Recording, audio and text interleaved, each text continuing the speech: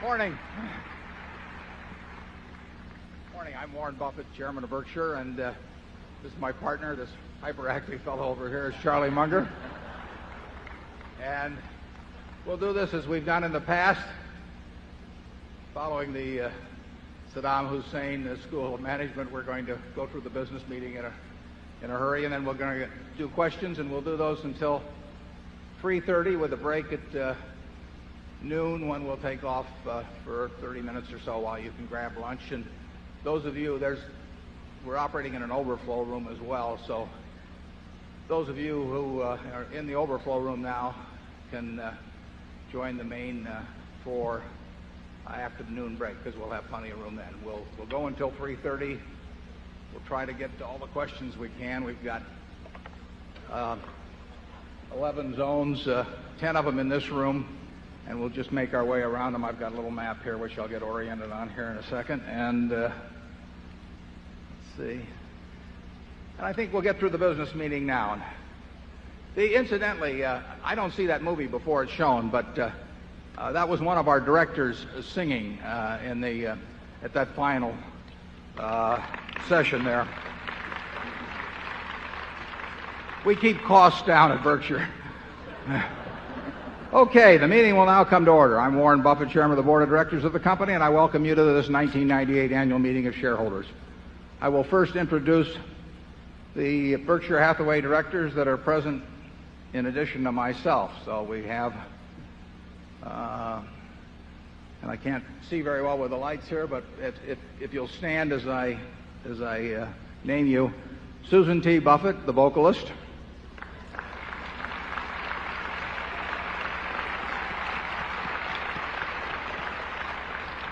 Howard G. Buffett, the non-vocalist;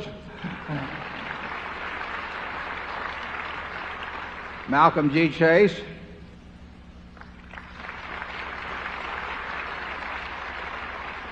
Charlie, you've met; and Ron Olson;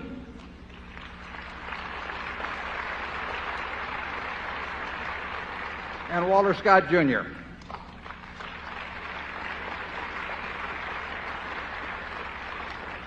Also with us today are partners in the firm of Deloitte & Touche, our auditors. They are available to respond to appropriate questions you might have concerning their firm's audit of the accounts of Berkshire. Mr. Forrest Crutter is Secretary of Berkshire. He will make a written record of the proceedings. Ms. Becky Amick has been appointed Inspector of Elections at this meeting. She will certify to the count of votes cast in the election for directors. The named proxy holders for this meeting are Walter Scott, Jr. and Mark D. Hamburg. Proxy cards have been returned through last Friday, representing 1,039,276 Class A Berkshire shares and 1,080,509 Class B Berkshire shares to be voted by the proxy holders as indicated on the cards. The number of shares represents a quorum, and we will therefore directly proceed with the meeting. We will conduct the business of the meeting and then adjourn the formal meeting. After that, we will entertain questions that you might have. First order of business will be a reading of the minutes of the last meeting of shareholders. I recognize Mr. Walter Scott, Jr., who will place a motion before the meeting. I move the minutes of the reading the minutes of the last stockholders meeting be dispensed with. Do I hear a second? A lot of seconds. The motion has been moved and seconded. Are there any comments or questions? We will vote on this motion by voice vote. All those in favor say aye. Opposed? Motion's carried. Does the Secretary have a report of the number of Berkshire shares outstanding entitled to vote and represented at the meeting? Yes, I do. As indicated in the proxy statement that accompanied the notice of this meeting that was sent by first-class mail to all shareholders of record on March 6, 1998, the record date for this meeting, there were 1,199,680 shares of Class A Berkshire Hathaway common stock outstanding, with each share entitled to one vote on motions considered at this meeting, and 1,245,081 shares of Class B Berkshire Hathaway common stock outstanding, with each share entitled to 1/200th of one vote on motions considered at the meeting. Of that number, 1,039,276 Class A shares and 1,000,509 Class B shares are represented at this meeting by proxies returned through last Friday. Thank you, Forrest. If a shareholder is present who wishes to withdraw a proxy previously sent in and vote in person on the election of directors, he or she may do so. Also, if any shareholder that is present has not turned in a proxy and desires a ballot in order to vote in person, you may do so. If you wish to do this, please identify yourself to meeting officials in the aisles who will furnish a ballot to you. For those persons desiring ballots, please identify themselves so that we may distribute them. The one item of business of this meeting is to elect directors. I now recognize Mr. Walter Scott, Jr. to place a motion before the meeting with respect to election of directors. I move that Warren E. Buffett, Susan T. Buffett, Howard G. Buffett, Malcolm G. Chase, Charles T. Munger, Ronald L. Olson, and Walter Scott, Jr. be elected as directors. Is there a second? It's been moved and seconded that Warren E. Buffett, Susan T. Buffett, Howard G. Buffett, Malcolm G. Chase, Charles T. Munger, Ronald L. Olson, and Walter Scott, Jr. be elected as directors. Are there any other nominations? Is there any discussion? Nominations are ready to be acted upon. If there are any shareholders voting in person, they should now mark their ballots on the election of directors and allow the ballots to be delivered to the Inspector of Elections. Would the proxy holders please also submit to the Inspector of Elections a ballot on the election of directors, voting the proxies in accordance with the instructions they have received. Ms. Amick, when you are ready, you may give your report. My report is ready. The ballots of the proxy holder in response to proxies that were received through last Friday cast not less than 1,039,298 votes for each nominee. That number far exceeds a majority of the number of the total votes related to all Class A and Class B shares outstanding. The certification required by Delaware law of the precise count of the votes, including the additional votes to be cast by the proxy holders in response to proxies delivered at this meeting, as well as those cast in person at this meeting, if any, will be given to the Secretary to be placed with the minutes of this meeting. Thank you, Ms. Amick. Warren E. Buffett, Susan T. Buffett, Howard G. Buffett, Malcolm G. Chase, Charles T. Munger, Ronald L. Olson, and Walter Scott, Jr. have been elected as directors. After adjournment of the business meeting, I will respond to questions that you may have that relate to the businesses of Berkshire, but do not call for any action at this meeting. Does anyone have any further business to come before this meeting before we adjourn? If not, I recognize Mr. Walter Scott, Jr. to place a motion before the meeting. I move that this meeting be adjourned. Second? Motion to adjourn has been made and seconded. We will vote by voice. Is there any discussion? If not, all in favor say aye. Aye. All opposed say I'm leaving. This meeting is adjourned.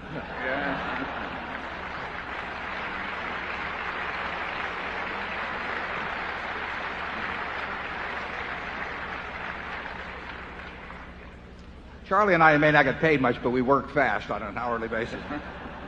Now, we're going to do this by zones, and I think you can see who is manning each. Yeah, I see we've got a number out there already. And please ask just one question. The only thing that I can think of that we won't discuss is what we're buying or selling or maybe buying or selling. But we'll be glad to talk about anything that's on your mind. So let's go right to zone 1 and start in. Thanks for the beautiful, beautiful weekend in Omaha. I'm Micah Sale from New York City with a question for Warren and Charlie about what makes a company's price-earnings ratio move up relative to other companies in its industry. How can we, as investors, find companies and even industries that will grow their relative price-earnings ratios as well as their earnings? And thank you for the wonderful weekend and for sharing your brilliance with the shareholders. Oh, thank you. Thank you. It's very simple that relative price-earnings ratios move up because people expect either the industry or the company's prospects to be better relative to all other securities than they have been than their preceding view, and that can turn out to be justified or otherwise. Absolute price-earnings ratios move up in respect to the earning power or the prospective earning power that is viewed by the investing public of future returns on equity, and also in response to changes in interest rates. And in the recent, well, really ever since 1982, but accentuated in recent years, you've had decreasing interest rates pushing up stocks in aggregate, and you've had an increase in corporate profits. Return on equity of American businesses improved dramatically recently, and that also, and people are starting to believe it. So that has pushed up absolute price-earnings ratios. And then within that universe of all stocks, when people get more enthusiastic about a specific business or a specific industry, they will push up the relative PE ratio for that stock or industry. Charlie, you got anything? Yes, I think he also asked, how do you forecast these improvements in price-earnings ratios? That's your part of the question.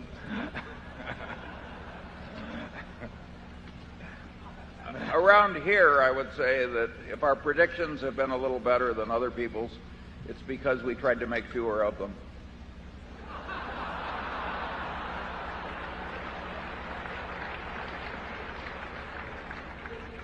We also try not to do anything difficult, which ties in with that. We really do feel that you get paid just as well. You know, this is not like Olympic diving. In Olympic diving, you know, they have a degree of difficulty factor, and if you can do some very difficult dive, the payoff is greater if you do it well than if you do some very simple dive. That's not true in investments. You get paid just as well for the most simple dive as long as you execute it all right. And there's no reason to try those 3.5s when you get paid just as well for just diving off the side of the pool and going in cleanly. So we look for 1 foot bars to step over rather than 7 foot or 8 foot bars to try and set some Olympic record by jumping over. And it's very nice because you get paid just as well for the 1 foot bars. Okay, zone 2. Good morning. My name is Joe Lacey. I'm from Austin, Texas.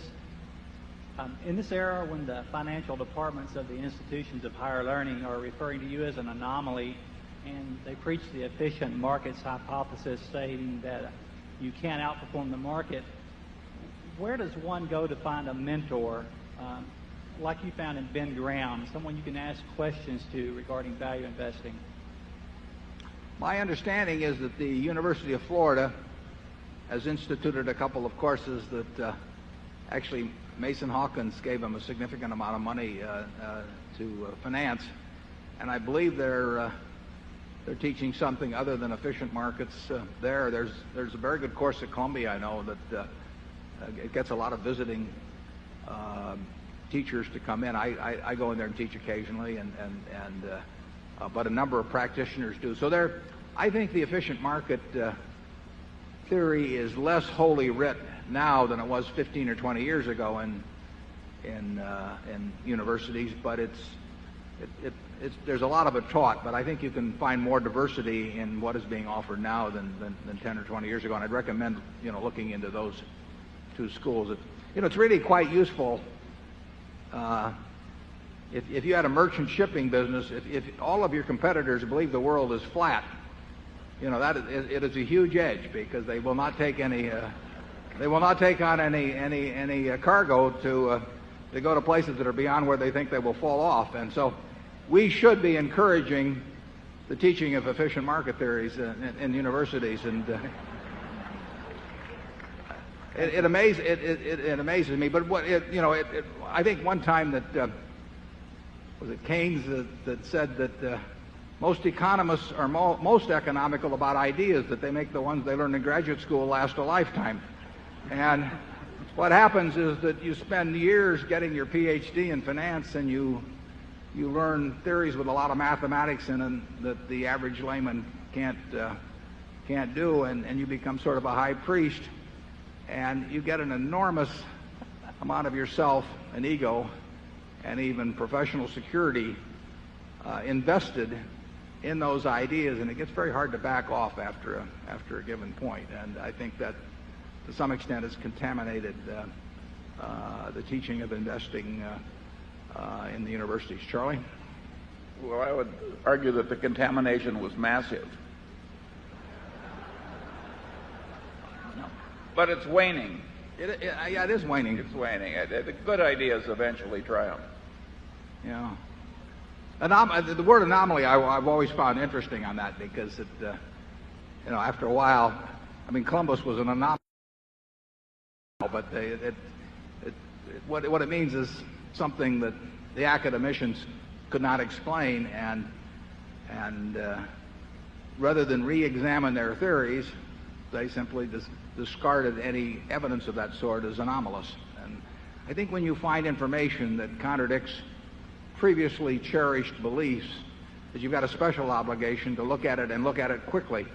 I think Charlie told me that one of the things Darwin did was that whenever he found anything that contradicted some previous belief, he knew that he had to write it down almost immediately, because he felt that the human mind was so conditioned to reject contradictory evidence that unless he got it down in black and white very quickly, his mind would simply push it out of existence. Charlie knows more about Darwin than I do. Maybe he can explain that.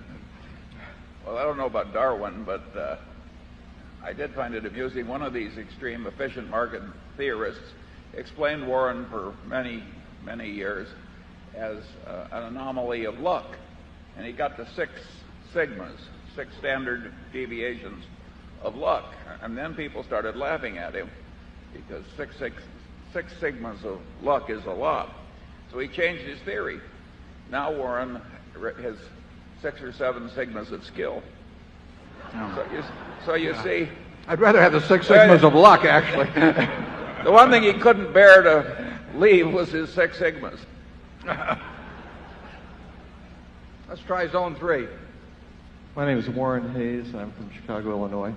I understand from various publications like Outstanding Investor Digest that many of the best value investors are buying high-quality, multinational Japanese companies that are trading below net working capital value.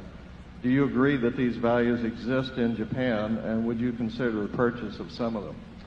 Well, Henry Emerson, who publishes the Outstanding Investors Digest, is here, so I will give a tout on it. I read the Outstanding Investors Digest, OID, and it's a very good publication. And I have read some of the commentary about Japanese securities.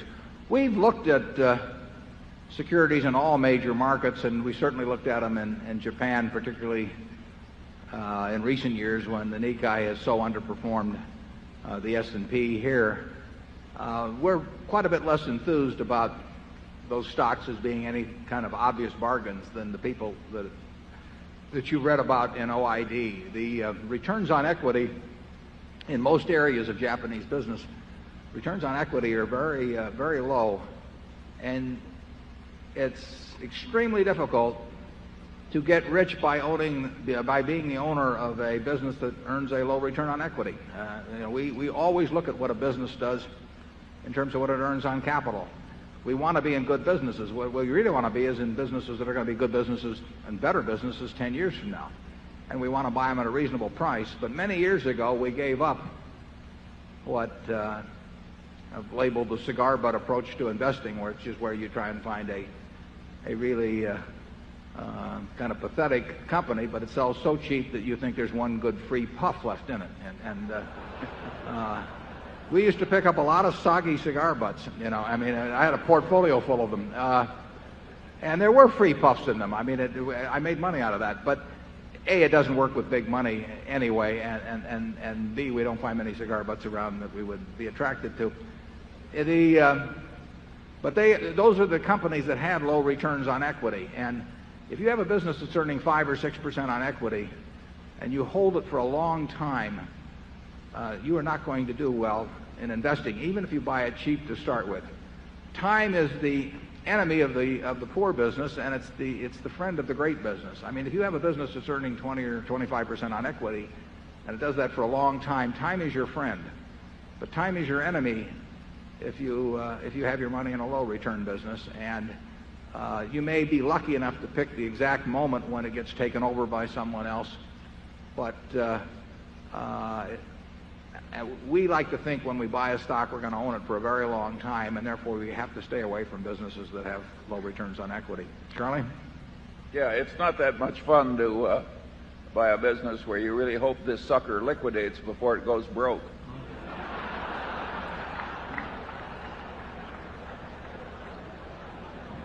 We've been in a few of those too. Right. Yeah, Charlie and I, or at least I've owned stock in an anthracite room that don't know what anthracite is, street railway companies, windmill manufacturers. What other gems have we had, Charlie? Textiles. Yeah, textiles. Don't even think. Yeah, Berkshire was a mistake, believe it or not. I mean, We went into Berkshire because it was cheap statistically, just as a general investment back in the early 60s. And it was a company that in the previous 10 years had earned less than nothing. I mean, it had a significant net loss over the previous 10 years. It was selling well below working capital, so it was a cigar butt. And it was, I mean, we could have done the things we've done subsequently from a neutral base rather than a negative base, and actually it would have worked out better. But it's been a lot of fun. Number 4. Hello, my name is Martin Weegan from Bethesda, Maryland. Again, I want to thank you for your letters and principles. They're a great help for small business people running their business. My question is, last year you said you had filters in your mind to help you quickly analyze businesses. How do your filters take into account the very fast changes in technology and the way that businesses communicate with their customers, take orders, things like that? Well, we do have filters, and sometimes those filters are very irritating to people who check in with us about businesses, because we really can say in 10 seconds or so no to 90% plus of all the things that come in, simply because we have these filters. We have some filters in regard to people, too. But the question of technology is very simple. That doesn't make it through our filter. I mean, so if something comes in where there's a technological component that's of significance, or where we think that future technology could hurt the business as it presently exists, we look at, we look at that as something to worry about. It won't make it through the filter. We want things that we can understand, which filters out a lot of things, and we want them to be good businesses, and we want the people to be the people we're very comfortable with. That means ability and integrity, and we can do that very fast. We've heard a lot of stories in our lives, and it's amazing how you can become quite efficient in probably getting 95% of the ideas through in a very short period of time that should get through. Charlie? Yeah, we have to have an idea that is A good idea, and B, a good idea that we can understand. It's just that simple. And so those filters are filters against consequences from our own lack of talent. Filters haven't changed much over the years either. Okay, area 5. Hi, I'm Alan Maxwell. I live in the wonderful tropical island of Omaha. Well, that's right up there with Exarban. That's Nebraska spelled backwards. Everybody in this room's got to be wondering the same question. Who, in your opinion, both of you, is the next Warren Buffett? Charlie? Who's the next Charlie Munger? Well, let's try that first. That's a more difficult question. There's not much demand.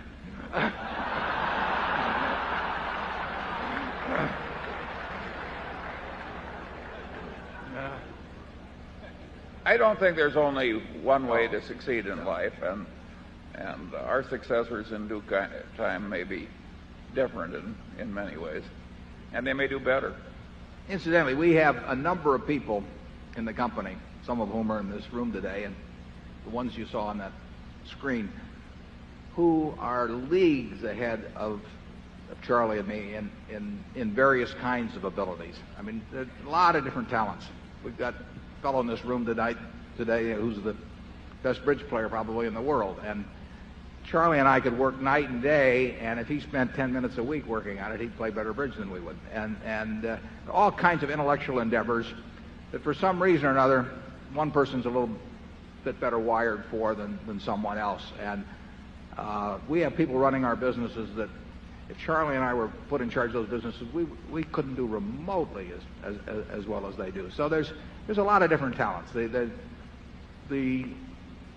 two that we're responsible for is keep able people who are already rich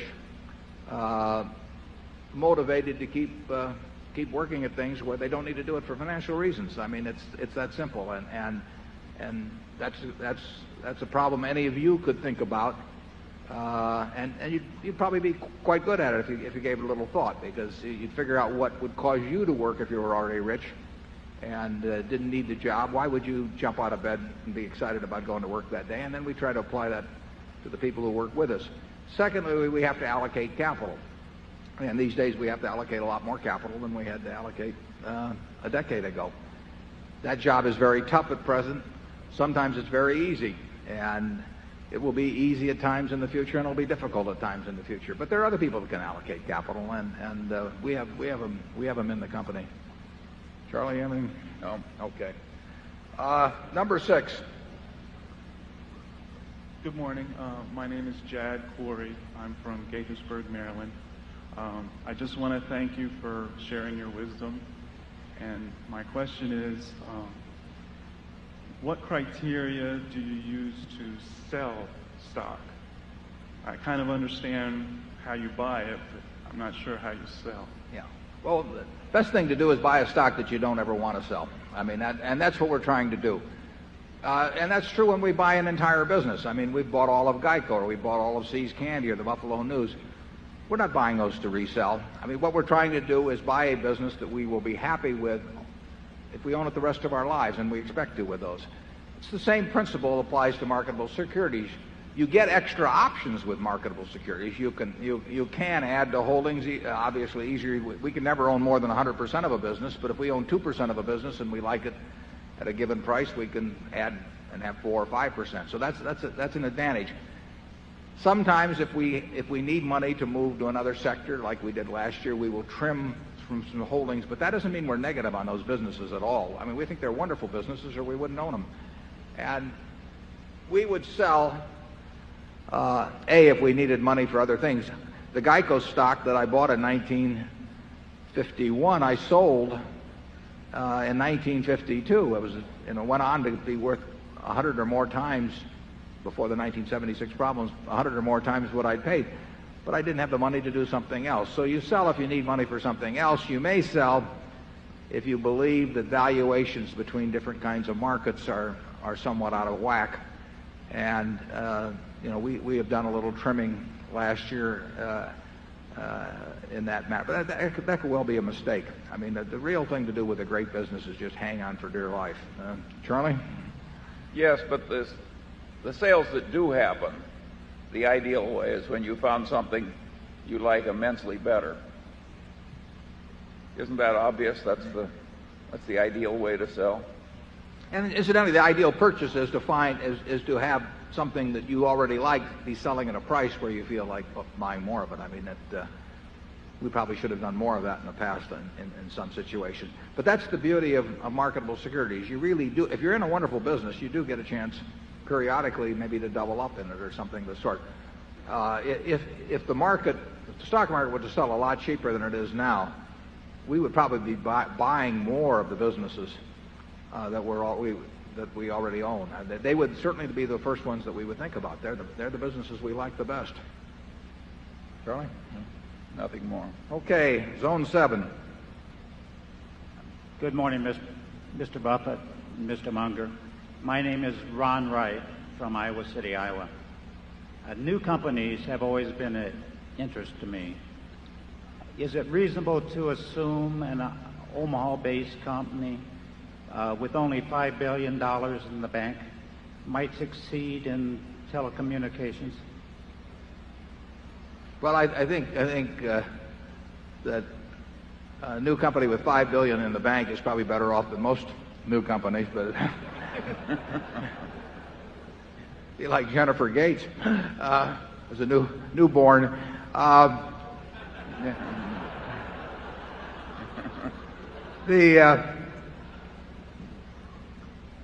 think you're probably referring to a company that was created out of one of our local operations that's run by Walter Scott, one of our directors from the Kiewit Company, Level 3. I can tell you it's got very able management, and I'll take your word for it. It's also got $5 billion, but you'll have to make your own judgment on the stock. I know Charlie won't comment on that one. Zone 8. Yes, good morning. This is Mo Spence from Omaha, Nebraska. In the past, you've often said that the insurance operation is the most important business in Berkshire's portfolio. Is that true, and what are numbers 2 and 3? I'd also like to ask, is it true that Charlie chose the colors for the cover of this year's annual report? Did Charlie chose them? He had nothing to do with them. I chose them.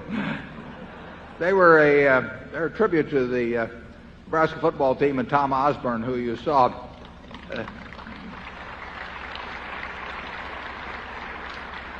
Tom, incidentally, has a very low-key style, and Bobby Bowden a few years ago was in Lincoln, and he said that on their first date that Nancy had to slap Tom 3 times, and somebody said, "Was he that fresh?" And she said, "No, I was just checking to be sure he was alive."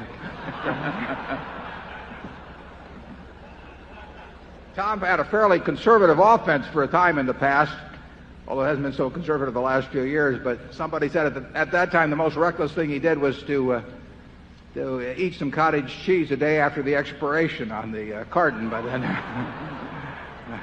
But I chose the colors. Now, what was the question?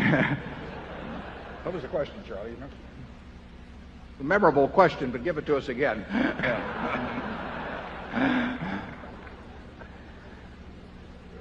Are we back there in Zone 8?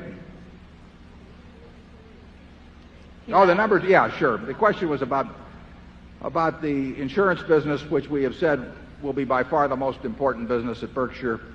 We said that many, many years ago, and it's proven to be the case.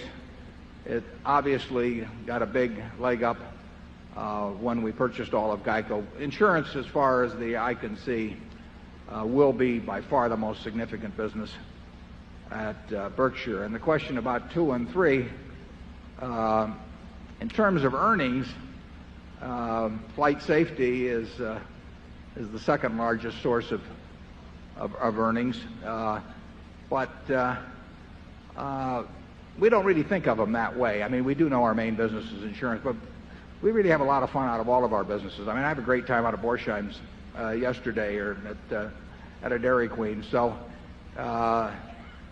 it will be accident to some extent over the next 10 years what ends up being the second or third or fourth largest. That'll be determined by opportunity. We've bid on certain businesses or negotiated on them that could have been very large businesses if they'd become part of Berkshire, and that'll happen again in the future. So we have no predetermined course of action whatsoever at Berkshire. We have no strategic planning department. We don't have any strategic plan. We react to what we think are opportunities, and if it's a business we can understand, and particularly if it's big, we would love to make it number 2. Charlie? I also want to say proudly that we have no mission statement. No.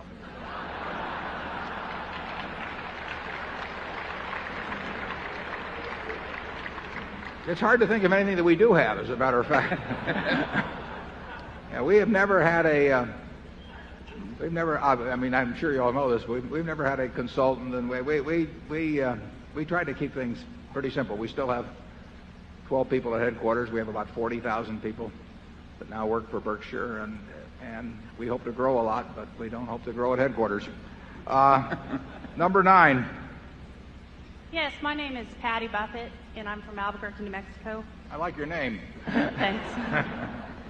In your opinion, what effect will the year 2000 compliant issue have on the U.S. stock market and the global economy? Well, I get different reports on 2000, but the main report I hear, I think, you wouldn't want to rely on me on this, but you could rely on our managers, and I think we're in good shape. It's costing us some money, but not huge amounts of money to be prepared for 2000. With companies in which I'm a director, I hear some reasonably good-sized numbers. Those numbers are in their annual reports and described as to the cost of compliance. But what I'm told by people that know a lot more than I do is that they think probably that the weakest link may be in government. Think that in terms of where they stand versus the commercial sector, in terms of reaching where they need to be by 2000, that there's some areas of both national and state and local governments and foreign government, where they're really behind the curve. Now, that is not an independent judgment of mine, but somebody said you want to be very careful about making a phone call at 5 seconds before midnight at the Millennium because you may get charged for 100 years, you know.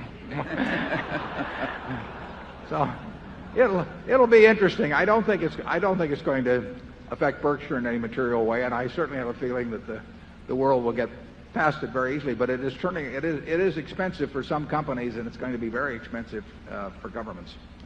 Charlie? Yeah, I find it interesting that it is such a problem. You know, it was predictable that the year 2000 would come. Yeah.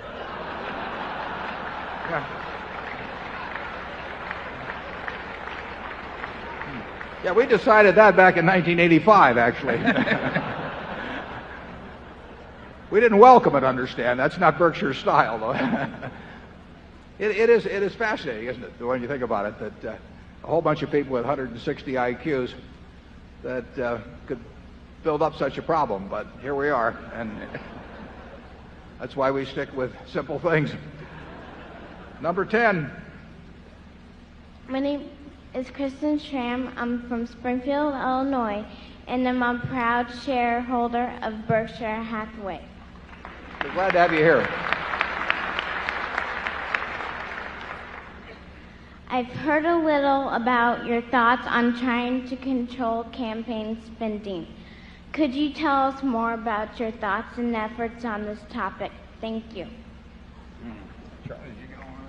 I think it was campaign spending. Oh, campaign spending. Yeah, I have joined something that Jerry Kohlberg, this is personal, this has nothing to do with Berkshire, but that Jerry Kohlberg has spearheaded, and it's taken a position, and there are probably 30 or so, mostly business people, taken a position against soft money, and also taken a position on very fast disclosure of campaign finance money, because I personally think that the arms race in terms of campaign spending by businesses, has just begun. I mean, it doubled in the last election, but political influence, and I don't mean that by buying a vote, but I mean just in terms of having a big ear in Washington or in other state capitals.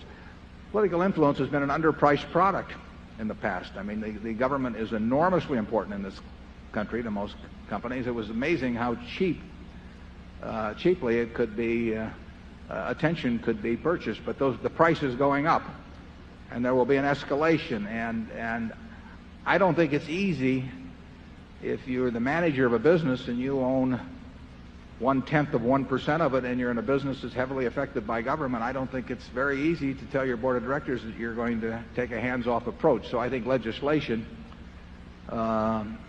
is needed in that arena, and there are over 100 campaign finance reform bills that have been introduced. Everybody wants to have their name on a bill; they just don't want to have it passed. And John McCain's been working hard on it, and it's something I think we have to come to grips with, because it's going to be a battle of the wallets for influence.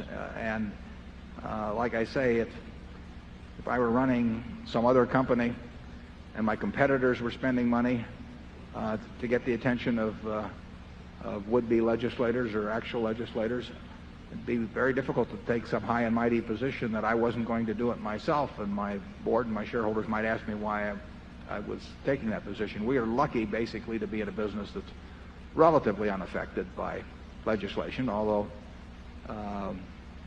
we're going to pay a lot of tax this year. I said 2 years ago that it would only take 2,000 entities in the whole United States, businesses, individuals, any kind of entity, to pay the same amount of taxes as Berkshire, and that would take care of the entire budget. You'd need no Social Security taxes. You'd need no nothing. I think we're going to be able to say that again this year. I think that if you multiply our tax by 2,000, you will more than account for, including Social Security and everything else.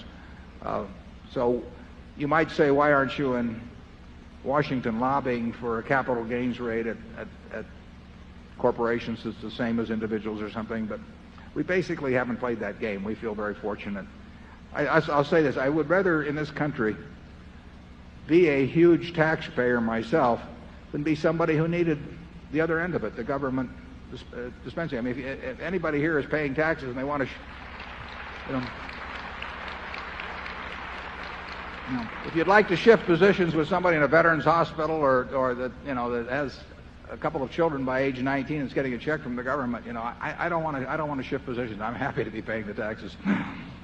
Zone 11, please. I think 11 is probably the remote. Yeah. So we're going to hear this from the overflow room. Are we there? Yes. Good morning, Mr. Buffett, Mr. Munger. My name is Patrick Brown from Charlotte, North Carolina, and I've watched returns on equity for the banking sector in the U.S. go up a good bit over the last few years, and the returns on tangible equity for some of the major banks that have led the consolidation have gone up a good bit more. Leads me to wonder whether these returns are sustainable over either the near term or the longer term, 5-10 years out. Well, that's the $64 question, because the returns on equity, and particularly tangible equity, as the gentleman mentioned, and particularly tangible equity in the banking sector even, those returns have hit numbers that are unprecedented. And then the question is, if they're unprecedented, are they unsustainable? Charlie and I would probably think that we would certainly prefer, we would not base our actions on the premise that they are sustainable. 20% plus returns on tangible equity, or on book equity, and much higher returns on tangible equity. In the banking field, you have a number of enterprises that on tangible equity are getting up close to the 30% range. Now, can a system where the GDP in real terms is growing maybe 3%, where in nominal terms it grows 4 to 5%, can businesses consistently earn 20% on equity? They certainly can't if they retain most of their earnings, because you would have corporate profits rising as a percentage of GDP to the point that would get ludicrous. So under those conditions, you'd either have to have huge payouts, either by repurchases of shares or by dividends or by takeovers, actually, that would keep the level of capital reasonably consistent among industry, or because you couldn't sustain, let's just say every company retained all of its earnings and they earned 20% on equity. You could not have corporate profits growing at 20% as a part of the economy year after year. This has been a better world than we foresaw in terms of returns, and so we've been wrong before, and we're not making a prediction now, but we would not want to buy things on the basis that these returns would be sustained. We told you last year, if these returns are sustained and interest rates stayed at these levels or fell lower, that stock prices are in aggregate are justified, and we still believe that. But those are two big ifs, and the particularly big if, in my view, is the one about returns on equity and on tangible assets. It certainly goes against classic economic theory to believe that they can be sustained. Charlie, how do you feel about it? Well, I think a lot of the increase in return on equity has been caused by the increasing popularity of Jack Welch's idea that you can't be a leader in a line of business, get out of it. And as you get fewer people in the business, why returns on equity can go up. Then it's gotten way more popular to buy in shares, even at very high prices per share. And if you keep the equity low enough by buying shares back, why, you can make return on equity whatever you want. We've had, to some extent, a slow revolution in corporate attitudes. And but Warren is right. You can't have massive accumulations of earnings that are retained and keep earning these rates of return on them. An interesting question is to think about it. If you had 500 Jack Welches and they were running the Fortune cloned and they were running all of the Fortune 500 companies, would returns on equity for American business be higher or lower than they are presently? I mean, if you have 500 sensational competitors, They can all be rational, but that doesn't, and they will be, and they'll be smart, and they'll keep trying to do all the right things. But there's a self-neutralizing effect. It's like having 500 expert chess players or 500 expert bridge players. You still have a lot of losers if they get together and play in a tournament. So it's not at all clear that if all American management were dramatically better, leaving out the competition against foreign enterprises, that returns on equity would be a lot better. They might very well drive things down. That's what, to some extent, can easily happen in securities markets. It's way better to be in securities markets if you have 100 IQ and everybody else operating has an 80 than if you have 140 and all the rest of them also have 140. So it's the secret of life is weak competition. Somebody said, how do you beat Bobby Fischer, and you play him any game except chess. Well, that's how you beat Jack Welch. You play him any game except business. Oh, he's a very good golfer, I want to point out. He shot a 69 a few months ago when I saw him at a very tough course. Jack manages to play 70 or 80 rounds of golf a year and come in subpar occasionally while still doing what he does at GE. He's a great manager. But 500 Jack Welches, I'm not at all sure would make stocks more valuable in this country. Zone 1. I'm Ben Knoll, and I'm from Minneapolis. And first, I just wanted to thank you for providing your past annual letters to the shareholders, and Mr. Munger for providing your speech to the graduate students at the USC a couple years ago. Drawn a lot of insights from that, not only in investing, but also in my day job as a business manager. And I'm wondering if you could help me with my summer reading list and provide some additional suggestions for reading in the fields of investing and management, other than the standards of Graham and Fisher and so forth. Charlie? Yeah.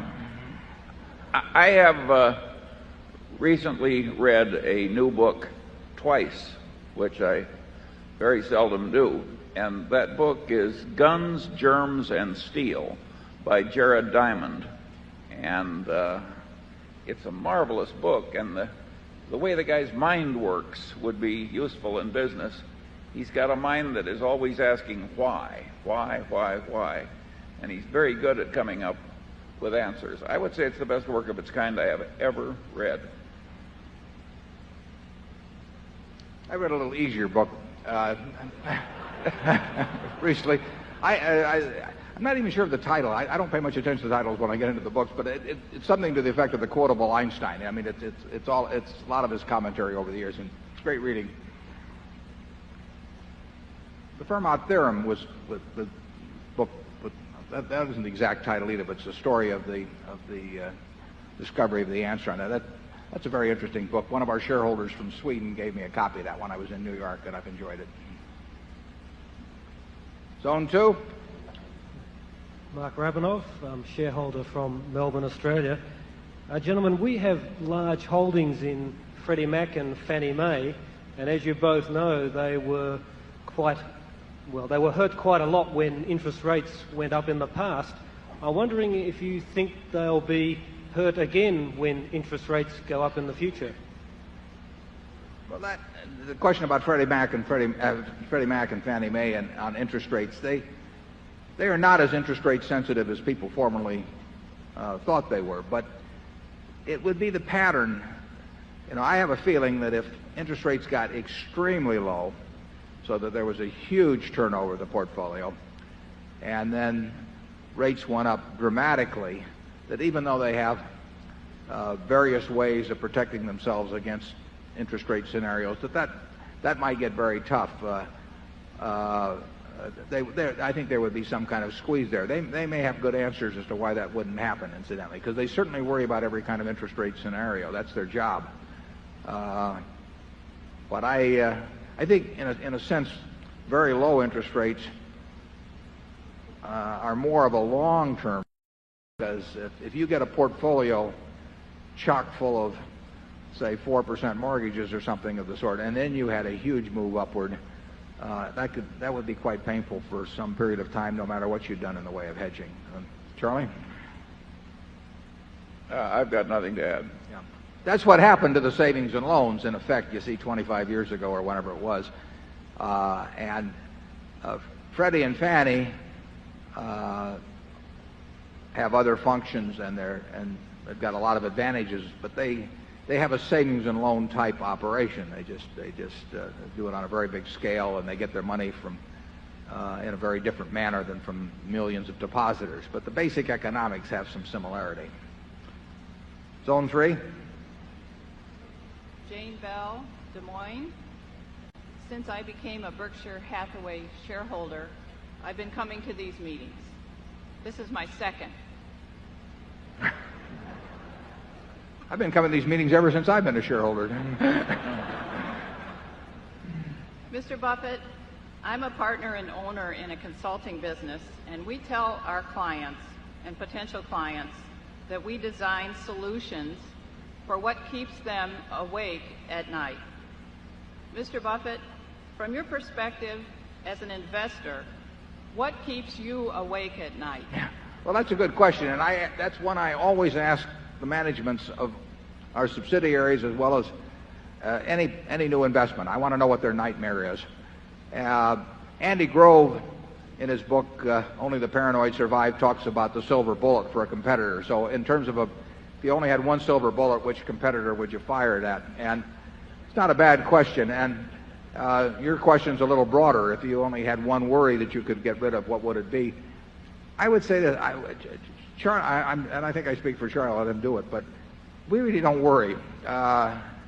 We will do the best we can, and when we have capital allocated, sometimes it's very easy to do, sometimes it's almost impossible to do, but we're not going to worry about it because the world changes, and if we had something we were worried about in the business, we would correct it.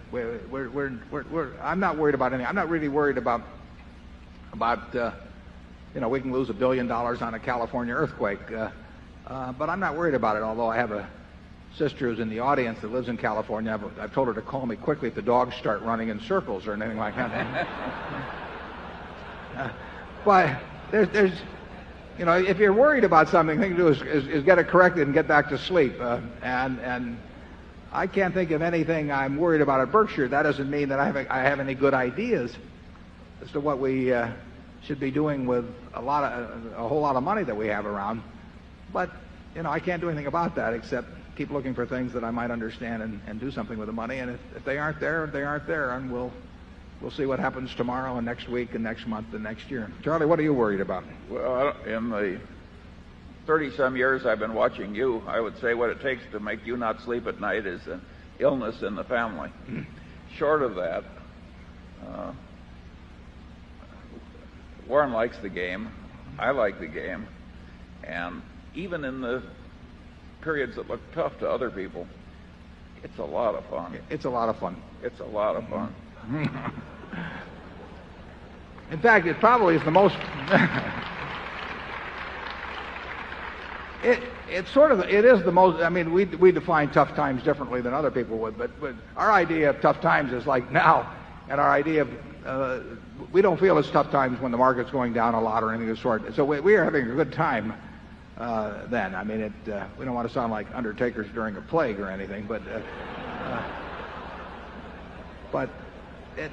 there's really, it makes no difference to us whether the price of Berkshire is going up or down. We're trying to figure out ways to make the company worth more money years down the road, and if we figure that out, the stock will take care of itself. So, and usually when the stock is going down, it means other things are going down, and that it's a better chance for us to deploy capital, and that's our business. So you will not see us worrying. And maybe we should. What may worry? No, Zone 4. My name is Phil Yoon from LA, California. Mr. Warren Buffett, Mr. Trump, I'm one of the persons who highly admire you both. I have two questions. Question one, your view on world financial business environment in the next decade. Question two, U.S. position for economic competition in the next decade. Thank you. Well, you've asked two big questions, but you're going to get very small answers, I'm afraid. And that's no disrespect, but we don't have we don't think about those things very much. We just are looking for decent businesses, and incidentally, our views in the past wouldn't have been any good on those subjects. And we try to think about two things. We try to think about things that are important and things that are knowable. Now, there are things that are important that are not knowable. In our view, those two questions that you raised fall in that. There are things that are knowable but not important. We don't want to cut our minds up with those. So we say, what is important and what is knowable? And what among the things that fall within those two categories can we translate into some kind of an action that is useful for Berkshire? And we really, there are all kinds of important subjects that Charlie and I, we don't know anything about. And therefore we don't think about them. So we have our view about what the world will look like over the next 10 years in business or competitive situations. We're just no good. We do think we know something about what Coca-Cola is going to look like in 10 years, or what Gillette's going to look like in 10 years, or what Disney's going to look like in 10 years, or what some of our operating subsidiaries are going to look like in 10 years. We care a lot about that. We think a lot about that. We want to be right about that. If we're right about that, the other things get to be, they're less important. And if we started focusing on those, we would miss a lot of big things. I've used this example before, but Coca-Cola went public in, I think it was 1919. And the first year, one share cost $40. The first year it went down a little over 50%. At the end of the year it was down to $19. There were some problems with bottler contracts, there was problems with sugar, various kinds of problems. If you'd had perfect foresight, you would have seen the world's greatest depression staring you in the face when the social order even got questioned. You would have seen World War II, you would have seen atomic bombs and hydrogen bombs. You would have seen all kinds of things. And you could always find a reason to postpone why you should buy that share of Coca-Cola. But the important thing wasn't to see that. The important thing was to see that they were going to be selling 1 billion 8-ounce servings of beverages a day this year, or some large number. And that the person who could make people happy 1 billion times a day around the globe ought to make a few bucks off doing it. And so that $40, which went down to $19, I think with dividends reinvested has to be well over $5 million now. And if you developed a view on these other subjects that in any way forestalled you acting on this more important, specific, narrow view about the future of the company, you would have missed a great ride. So that's the kind of thing we focus on. Charlie? Yeah, we're not predicting the currents that will come, just how some things will swim in the currents, whatever they are. Zone 5, please. Good morning. Mark Gerstein from Value Line. Mr. Buffett, considering the large amount of demands on your time, how do you go about reviewing the entire spectrum of choices in the equity markets? Give me that last part again. I got the demands on my time. And how do you and Mr. Munger manage to review the whole spectrum of choices in the equity markets? A fat pitch coming up. But I don't mind it at all, because the truth is that we get, I don't know what we even pay for Value Line. Charlie and I both get it, but in our respective offices. But we get incredible value out of it because it gives us the quickest way to see a huge number of the key factors that tell us whether we're basically interested in the company. It also gives us a good way of sort of periodically keeping up to date. Value Line has 1,700 or so stocks they cover, and they do it every 13 weeks. So it's a good way to make sure that you haven't overlooked something if you just quickly review that. But the snapshot it presents is an enormously efficient way for us to garner information about various businesses. We don't care about the ratings. I mean, that doesn't make any difference to us. We're not looking for opinions. We're looking for facts. But I have yet to see a better way, including fooling around on the internet or anything that gives me the information as quickly. I can absorb the information about a company. Most of the key information you can get in probably doesn't take more than 30 seconds in glancing through Value Line, and I don't have any other system that's as good. Charlie? Well, I think the Value Line charts are a human triumph. It's hard for me to imagine a job being done any better than is done in those charts. An immense amount of information is put in very usable form. And if I were running a business school, we would be teaching from Value Line charts. And when Charlie says the charts, he does not mean just the chart of the price behavior. He means all that information that really is listed under the charts that gives the detailed financial information. You can run your eye across that. The chart of the price action doesn't mean a thing to us, although it may catch our eye just in terms of businesses that have done very well over time. But price action has nothing to do with any decision we make. Price itself is all important, but whether a stock has gone up or down, or what the volume is, or any of that sort of thing, that is, as far as we're concerned, those are chicken tracks, and we pay no attention to them. But that information that's right below the chart, in those 10 lines or so, 15 lines, if you have some understanding of business, it's a perfect snapshot to tell you very quickly what kind of a business you're looking at. Zone 6, please. David Winters from Mountain Lakes, New Jersey. With the consolidation in the insurance industry, how do you think that will affect Berkshire's insurance businesses and the long-term development of the float? And if I may, not to encourage your dogma to run over your karma, but how do you think your policy of partnership and fair dealing has enhanced or detracted from your investment returns? Thank you. Yeah, well, the consolidation taking place in insurance has been taking place for some time. There have been some big mergers over the years. There are developments in insurance. We mentioned the super cat bonds, which are not bonds at all, but that has an effect. But I would say that there's no merger that has taken place that I regard as being detrimental either to our GEICO business or to our reinsurance business. That has not been a factor, and I think if there were some more mergers, it would not be a factor. I see no way that any entities being put together would change the competitive situation in respect to GEICO. GEICO, operating just as it does independently, is as competitive as can be, and it would not benefit by being part of any other organization. And our reinsurance business is much more opportunistic, and it's not consolidation there. It's just lack of fear generally by competitors who can price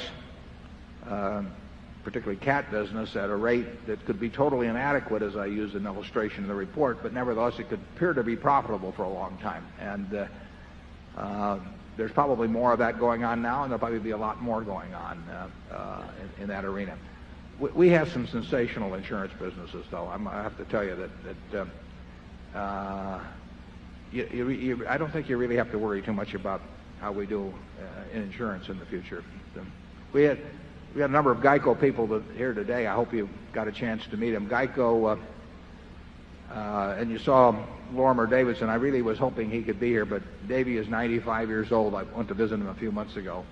It just isn't easy for him to get around, but he built a sensational company, and it stumbled once. Jack Byrne got it back on track, and Tony Isley's got it going down the track at about 100 miles an hour, and it's getting faster all the time. So we've got a great business there. Charlie? Nothing to add. Zone 7. Yes, Bill Ackman from New York. Is there a price at which it's inappropriate for a company to use its capital to buy back its stock? Give me that again. For example, Coca-Cola at 40 PE. Is that a smart place for Coke to deploy capital? Well, it sounds like a very high price when you name it in terms of a PE to buy back the stock at that sort of number. But I would say this. Coca-Cola's been around 12 years now, and there are very few times in that 112 years, if any, when it would not have been smart for Coca-Cola to be repurchasing its shares. Coca-Cola is probably, in my view, among businesses that I can understand, it's the best large business in the world. I mean, it is a fantastic business, and we love it when Coke repurchases shares and our interest goes up. We owned 6.3% of Coca-Cola in 1988 when we bought in. We actually increased that a little bit a few years later. But if they had not repurchased shares, we probably would own about 6.7% or 6.8% of Coke now. As it is, we own a little over 8% through repurchases. There are going to be about 1 billion 8-ounce servings of Coke sold around the world, or Coca-Cola products sold around the world today. 8% of that is 80 million, and 6.8% is 68 million. So there are 12 million extra servings for the account of Berkshire Hathaway being sold around the world. And they're making a little over a penny a serving, so, you know, that gets me kind of excited. And I think all I can tell you is I approve of Coke repurchasing shares. I'd a lot rather have them repurchasing shares at 15 times earnings, but when I look at other ways to use capital, I still think it's a very good use of capital. And maybe the day will come when they can buy it at 20 times earnings, and if they can, I hope they go out and borrow a lot of money to buy a ton of it at those prices. And I think we will be better off 20 years from now if Coke follows a consistent repurchase approach. I do not think that is true for many companies. I mean, I think that repurchases have become in vogue and done for a lot of silly reasons. And so I don't think everybody's repurchase of shares is well reasoned at all. You know, we see companies that issue options by the ton and then they repurchase shares much higher. You know, I started reading about investments when I was 6, and I think the first thing that I read was, you know, buy low, sell high. But these companies, through their options, you know, they sell low and then they buy high, and they've got a different formula than I was taught. So there are a number that we don't approve of. But when we own stock in a wonderful business, we like the idea of repurchases even at prices that may give you nosebleeds. It generally turns out to be a pretty good policy. Charlie? Well, I think the answer is that in any company, the stock could get to a price so high it would be foolish for the corporation to repurchase its shares. Sure. And you can even get into gross abuse. Before the crash, the Insul utilities were madly buying their own shares as a way of promoting the stock higher. It was like a giant Ponzi scheme at the end. So there's all kinds of excess that's possible, but the really great companies that buy at high price earnings where that can be wise.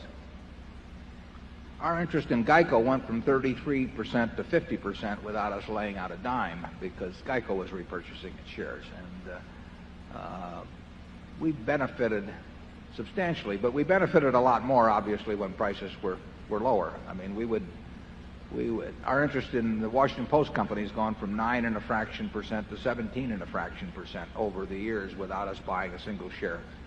But the Post or Coke or any number of companies don't get the bargain in repurchasing now that they used to.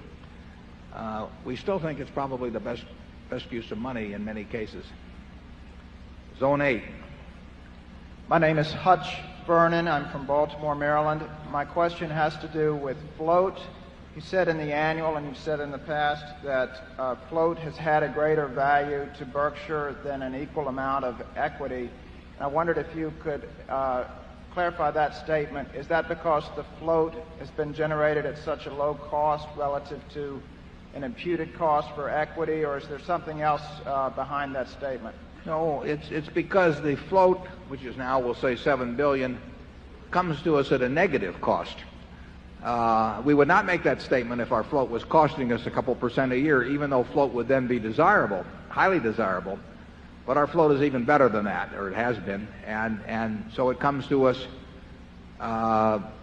with a cost of less than zero. It comes to us with a profit attached. So if we were to get out of the insurance business and give up the $7 billion of float and replace it with $7 billion of equity, we would have less going for us next year than under the present situation, even though our net worth would appear to be $7 billion higher. And I have said that if we were to make the decision, if we were offered the opportunity to go out of the insurance business and that $7 billion liability would, as part of that decision, would evaporate from our balance sheet so that our equity would go up $7 billion with no tax implications, we would turn down that proposition. So obviously we think that $7 billion, which is shown as a liability, when it's viewed as part of an insurance business, is not a liability at all in terms of real economic value. And of course, the key is not what the float is today, and not what the cost is today. The key is what is the float going to be 10 or 15 years from now, and what is the cost going to be 10 or 15 years ago. And we will work very hard at both increasing the amount of float and keeping the cost down somewhere close to our present level. That makes it a very attractive business when that can be done. GEICO's a big part of of doing that, but we've got other things, other insurance operations that will be important in that too, and we may have others besides that in the future. Charlie? Yeah, if the float keeps growing, that is a wonderful thing indeed. We really have a marvelous insurance business. In addition to having this remarkable earning power, it's way less likely to get really clobbered than most insurance businesses. So I think it's safer on the downside and has a better upside. And it may sound strange, but we don't regard losing $1 billion in the California quake as getting really clobbered. I mean, that's part of the game. There are many companies that have greater exposures than that really aren't getting paid for it. And you don't see it specifically, but any company that has a ton of homeowners business in Florida or Long Island or along the coast of Texas may have exposures many times our $1 billion and really not be getting paid appropriately or specifically for taking that risk. Zone 9. Hi, my name is Mary Semler from Seattle, Washington.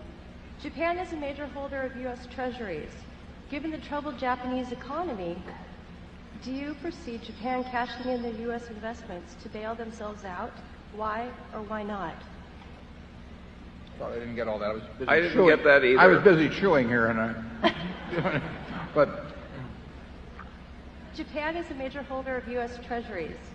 Given the troubled Japanese economy, do you foresee Japan cashing in their U.S. investments to bail themselves out? Why or why not?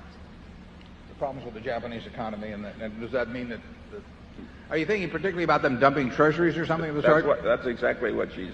Yeah. Well, it's very interesting. All the questions about what so-called foreigners do with investments. Let's just assume the Japanese or any other country decides to sell some U.S. government holdings that they have. If they sell them to U.S. corporations or citizens or anything, what do they receive in exchange? They receive U.S. dollars. What do they do with the U.S. dollars? They can't get out of the system. If they sell them to the French, the French give them something in return. Now the French own the government securities. But really, as long as we, the United States, run a deficit, a big deficit, a trade deficit, we are accepting goods and giving something in exchange to foreigners. I mean, when they send us whatever that it may be, and on balance they send us more of that than we send over there, we give them something in exchange. We may give them an IOU, we may give them a government bond, but we may give them an investment they make in the United States. But they have to be net investors in this country as long as we're net consumers of their goods. It's a tautology. So I don't even know quite how a foreign government dumps its government bonds without getting some other type of asset in exchange that may have an effect on a different market. The one question you always want to ask in economics is, and not a bad idea elsewhere too, but is, and then what? Because there's always a second side to a transaction. And just ask yourself, if you are a Japanese bank and you sell $1 billion worth of government bonds, U.S. government bonds, what do you receive in exchange? And what do you do with it? And if you follow that through, I don't think you'll be worried about foreign governments selling U.S. bonds. It is not a threat. Charlie? If I owned Japan, I would want a large holding of U.S. Treasuries. You're on an island nation without much in the way of national resources. I think their policy is quite intelligent for Japan, and I'd be very surprised if they dumped all their treasuries. If they're a net exporter to us, though, what choice do they have? I mean, think about it. If they send over more goods to us than we send to them, which has been the case, they have to get something in exchange. Now, for a while, they were taking movie studios in exchange. You know?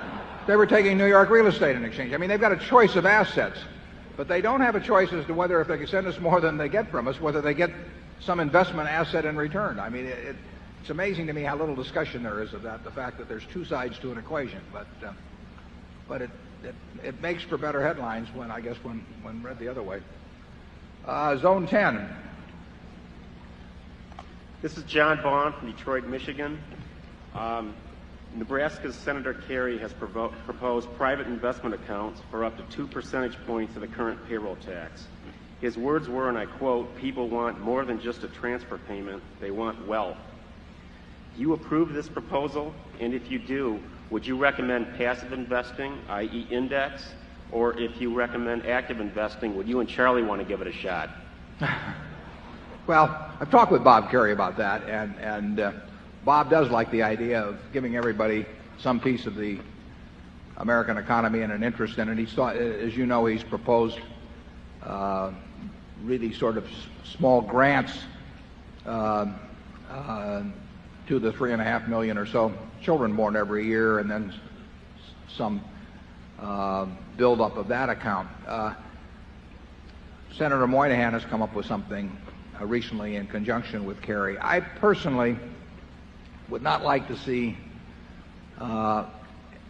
any major amount of Social Security, and Moynihan is talking about 2%, and I suggested the idea that maybe 2% out of the 12 and a fraction percent at the option of the beneficiary, Social Security participant, could be devoted to some other system, but then they would only get 5/6 of the basic Social Security benefit. I don't think you could drop it below that, because you wouldn't want people turning 65 or maybe more advanced age in the future, 70, and not having the safety net of Social Security. So I wouldn't want to drop it below about 5/6 of the present benefits.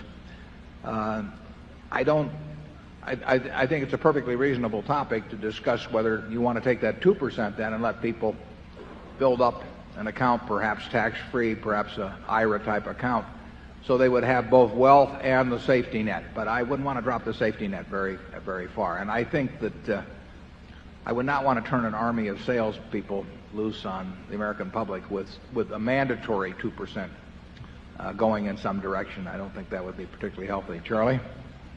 I'm much less enthusiastic than you are. In other words, your negative or conservative attitude is way more affirmative than mine. I think the idea of getting the government into promoting the value of equities. In Japan, we have a taste of that now. The Japanese government has been using the postal savings system to buy equities massively year after year after year. I don't think we need to get the government into the equity market.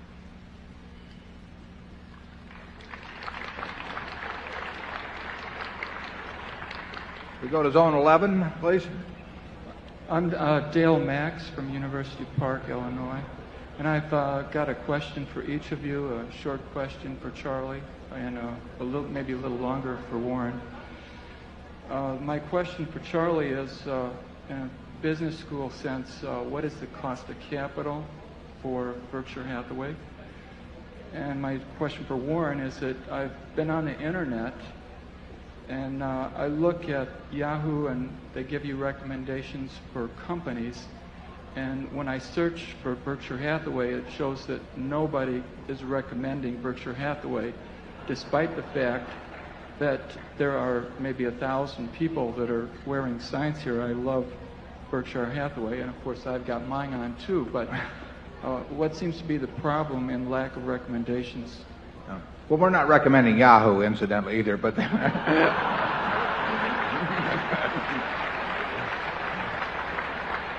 But I'll let Charlie have that first question about the cost of capital, which has puzzled people for thousands of years. The way that is taught in most business schools now, I find incoherent, and so I'm the one that asks that question and gets the incoherent answers. I don't have a good answer to a question I consider kind of a stupid question.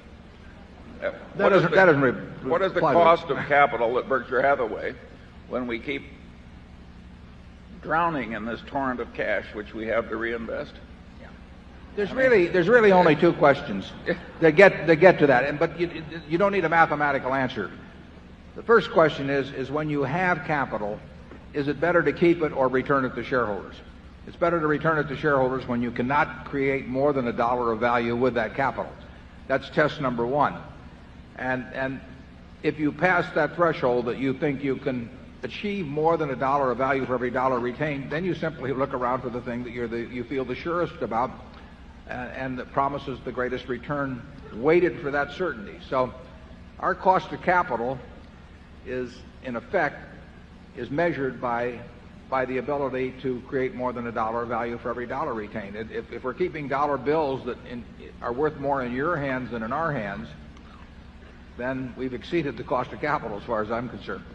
And once we think we can do that, then the question is how do we do it to the best of our ability? And frankly, all of the stuff I see in business schools, and I've not found any way to improve on that formula. Now, the trouble that you may have is that many managements would be reluctant to distribute money to shareholders, even if they would rationalize that they would do better than they then actually do. But that may be a danger on it, but that won't be solved by them hiring a bunch of people to come up with some cost of capital that also justifies them keeping the money, because that's what they'll do otherwise.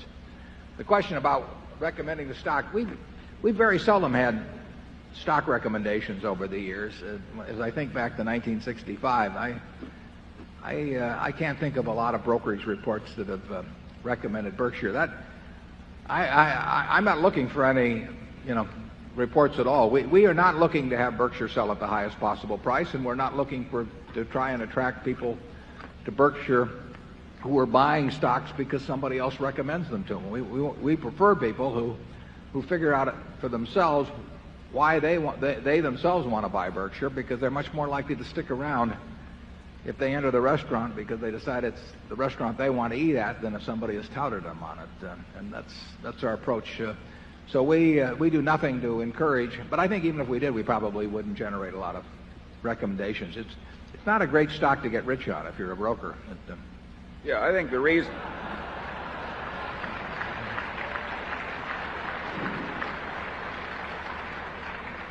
I think one of the main reasons why it's so little recommended in the institutional market is that it's perceived as hard to buy in quantity.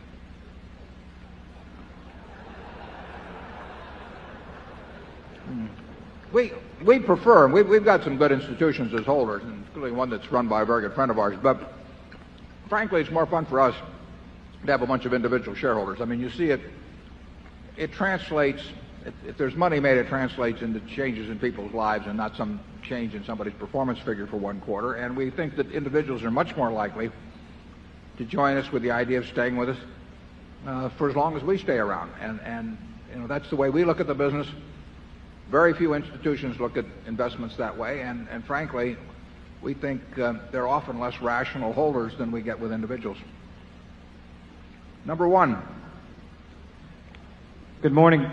Good morning, gentlemen. I'm Hugh Stevenson, a shareholder from Atlanta. My question involves the company's SuperCat reinsurance business. You've addressed some of this, but I would like for you to expound on it, please. You've indicated that you think this is the most important business of the company. And my question is what you think the long-term impact of catastrophe bonds and catastrophe derivatives will be on the float and the growth in float of the company. And I understand that the mispricing of risk in these instruments doesn't really affect the way you price your business, but I'm wondering how you think it can affect the volume of the business. And I remember several years ago, Mr. Buffett, you talk about you can never be smarter than your dumbest competitor. Right. And these are some potentially dumb competitors. You've got it. I just want to put an asterisk on one thing. We say insurance will be our most important business. We've not said the SuperCat business will be our most important. SuperCat has been a significant part of our business and may well over the years remain a significant part, but it is far less significant than GEICO, and I'll mention a word or two about that. But the SuperCat business, you can price wrong, as I illustrated in my report. You can be pricing it at half what it should be priced at. I used an illustration in the report of how you could misprice it, a policy that you should be getting, say, $1.5 million for, namely a $50 million policy on writing on something that had one chance in 36 of happening. So you should get almost $1.5 million for it. I said if you priced it at $1 million a year, you know, you would think you were making money after 10 years, 70-odd% of the time. The interesting thing about that is if you price it for $1 a year, you would have thought you made money 70-odd% of the time, because when you are selling insurance against very infrequent events, you can totally misprice them but not know about it for a long time. SuperCat bonds open up that field wide open. I mean, you've always had the problem of dumb competitors, but you have a much more chance of having dumb competitors when you have a whole bunch of people who, in the case of hedge funds who have bought some of these, where the manager gets 20% of the profits in the year when there are profits and there is no hurricane, and when there happens to be a hurricane or an earthquake, he doesn't take the loss as limited partners do. So it's very likely to be a competitive factor that brings our volume down a lot. It won't change our prices. You know, the thing to remember is the earthquake does not know the premium that you receive. I mean, the earthquake happens regardless. So it doesn't say, you know, you don't have somebody out there on the San Andreas Faults that says, well, he only charged a 1% premium, so we're only going to do this once every 100 years. It doesn't work that way. So we will probably do a whole lot less volume in the next few years in the SuperCat business. We have these two policies that run for a couple of more years. But in terms of new business, we will do a whole lot less.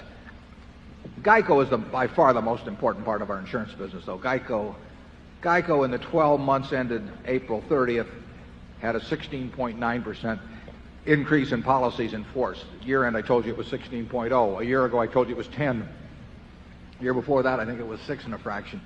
So its growth is accelerating, and it should be in a whole lot more homes around the country than it is now, you know, by a big factor, and it will be, in my view.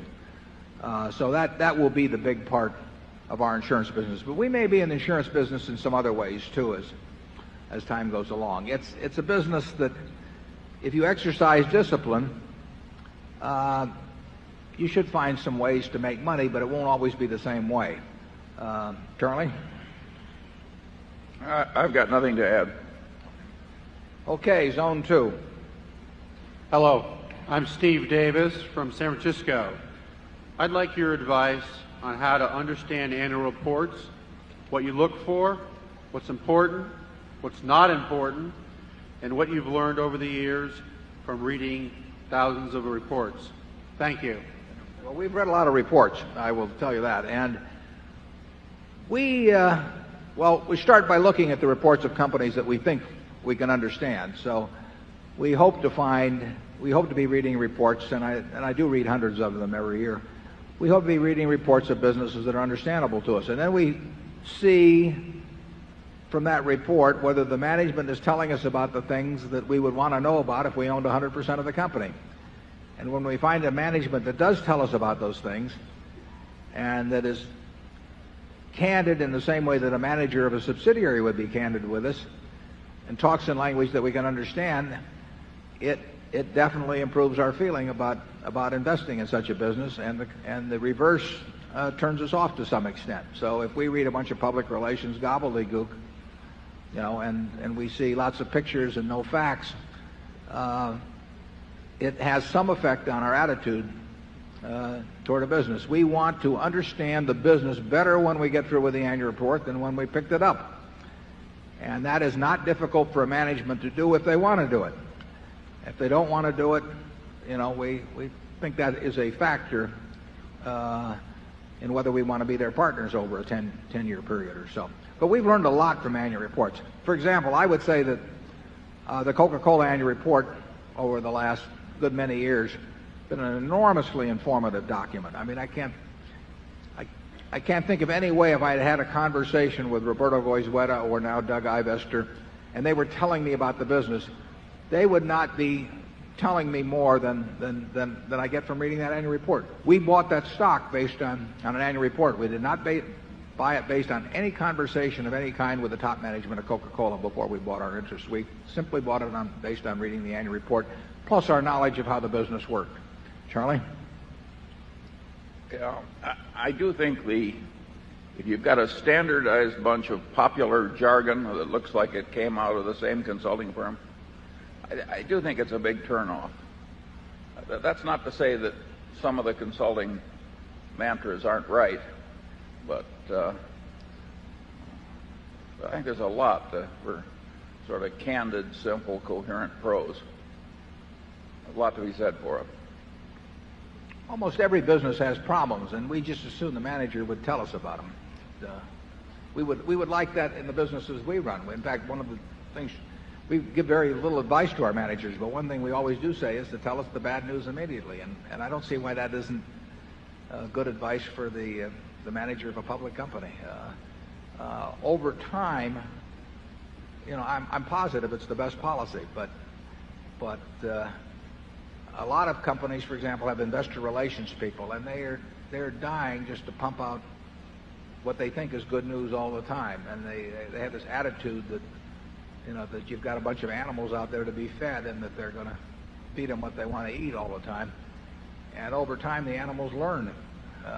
So we try to stay away from businesses like that. What you seldom see in an annual report is a sentence like this: "This is a very serious problem, and we haven't quite figured out yet how to handle it."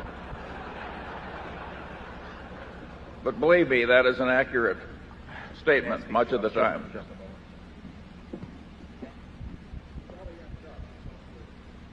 All right, zone 3.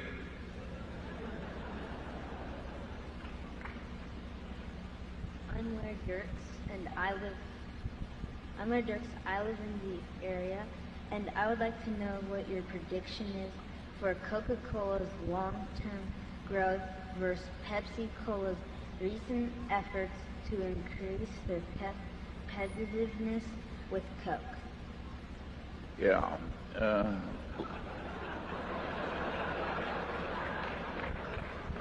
Long term, I would expect Coke to continue to gain versus Pepsi.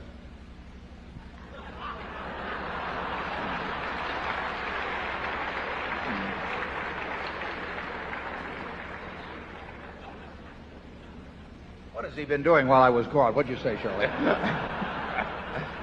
I knew I was taking a chance.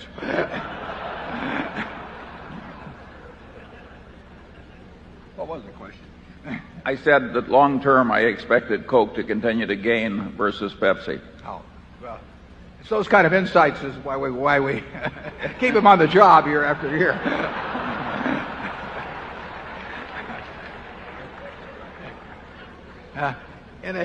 In a moment of particular confidence, he one time told me the same thing about RC. Now, that was probably zone 3 you were answering, so we'll go to 4. What have you got there? You got peanut brittle? Mm-hmm. Zone 4, please. Jason, Houston, Texas. My first question is on the quality of earnings and your evaluation of quality of earnings in the U.S. right now. And the second is what multiples should be put on asset gains, such as sale of bottling assets or reversal of merger reserves. Thanks. Yeah, well, taking the second question, for example, at Coca-Cola, where the bottling transactions are incidental to a long-term strategy which, in my view, has been enormously successful to date and which has more successes ahead of it. But in the process of rearranging and consolidating the bottling system and expanding to relatively undeveloped markets, there have been and there will be a lot of bottling transactions, and some produce large gains, some produce small gains. I ignore those in my evaluation of Coke. The two important elements in Coke are unit case sales and shares outstanding. And if the shares outstanding go down and the unit case sales advance at a good clip, you are going to make money over time in Coca-Cola. There have been transactions where people have purchased rights to various drinks. Coca-Cola's purchased some of those around the world. And when you see what is paid for 1 million or 100 million unit cases of business, and then you think to yourself that maybe Coke will add a 1.5 billion cases a year, that's a real gain in value. It's a dramatic gain in value, and that is what counts in terms of the Coca-Cola Company. If you think the Coca-Cola Company is going to sell some multiples of its present volume 15 or 20 years from now, and you think there'll be a lot fewer shares outstanding, you've gone about as far as you need to go. But I would pay no attention to asset gains. I would just take those out of the picture. Now, as to quality of earnings, Charlie and I feel that in several respects, but in one important respect, that the quality of earnings has gone down, not because the policy has changed, but because it's just become more significant, and that's in the case of stock options. There are certain companies that we've evaluated for possible purchase where in our calculation of earnings, the earnings are maybe 10% less per year, per share, than reported. And that isn't necessarily the end of the world, but it is a difference in valuation that is significant and is not reported under standard accounting. So we think the quality of earnings as reported by a company with significant stock option grants every year, we think is dramatically poorer than one where that doesn't exist. And there are a lot of companies that fall in that category. Coca-Cola's earnings are very easy to figure it out. Just figure out what they're earning per case from operations, and you'll see over the years the earnings per case go up, and the cases go up, and the shares go down. And it doesn't get much more complicated than that. Charlie? You've said it wonderfully. I just wish we had more like that. Yeah. GEICO, the key, the same way as policies in force and underwriting experience per policy. And that is exactly the way, as noted in the annual report, we pay people there. We pay them from the bottom to the very top based on what happens with those two variables. And we don't talk about earnings per share at GEICO, and we don't talk about investment income.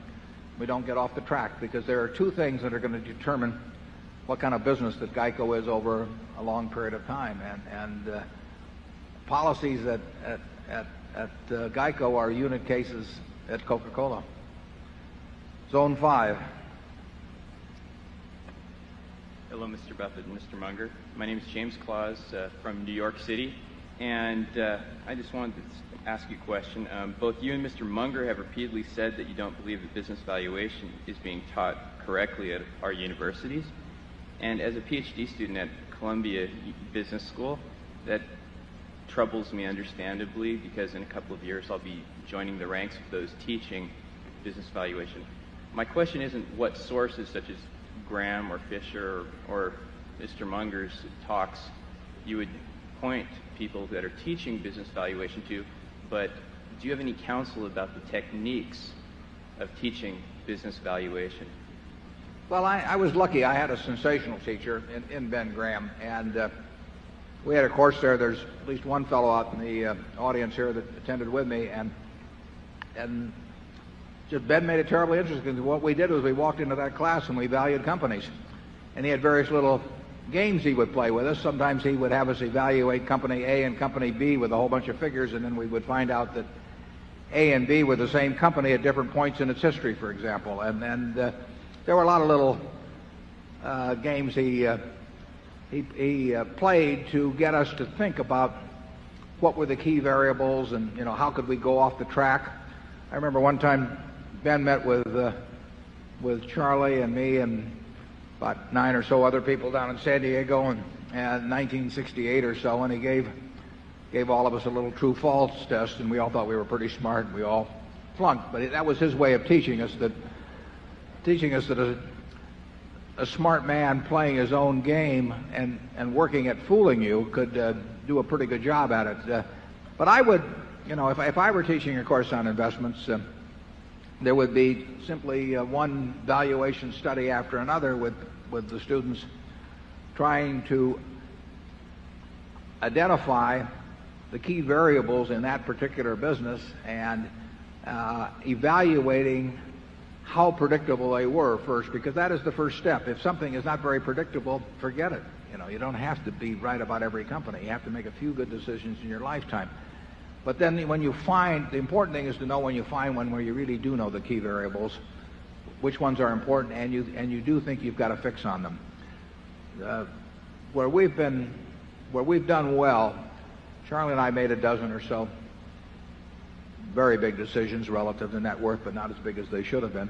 And we've known we were right on those going in. I mean, they just weren't that complicated, and we knew we were focusing on the right variables and that they were dominant. And we knew that even though we couldn't take it out to 5 decimal places or anything like that, we knew that in a general way we were right about them. And that's what we looked for, the fat pitch. And that's what I would be trying to teach students to do. And I would not try to teach them to think they could do the impossible. Charlie? Yes, if you're planning to teach business valuation, and what you hope to do is teach the way people teach real estate appraising. So you can take any company, and your students, after studying your course, will be able to give you an appraisal of that company, which will indicate really its future prospects compared to its market price. I think you're attempting the impossible. Yeah, probably on the final exam, I would take an internet company, and I would say the final exam, the question is, how much is this worth? And anybody that gave me an answer, I would flunk. Right.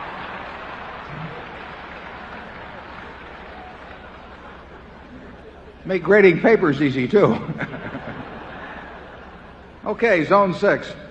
Good morning. Lawrence Balter, Carlsbad, California. Question for the two of you. There was an article, I think about last year, in the New York Times that regarded Wesco as a Berkshire Class C share type company.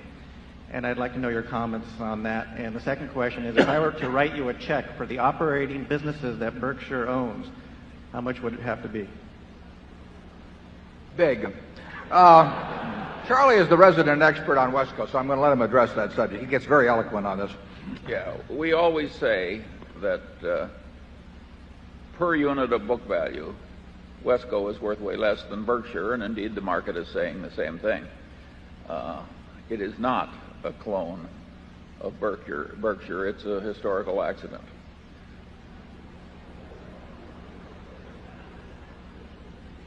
We want to do well, obviously, for Wesco. We own 80% of it, and we've got strong feelings about the people who are our partners there, particularly the Peters family, who, in effect, invited us in 20-odd years ago and trusted us to manage a big part of their money, in effect, by letting us buy control. So we've got strong fiduciary feelings about it. It suffers in comparison with Berkshire because, for one thing, anybody that wants a tax-free merger is going to want to come to Berkshire.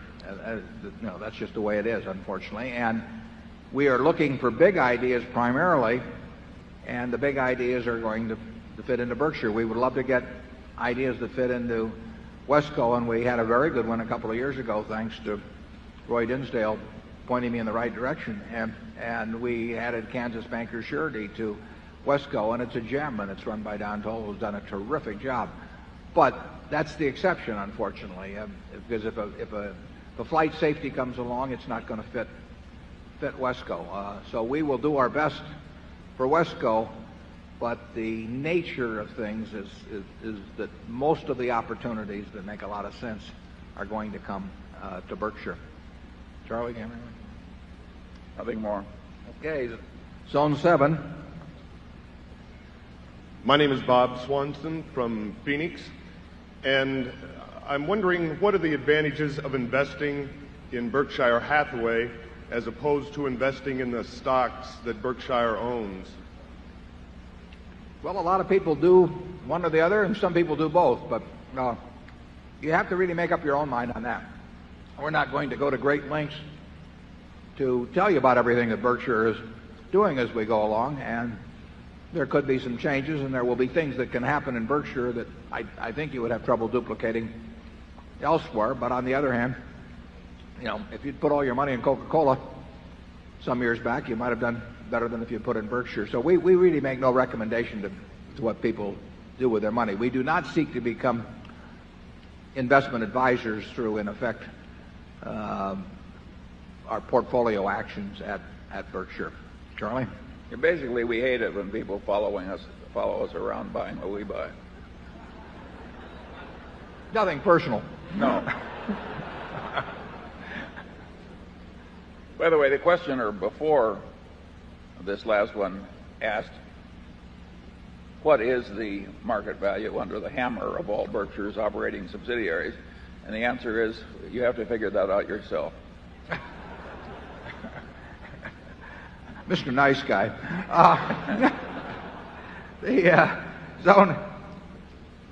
But we give you the information, incidentally, where your judgment on that should be about as good as ours. There's nothing mysterious about valuing the Buffalo News or See's Candy or Flight Safety or Dairy Queen. So you really have the same information we have in that. I mean, if there's material information that we aren't giving you about any important Berkshire subsidiary, we'd like to give it to you because we think you are entitled to have the information that enables you to value the various pieces. Because of the aggregate size of Berkshire now in terms of market capitalization and some of the positions we own, the smaller subsidiaries really cannot have that much effect. We love them just as much. I enjoy all of the businesses we're in, and I enjoy the people that run them. So we don't we don't differentiate in our attitude within the company, but in terms of the actual impact on the valuation of Berkshire, there are a number that really they just don't make that much difference in terms of figuring out whether Berkshire's worth X or X minus 1,000 or plus 1,000, because 1,000 now is over $1 billion in terms of valuation. $1 billion is still a lot of money. Area 8, please. Hello, Mr. Buffett, Mr. Munger. My name is Robert McCormick. I'm from Holdings, Nebraska, and I would like to know how much you attribute the gains enjoyed by the stock market these past years to the baby boomer generation investing for their retirement. Yeah, I would say that personally, I would not think that has much to do with it. I think the two big factors well, there's three big factors. One is the improved return on equity, which was a fundamental factor that pushed stock prices up. Two is the decline in interest rates that pushed stock prices up. And then finally, stock prices advancing themselves brings in buying. It doesn't go on forever, but it creates its own momentum to some extent if you have these underlying factors that started to push it along. So I would say two of the three factors are fundamental, and the third is a market-type factor that bull markets do feed on themselves. And I think that you've seen some evidence of that. But I don't think that any specific, the 401k factor or whatever it may be was it by itself. But I do think money is pouring into mutual funds, for example, because people have had a very favorable experience with those funds. And that does bring investors along. People want to be on the train. Charlie? And I think, incidentally, many of them have very unrealistic expectations. Yeah, the general investment experience in the last, 18 years in common stocks has been awesomely high, I think, by any past standards now, isn't that right, Warren? Right. Well, you've had, since 1982, you've had roughly tenfold in the Dow and probably similar in the S&P. And with a huge amount of money and with more participants all the time. And there are people coming into the market every day because they feel that they've missed the boat, or they're coming in heavier than they came in before simply because they've had a pleasant experience. And past experience does not mean much in terms of what you should expect from your investments. You will do well in your investments because you own or bought things at the right price and the businesses behaved well from that point forward. Well, you won't have 18 more years at 17 or 18% per annum. That I think we can virtually guarantee. Area 9. Hello. I'm Tubby Stamen from Palm Beach, Florida. I know you enjoy bridge very much. I know you play my late husband's convention. Tell me, how often are you able to devote to this wonderful game? How many times a week do you play other than the internet? I didn't get all of that, Charlie. How much bridge are you playing? Uh-oh. Yes. Well, we should put this in the annual report because it may be a material factor. I'm probably at least 10 hours a week, maybe a little more. I don't get any better by doing it either. It's rather discouraging, but it is a lot of fun, and it has to have come out of reading time. I don't think it's hurt Berkshire yet, but that may be because we're in a slow period generally. If the market goes down a lot, I promise to cut back on my bridge. Charlie? Yeah. Well, I probably play 3 or 4 hours a week, but I don't play on the internet. He plays a lot of golf, though. I confess, Charlie. Oh, yes. Yeah, we both spend about the same amount of time goofing off. I mean, if you want to know. Okay, Area 10. Yes, my name is Carrie Blecker, also from West Palm Beach, Florida. With all due respect to Mr. Eisner, if he's in the audience, there's been some criticism levied recently at the Disney company, mainly from an accounting professor at one of the state universities in New York, in reference to Disney's purchase of capital cities and the way they accounted for that purchase. Basically, what this professor is saying is that Disney somehow created a slush fund and is charging the expenses to the merger to this slush fund rather than earnings. If you're familiar with this criticism, I'm wondering what you think of it. If you're not, are you familiar with the way Disney accounted for the purchase of capital cities? Yeah, I am familiar. Thank you. And actually, Abe Brilloff, who wrote that, is a fellow who in general I admire. Abe wrote me a letter not more than about 3 or 4 weeks ago and asked me to talk at a university where he teaches, and I wrote him back, and I told him I wouldn't be able to do it because it's not in proximity to where I'll be. And I told him, and he asked me about the Disney thing, and I told him I disagreed with him on certain. I I admire what Abe does in the attempt to have accounting reflect economic reality, but he and I don't see it exactly the same on some points, although we would agree on other points. I don't think Disney is a very complicated enterprise to evaluate. I mean, when Cap Cities bought ABC, there were purchase accounting adjustments, and they tend to wash through to some extent. I mean, if you have programs that you're stuck on, you may write those down from what the previous carrying cost was. Maybe the previous management should have written them down too at that point. But I don't think that. I think with Disney, what you see now is what you get. Charlie? Yeah, I've got no great quarrel with the accounting at Disney. I think Brilloff is a wonderful guy. He's got a good sense of humor, and he generally fights the right demons. But I don't think you can criticize Disney's accounting. We certainly disagree with Abe, who, like I say, I agree with Charlie. He's a good guy, but we disagree with him on amortization of intangibles entirely. So we would say that if Disney is charging whatever it may be, probably $400 million a year for amortization of intangibles, which is not tax deductible, we would include that as a component of earnings. So there might be some pluses and minuses that you would make in adjustments, but I would say by the time you add back amortization of intangibles, that we would probably think the economic earnings of Disney might well be more than the reported earnings in the next few years. I think that the intangible amortization question, which the FASB is looking at now, I think it should be changed. I mean, I think it absolutely distorts economic reality, and I think that it influences whether people go to purchase or accounting or pooling, and they do all kinds of acrobatics to try and get pooling accounting. And it shouldn't make that kind of difference in reported numbers based on whether a transaction which has exactly the same economics is done through a purchaser pooling. But I have seen managements, some I know quite well, arrange to do things on a pooling basis that they think if they were private, they would do it on a purchase basis. And I think that's nuts. And I think if accounting is pushing people to doing things that are nuts, that it's time for accounting to look at itself. I would say that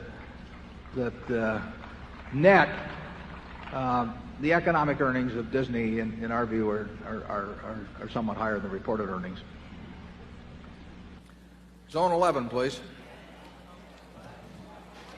Good morning, Mr. Munger and Mr. Buffett. My name is Prakash Puram from Minneapolis. There seem to be great values in the technology sector that meet most of your criteria, philosophy in investing, with the exception of the simplicity criterion. Names like IBM, Microsoft, HP, Intel. Would you ever consider investing in companies in this sector in the future? Well, the answer is no, and it's probably pretty unfortunate because I've been an admirer of Andy Grove and Bill Gates, and I wish I translated that admiration into backing it up with money. But the truth is, I don't know where Microsoft or Intel. I don't know what that world will look like in 10 years, and I don't want to play in a game where I think the other guys have got an advantage over me. And I could spend all my time thinking about technology for the next year, and I wouldn't be the 100th or the 1,000th or the 10,000th smartest guy in the country in looking at those businesses. So that is a 7 or 8 foot bar that I can't clear. There are people that can clear it, but I can't clear it, and no matter how I train, I can't clear it. So the fact that there will be a lot of money made by somebody doesn't bother me really. And I mean, there may be a lot of money made by somebody in cocoa beans, but I don't know anything about them. And there are a whole lot of areas I don't know anything about. So, more power to them. And I think it would be a very valid criticism if Charlie and I, if it were possible that Charlie and I, and by spending a year working on it, could become well enough informed so that our judgment would be better than other people's. But that wouldn't happen, and it would be a waste of time. It's much better for us to swing at the easy pitches. Charlie? Whatever you think you know about technology, I think I know less. That's probably not true, incidentally. Charlie has a little more of a he understands some things in the physical world a lot better than I do. But anyway, we'll go to zone 1. Good morning. I'm Murray Cass from Markham, Ontario. First off, against my dentist's advice, I'd like to thank you for the free Coke and ice cream last night. Earlier this morning, Mr. Buffett, you mentioned that you liked when wonderful companies like Coke purchased their shares back. Similarly, I own shares in a wonderful company, that's Berkshire. Should I be hoping that you buy your own shares back? Well, it's interesting. We should have, perhaps we should have bought some shares back, but usually at the time we could have bought something else that also did very well for us. I mean, maybe when we were buying Coke, we could have been buying our own shares back. To some extent, there hasn't been that much trading in it, but I think it's a valid criticism to say that we have missed the boat at various times in not repurchasing shares. We'll see what we do in the future on it. If it looks like the best thing to do with money, it's what we should be doing. And in the past, I've probably been not optimistic enough in respect to Berkshire compared to other things we were doing with money. Now, the money we spent buying the Geicos and all of that has turned out to be a good use of money, too. But we've never wanted to leverage up. That's just not our game. So we've never wanted to borrow a lot of money to repurchase shares. We might advise other people to do it, but it's not our style ourselves. We've got all our money in the company. We've got all of our friends and our relatives' money virtually. So we have never felt that we wanted to leverage up this company like it was just one of a portfolio of 100 stocks. But it's a valid criticism to say that we have not repurchased shares when we should have. And it's also a valid criticism to say that we've issued some shares we shouldn't have issued. Charlie? Well, I would agree with both comments. Area 2.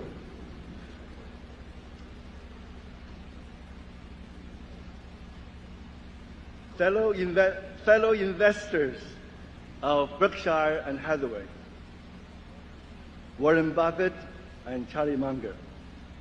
I'm from originally China. Now I have a company in Michigan.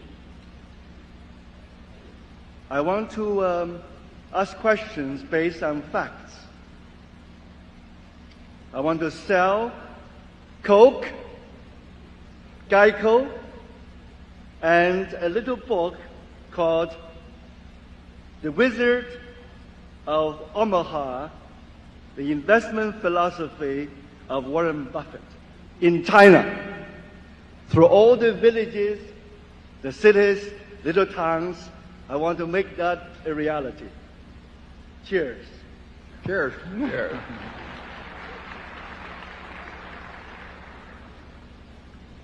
Zone 3? I've not asked a question. Oh, yeah, just warming up. Okay. Yeah. I will. They always tell me to get off the stage while you're in good shape, but I'll say it. I could quit, but you missed your chance. I'm an owner of Berkshire, and I spend 6% of my net worth to be engaged to Berkshire. Wise decision. I did better than, guess who? Bill Gates. I noticed Bill Gates and you were traveling on a slow boat in China. I want to go home on a fast train. You want me to cut me off? If you want me to cut out, fine. Up to the investors. I quit if you want me to quit. I come a long ways. Okay. I know I'm a problem for you. But I'm here for a reason. Because I made some money. I'm going on a train. A smile train. Yesterday, or the day before at the baseball, I asked Mr. Warren Buffett, have you heard of the smile train? He said no. I'm back here to respond. This is a smile train. Okay, we thank you, but I think that's your question. We better go to Zone 4 on that thing.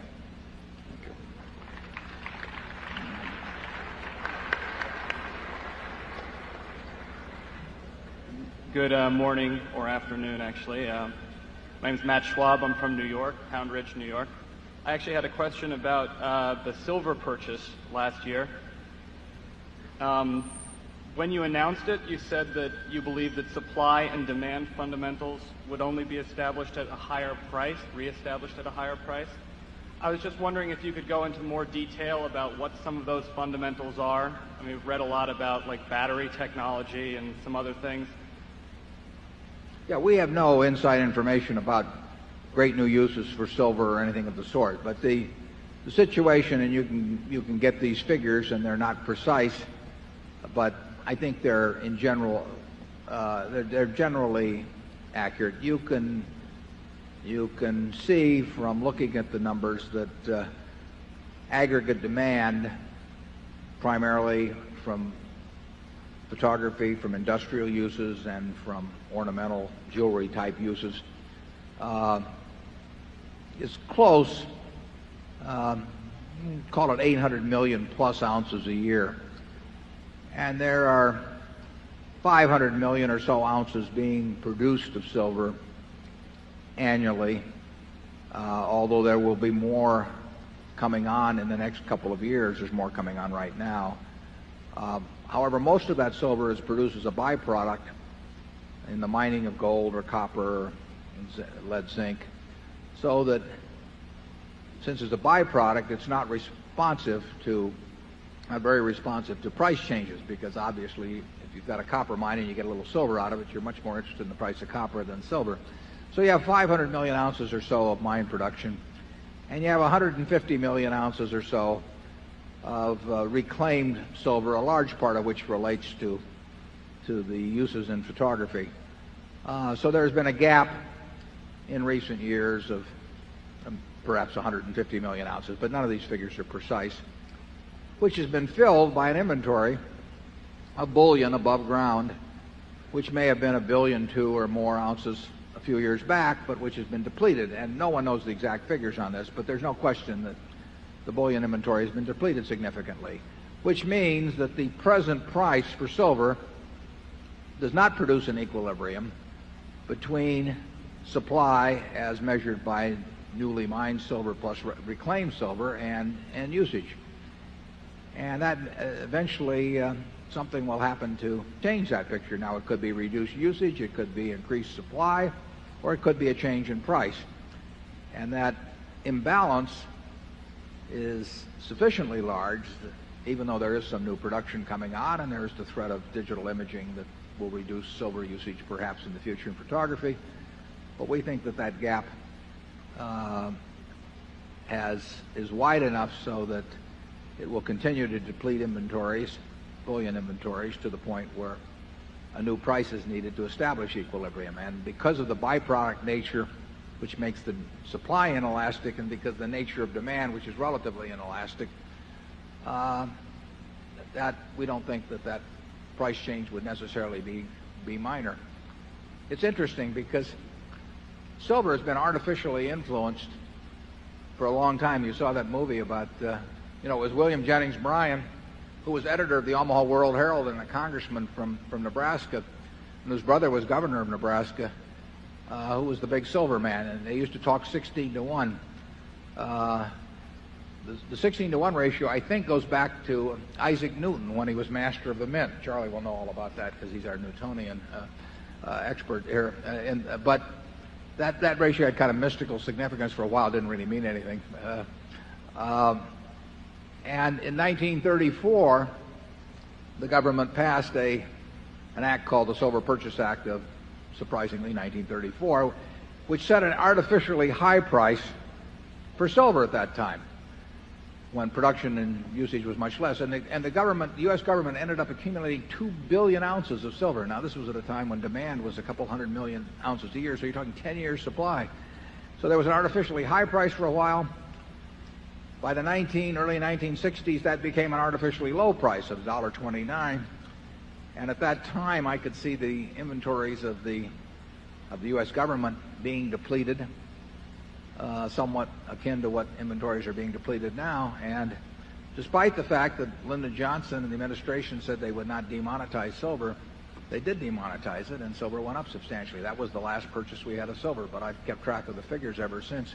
The Hunt brothers caused a great amount of silver to be converted into bullion form, including a lot of silver coins. So they, again, increased the supply in a very big way by their action and pushing the price way up to the point where people started melting it down. So you had this dislocations in silver over a 60-plus year period, which has caused the price to be affected by these huge inventory accumulations and reductions. And we think right now that, or we thought last summer when we started buying it, that at the price we bought it, that was not an equilibrium price, and that sooner or later, and we didn't think it was imminent because we don't wait till things are imminent. We were going to buy a lot of silver. We didn't want to buy so much as to really disrupt the market, however. We had no intention of replaying any Hunt scenario, so we wanted to be sure we didn't buy that much silver, but we liked it. Charlie? Well, I think this whole episode will have about as much impact on Berkshire Hathaway's future as Warren's bridge playing. We've got a line of activity where once every 30 or 40 years you can do something employing 2% of assets. This is not a big deal for Berkshire. The fact that it keeps Warren amused and yeah, I didn't like not doing counterproductive things. It makes me feel better about all those pictures that people take over the weekend. They all use a little bit of silver. At least it shows something that teaches an interesting lesson. Think of the discipline it takes to think about something for 3 or 4 decades, waiting for a chance to employ 2% of your assets. I'm afraid that's the way we are. It means there'll be some dull stretches. Right. Yeah, it's less than $1 billion in silver. It's $15 billion in coke. You know, it's a non-event. It's $5 billion in American Express. I mean, it is close to a non-event, but if you see it there, at least it shows the human personality at work. Very peculiar personality, I might add. Reinforced by a partner. Yeah. Okay, let's go to Area 5.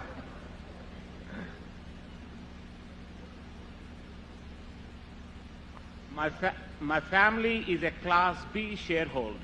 Thank you for issuing those shares. I have one observation and one question. Your Class B share is creating a new phenomena in this country. These baby shares are not only attracting my baby boomer generation, but also X generation and eco generation, your grandchildren. My question is, this next generation would like to hear from you, your investment discipline, your lifestyle, and your philosophy of contributing the wealth back to the society in a language they can understand and communicate back to their friends when they get back to school on Tuesday. Thank you. Thank you. Well, I appreciate that, and I would say the only speeches I give, I get a lot of requests, perhaps because I don't do them. But I get a lot of requests, including from a lot of our managers in terms of trade conventions, all kinds of things. The only groups I talk to are students, and I try to talk to college and university students, although I've talked to high school students too, whenever it fits in terms of travel schedules. And I just think that you're going to spend your time with groups talking, that rather than entertain people, that it probably is better to talk to the group who talked about it. And Charlie and I are never reluctant to talk, so we do it. Charlie has given a couple of talks. One I sent you a few years ago from USC, but there's been another one recently that I think everybody would profit by reading. So it was reprinted in the Outstanding Investor Digest, but if you write Charlie, I'm sure he'll send you a copy. Area 6, please. Hi, my name is David Osterbahn. I'm from Kalamazoo, Michigan. This is a hypothetical question about Berkshire. It's going to take a little imagination, I think. The scenario as follows: that the U.S. Justice Department makes a ruling that Berkshire must split into two parts immediately. You and Mr. Munger must decide which part to keep. You can either choose your marketable securities, Coke, Gillette, Disney, etc., or you can choose your insurance and private businesses.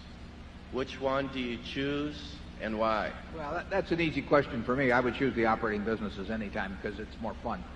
And I have a good time out of the investments too, but I like being involved with real people in terms of the businesses where they're a cohesive unit that can grow over time. And I wish we owned all of Disney or Coca-Cola or Gillette, but we aren't going to. So if I had to give up one or the other, I'd give up the marketable securities. But it's not going to happen. So we're going to be happy in both arenas, and I look forward to being in both arenas for the rest of my life. Charlie? Well, I'll be in a hell of a fix if I'm not in the same arena. We'd both be in a hell of a fix. Yeah. Area 7. Yes, hello to Mr. Munger and Mr. Buffett. My name is Jerry Gonzalez from Plantation. My question is, what are your recommendations of Berkshire Hathaway if Charlie Munger were in charge, or your third man in charge, your third man, which I think you said, it's the CEO of Geico. What are your recommendations? If Charlie Munger were to be in charge fully, 100%, or your third man, the CEO of Geico. Well, in due course, this corporation will have a change in management. I'm afraid we have no way of fixing that. But we do not, apart from making sure we've got good options and having some system in place, we are not obsessing about a future management yet. No, well, the director... Warren plans to live almost indefinitely. Absolutely. Although I must say, at my last birthday, somebody asked me how old I was. I said, well, why don't you just count the candles on the cake? And he said he was driven back by the heat. So, but we're not going to leave willingly. And the directors know who, and they have a letter that says who they think, who we think should be the ones to succeed us at both the operating aspect and the investment allocation aspect, and that those letters can change over time as we keep hanging around. But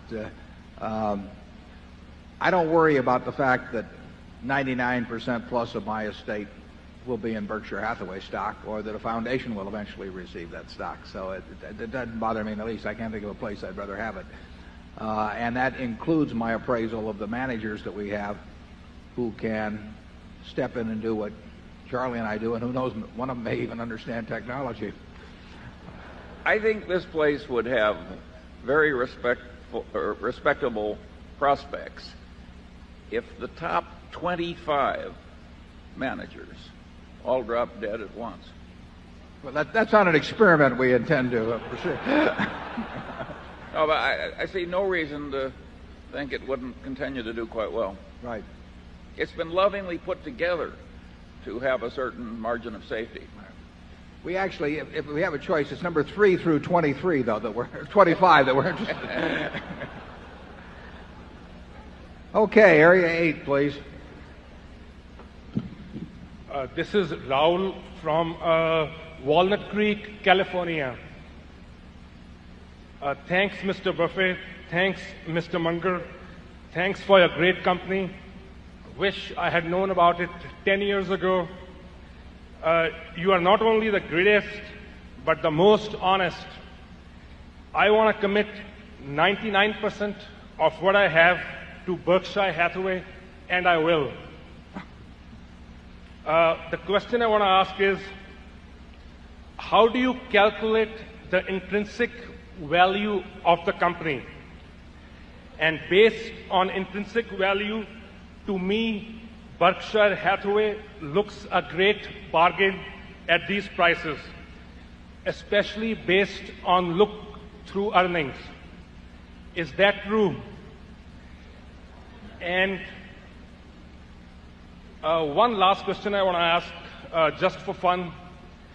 What do you think about telecom IPOs like Quest, USLEC? They seem to pop up 50% at opening. Does it make any sense to invest in these? Thank you very much. Charlie, you want to tackle that? I didn't follow that all.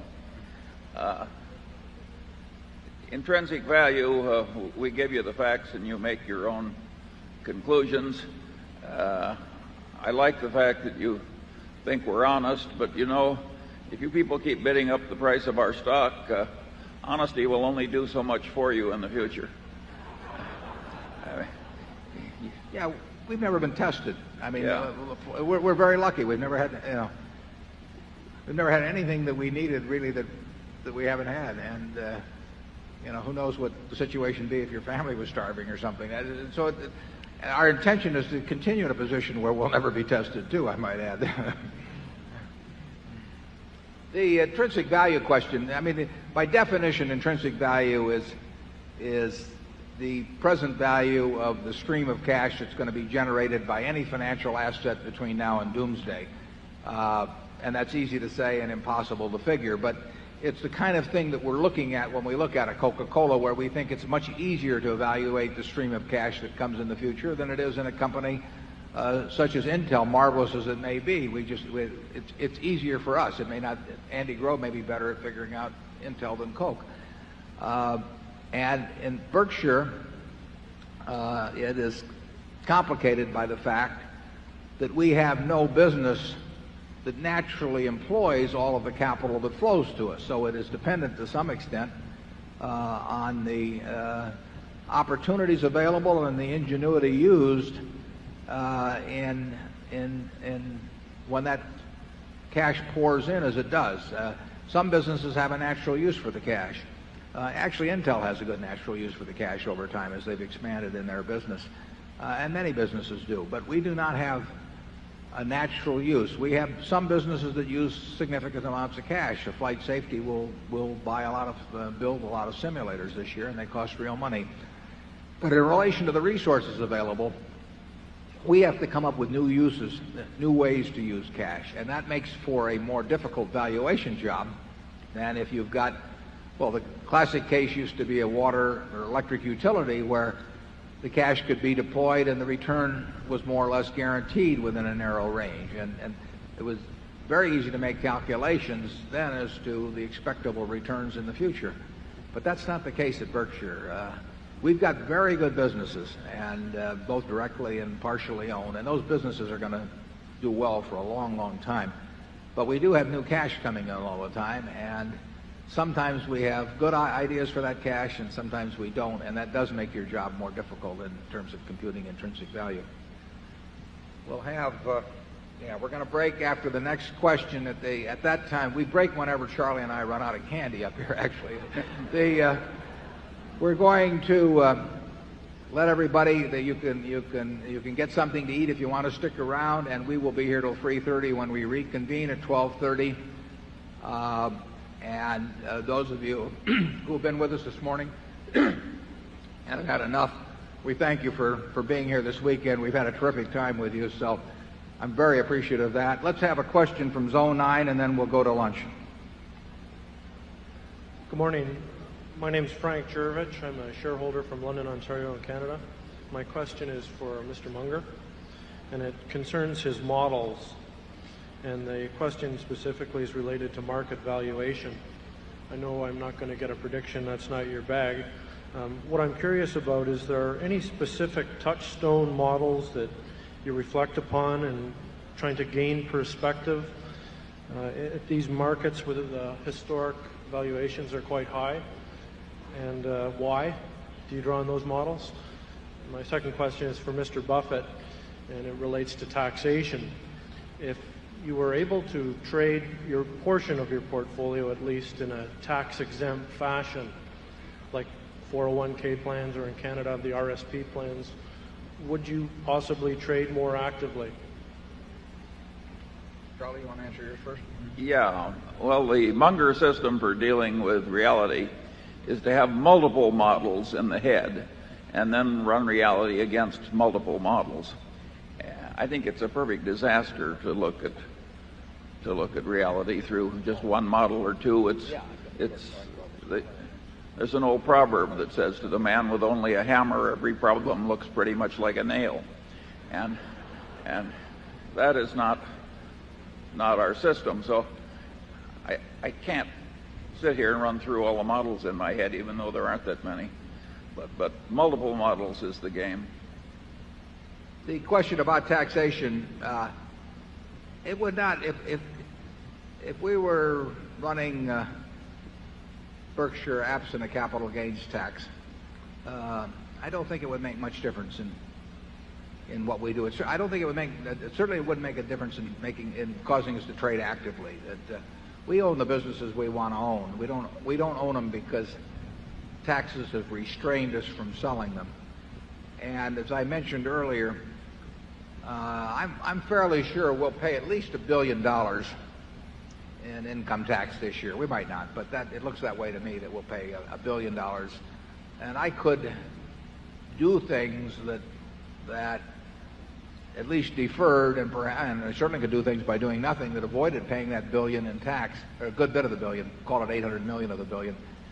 But that is not a big factor with me. It's never been a big deal with me. I paid my first income tax when I was 13, so I guess I got brainwashed at the time, and it doesn't bother me a lot to be paying taxes. I think personally I'm undertaxed in relation to what the society has delivered to me, and I don't send along any voluntary payments to the IRS. I want you to understand, but I really do. I mean, there's nobody I want to trade places with, and because their tax situation is better than mine, so it would not increase the activity. I've been asked to take one more question from Zone 10. I'm not sure why, but maybe because they see that I still have candy up here.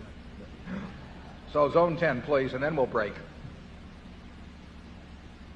Mr. Buffett and Mr. Munger, my name is Sanjeev Merchandani, shareholder from Boston. First of all, thank you to both of you for everything. I have two questions. For you, Mr. Buffett, you obviously have filters that you apply on selecting people as you do on stocks. Can you tell us a little bit about what those filters are? Filters on people? Yes, in selecting, you have an ability to motivate people who have a lot of money to keep working. What do you look for to figure out who those people are? Well, that is a key question, because when we buy businesses, we don't have managers to put in them. I mean, we're not buying them that way. We don't have a lot of MBAs around the office that we're... Thank God. Yeah.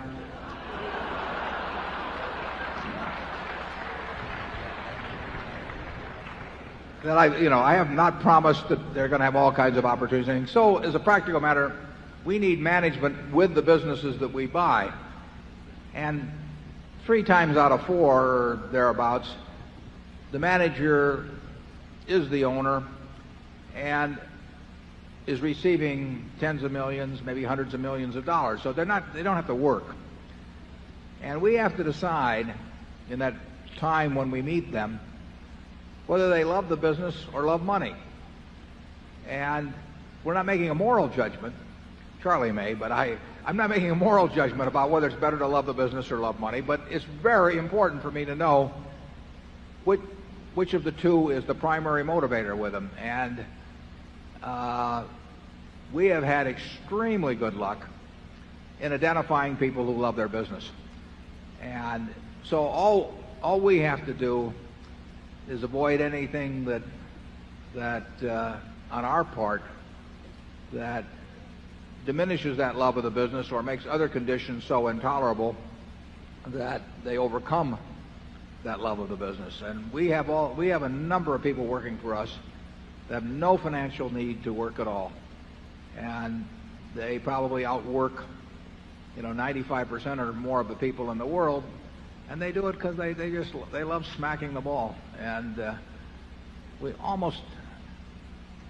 we virtually had no mistakes in that respect. And we have identified a number of people, Charlie and I have, in terms of proposals to us, where we felt that they liked the money better than the business. They were kind of tired of the business, and they might promise us that they would continue on and they would do it in good faith, but something would happen 6 months later or a year later, and they'd say to themselves, why am I doing this, for Berkshire Hathaway when I could be doing whatever else they want to do? I can't tell you exactly what filter it is that we put them through mentally, but I can tell you that if you've been around a while, I think you can have a pretty high batting average in coming to those conclusions, as you can about other aspects of human behavior. I'm not saying you can take 100 people and take a look at them and analyze their personalities or anything of the sort, but I think when you see the extreme cases, the ones that are going to cause you nothing but trouble, or the ones that are going to bring you nothing but joy, I think you can identify those pretty well. Charlie? Well, yeah, I think it's pretty simple. You've got integrity, intelligence, and experience, and dedication. And that's what human enterprises need to run well, and we've been very lucky in getting this marvelous group of associates to work with all these years. It would be hard to do better, I think, than we've done in that respect. Look around this place. I mean, and particularly you young people, look around this place. Look at how much gratification can come into these lives, which have been mostly spent in deferring gratification. It's a very funny group of people, you shareholders. Well, on that note of self-congratulation, let's go have lunch, and we'll be back in half an hour. Let's settle down, please, and we're going to go to, we skipped one last time, so we're going to go first to Zone 4. Hello. My name is Nelson Arata. I'm from Southern California, and I have a question. It's not really related to intrinsic value or any of that stock stuff, but more on houses. I'm still quite young. I don't have a house yet, and I'm thinking about buying a house someday soon.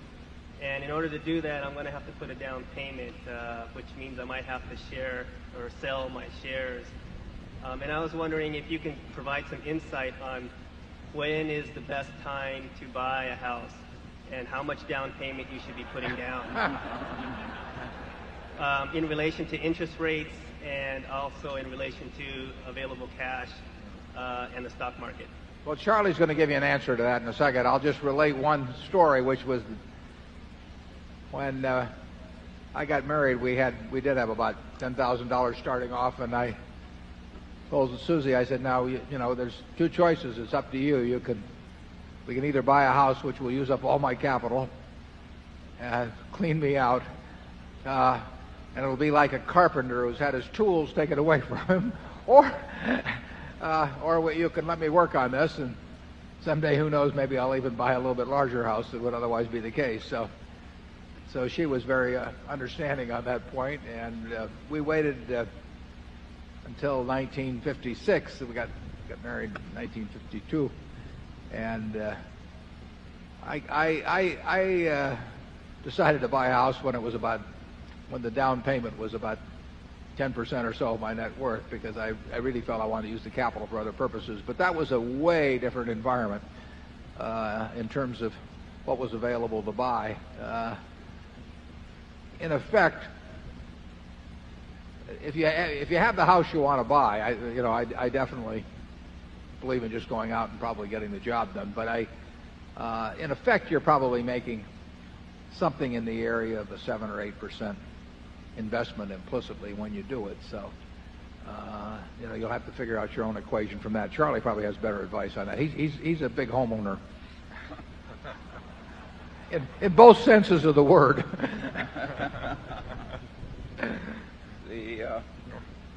I think the time to buy a house is when you need one.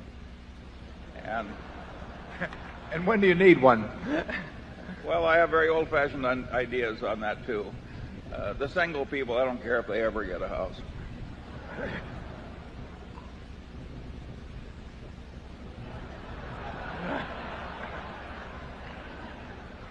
When do you need one if you're married, Charlie? I'll follow up here for this.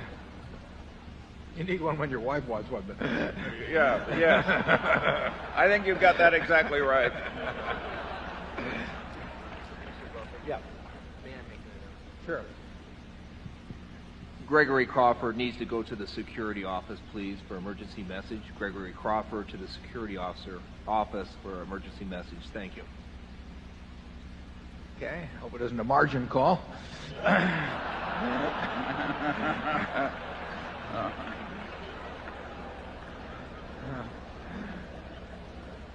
Okay, we'll go to zone 1, please. I'm Ralph Pfeffer from Phoenix, Arizona. The question I'm going to ask does not pertain to Berkshire Hathaway. But I would appreciate it if you gentlemen, if you can, explain the justification and rationalization for the exorbitant salaries, bonuses, perks, directors' fees, and other benefits that most public corporations are paying. Well, I would say this. In my own view, the most exorbitant are not necessarily the biggest numbers. What really bothers me is when companies pay a lot of money for mediocrity, and that happens all too often. But we have no quarrel in our subsidiaries, for example, for paying a lot of money for outstanding performance. I mean, we get it back 10 or 20 or 50 for one. And similarly in public companies, we think that there have been managers and are managers who have taken companies to many, many, many billions of market value, more than would have happened with virtually anyone else. And they sometimes take a lot of money for that. Sometimes, as in the case of Tom Murphy at Capsides, it just didn't make a difference to him. I mean, he performed in a way that would have justified huge sums, but it wasn't. He would tell you that he had all the money he needed, and he just didn't care to take what the market might bear. But I am bothered by irrational pay systems, and I'm particularly bothered when average managers take really large sums. I'm bothered when they design or have designed for them systems that are very costly to the company, maybe partly to make themselves look good because they want huge options themselves, so they feel like they give options widely throughout the company. So they design a system that is illogical company-wide because they want one that's illogical for them personally. But large sums per se don't bother me. I'm not saying, whether any individual might want to take them or not. But I do not mind paying a lot of money for performance. It's done in athletics, it's done in entertainment, but in business, the people who are the 200 hitters and the people who would not attract a crowd as an entertainer have worked it out so that, the system has evolved in such a way that many of them take huge sums, and I think that's obscene, but I can tell you there isn't much you can do about it. The system feeds on itself, and companies do look at other companies' proxy statements. Every CEO does, and they say, well, if Joe Smith is worth X, I have to be worth more, and they tell the directors that certainly you wouldn't be hiring anybody that was below average, so how can you pay me below average? And the consultants come in and ratchet up the rewards, and it's not anything that's going to go away. It's like we were talking about campaign finance reform earlier. The people who are the who have their hands on the switch are the beneficiaries of the system. And it's very hard to change the system when the guy whose hand is on the switch is benefiting enormously and perhaps disproportionately from that system. Charlie? Well, yeah, I'd like to report that the original Vanderbilt behaved even better than the people at Berkshire Hathaway. He didn't take any salary at all. He thought it was beneath him as a significant shareholder to take a salary. That ideal, I'm afraid, died with him. And yeah, Charlie and I, our directors are paid $900 a year, but I tell them on an hourly basis they're making a fortune because we don't work them that hard. But what Charlie and I did not think through when we established that $900 a year is that they set our salaries too. So we have not followed the standard procedure, which is to load it on the directors and the directors shall load it on you.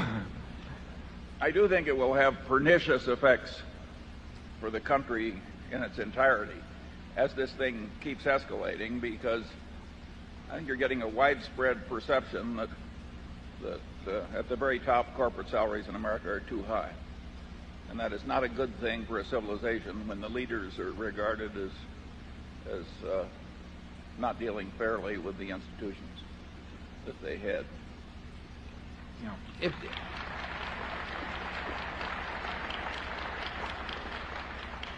and as for the corporation consultants who advise on salaries, all I can say is that prostitution would be a step up for them.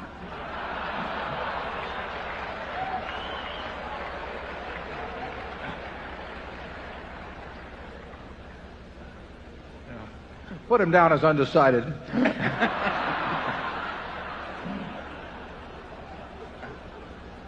Zone 2, please. I'm Dan Blum from Seattle, Washington, via Cambridge, Massachusetts.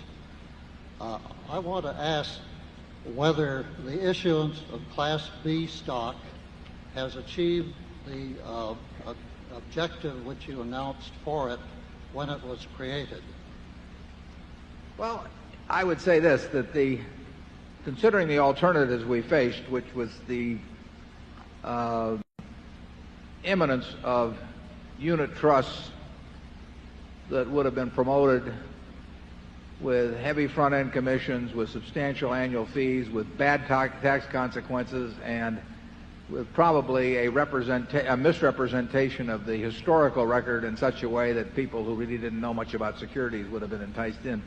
With that as an alternative, I think the B stock was the best thing we could have done, and I feel good about how it's worked out. I think that, you know, we didn't set out to issue it. We don't like talking anybody into buying our stock, but I don't think in any way that the group we have here is diminished in the least by having a mix of B and A shareholders as opposed to A only. The B has worked out as well as possible. I hope that we haven't enticed anybody in with unreasonable expectations. That's the biggest thing that Charlie and I worry about. And it's hard not to have that happen with the historical record. I know it would have happened in a big way with the unit trust. So, it's like making the mistake originally of starting with Berkshire. I think we enjoy things as they come along, and we've gotten a good group with the B shareholders, and we're happy with the present situation. Charlie? Yeah, we wanted to step hard on what we regarded as a disreputable financial scheme, and that we did. And I think the way we sold the B was such as to attract the kind of people who really did look at it on a long-term basis. We did everything we could to discourage people who thought they were going to make a lot of money in a hurry. So I think we attracted a whole new group of shareholders who were quite similar in perspective to the shareholder group that we already had, and that was our hope. Zone 3, please. My name is Alan Rank from Pittsburgh. I first want to thank Susan Jacques for returning the cocktail yesterday, and I hope she was rewarded with good sales at Borsheim's. question is regarding the fact that you don't report details of anything under $750 million, and with the change of the values of small cap in relation to large cap, would that be something that Berkshire or individuals might try to look as opportunity with the small cap premium shrinking as it has? We don't worry about whether a stock is small cap or large cap, except to the extent that by now we've gotten to a point where anything below a certain level just is not of interest to us because it can't be material to our results. So we never think of opportunities as existing because of something as small cap or sectors or all that, what generally gets merchandised. So our cutoff point is set more or less at the point where we think it's material. That's not as defined by the SEC. We could have a higher limit, but we think when you get down below 2% of assets or thereabouts, that the reporting of positions would not affect anybody's calculation of intrinsic value or give them insights about the way we run the business, but it would be more for the people who are looking for things to piggyback on. And so we will move the cutoff point up as we go along. Because of our size, we will never be in companies that have capitalizations that of $500 million or $1 billion, because we just can't put enough money in. Occasionally we'll be in one just by accident, but we're looking at things that we can put $500 million in ourselves at least. At $500 million, a 5% position is a $10 billion market cap, and that limitation has hurt, will hurt, is hurting our performance to some degree. If Berkshire were exactly 1/100th of its present size in all respects, owning the operating businesses it did, but all 1/100th the size, our prospects would be better than they are with the kind of money we have presently. Charlie?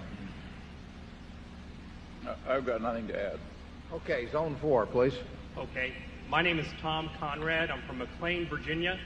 I just wanted to first thank you, Mr. Buffett and Mr. Munger, for each year answering our questions. I found myself at 5 a.m. standing outside the door here, and I don't do that for anyone. And it's a real pleasure to hear your answers. I have two questions. One is, with Travelers, the company Travelers, and their merger with Citibank, do you have confidence in the management of Sandy Weil? My second question is, you said it in a few meetings ago that diversification is a protection against ignorance. And it only takes 3 great companies to be set for an investment lifetime. And I invested in those 3 companies, Coca-Cola, Gillette, and Disney. And I went ahead and invested in a 4th company without asking you. I invested in Pfizer. And I just wonder what you think about the pharmaceutical industry, if you feel there's some great companies in that industry. Thank you very much. Yeah, well, we think Sandy Weil is a very, very good manager. Sandy is, the record is clear. It is not easy to manage in Wall Street. And Sandy has done an excellent job there, as well as in other allied or somewhat allied fields. So his record is proven. And he has done ever since buying commercial credit from Control Data, he's built a terrific company. And he's built a terrific company in businesses that themselves aren't necessarily so terrific. So it's required real management skill. Pharmaceuticals, we missed. We would not have known how to pick out any single business, single company within the industry. But we certainly should have didn't do anything about it, that the industry as a whole represented a group that would achieve good returns on equity, and where some sort of a group purchase might have made sense. We did buy one a while back, but we didn't. It was peanuts, and it would have been. It was within our circle of competence to identify the industry as likely to enjoy very high profits over time. It would not have been within our circle of competence to try and pick a single company. Charlie? Yeah, we stupidly blew that one.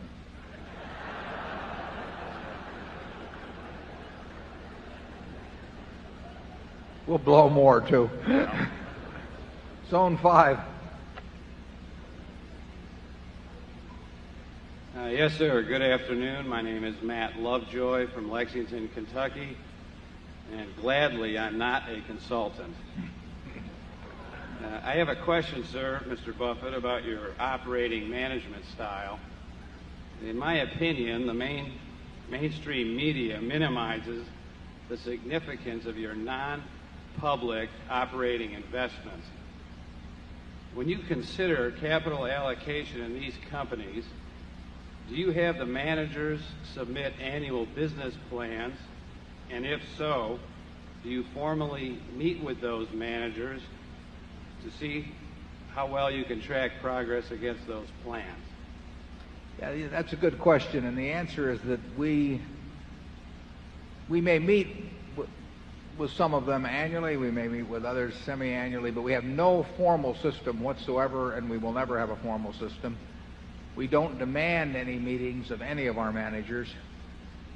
We have no operating plan submitted to headquarters. Some of the companies use operating plans themselves, some of them don't. They are all run by people who have terrific records, and they have different batting styles. And we're not about to tinker with somebody that's batting with 375 just because somebody else holds the bat a little differently or uses a different weight bat or something of the sort. So we believe in letting them do currently and in the future what has been successful for them in the past. And different people have very different styles. I've got my own style, but we have managers that like to talk things over. We have other managers that like to go their own way. And we have managers that have a by-the-book approach, which works well. We have other managers that wouldn't dream of that. We have managers that most managers probably have monthly statements of financials. We have other managers that don't, and that really isn't a problem. What we want to have is good managers, and there's more than one way to get to at least business heaven, and we have a number that have found different ways to get there. So we have never imposed.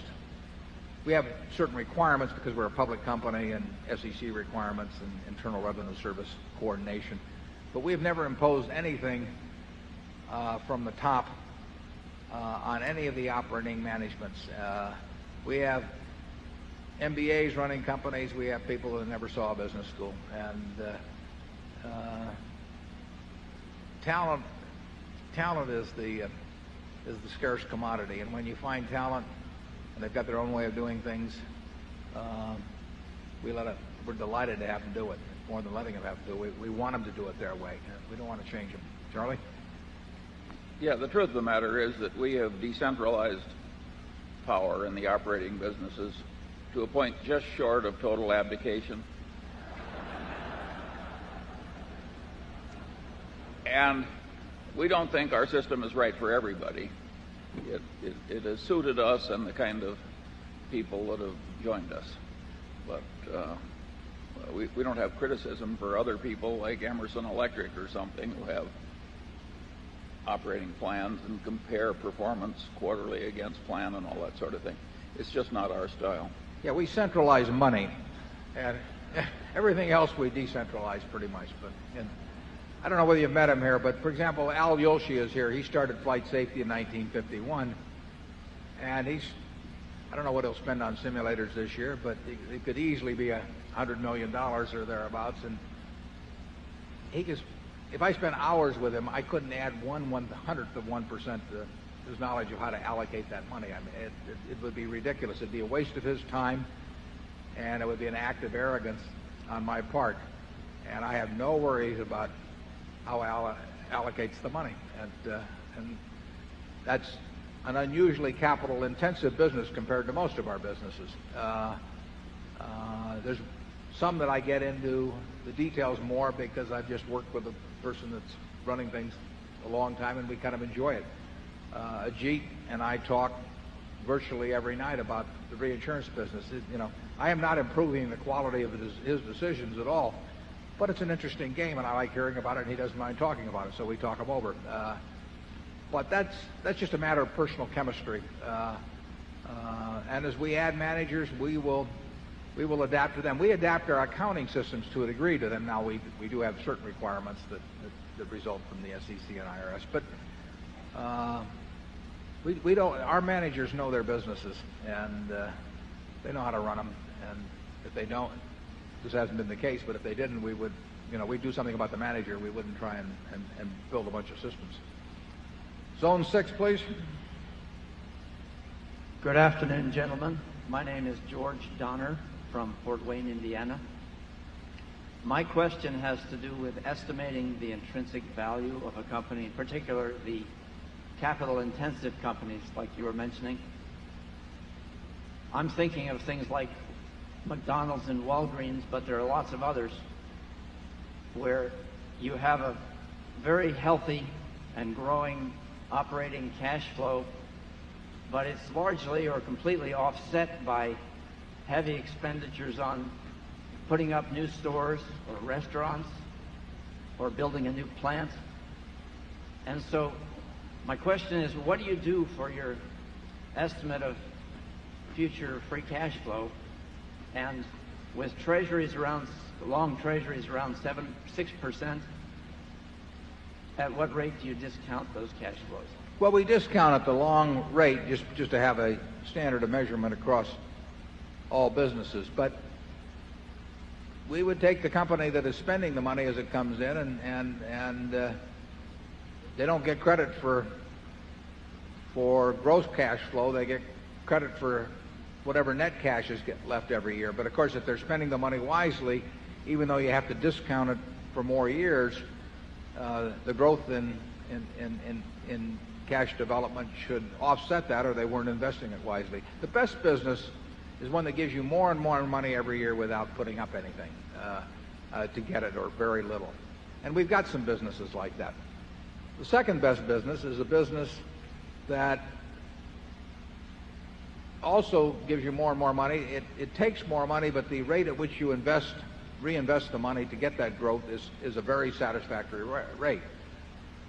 The worst business of all is the one that grows a lot, and where you're forced in effect to grow to stay in the game at all, and where you're reinvesting the capital at a very low rate of return. Sometimes people are in those businesses without knowing about it.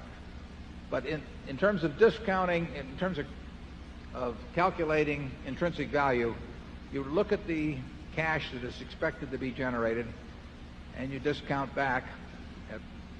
In our case, we use the long-term treasury rate. That doesn't mean that you pay the amount that present value calculation leads to, but it means that you use that as a common yardstick, that treasury rate. And that means if somebody is reinvesting all their cash flow the next 5 years, they better have some very big figures coming in down the road, because at some day a financial asset has to give you back cash to justify you laying out cash for it now. Investing is the art, essentially, of laying out cash now to get a whole lot more cash later on, and something at some point better deliver cash. Ben Graham in his class we used to talk about what he called the Frozen Corporation. And the Frozen Corporation was a company whose charter prohibited it from ever paying anything to its owners, or ever being liquidated, or ever being sold. And sort of like a Hollywood producer. Yeah. And the question was, what was such an enterprise worth? Well, that's sort of a theoretical question, but it forced you to think about the realities of what business is all about. And business is all about putting out money today to get back more money later on. Charlie? I do think there is an interesting problem that you raise, because I think there is a class of businesses where the eventual cash back part of the equation tends to be an illusion. I think there are businesses where you just keep pouring it in, and then all of a sudden it doesn't work and no cash comes back. And what makes our life interesting is trying to avoid those and get on the alternative kind that drowns you in cash. The one figure we regard as utter nonsense is the so-called EBITDA. I mean, the idea of looking at a figure before the cash requirements of merely staying in the same place, and there usually are. Any business with significant fixed assets almost always has with it a concomitant requirement that major cash be reinvested in order simply to stay in the same place competitively and in terms of unit sales. To look at some figure that is before that is stated before those cash requirements is absolute folly, and it's been misused by lots of people to sell lots of merchandise in recent years. It's not to the credit of the investment banking fraternity that it has learned to speak in terms of EBITDA. I mean, the idea of using a measure that you know is nonsense and then piling additional reasoning on that false assumption, it's not creditable intellectual performance. And then once everybody is talking in terms of nonsense, why, it gets to be standard.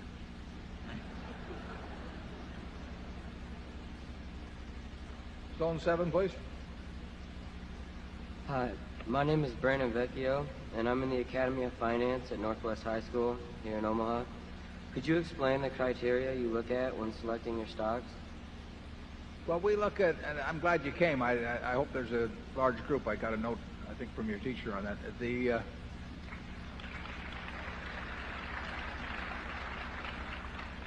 We look at it, the criteria for selecting a stock is really the criteria for looking at a business. We are looking for a business we can understand. That means they sell a product that we think we understand, and we understand the nature of their competition, what could go wrong with it over time.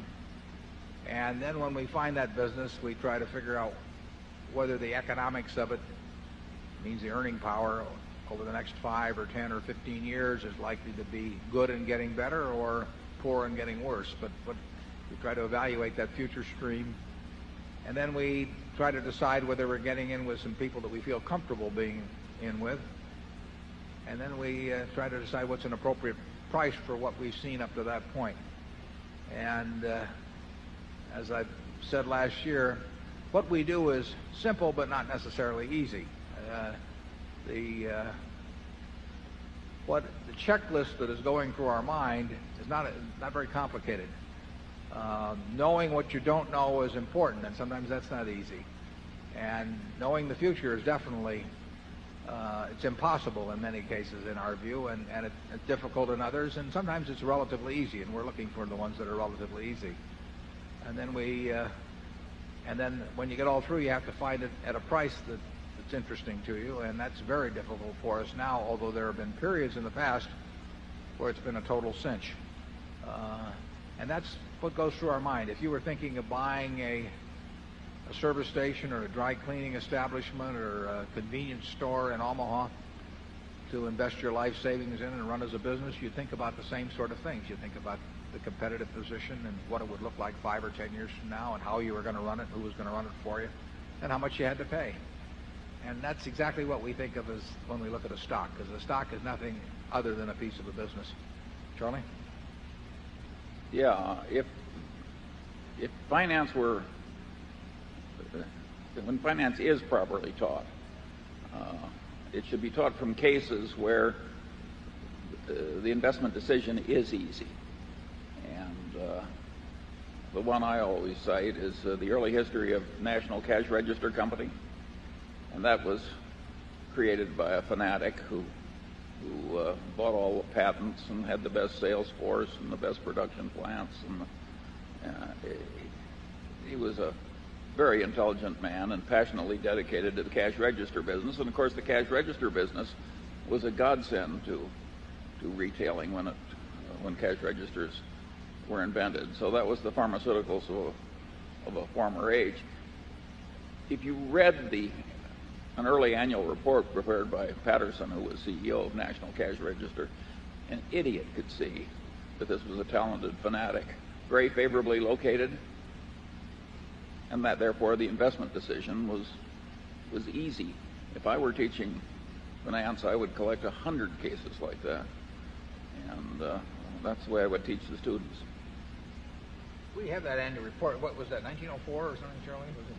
But it's really a classic report because Patterson not only tells you why his cash register is worth about 20 times what he's selling for to people, but he also tells you that you're an idiot if you want to go in competition with him.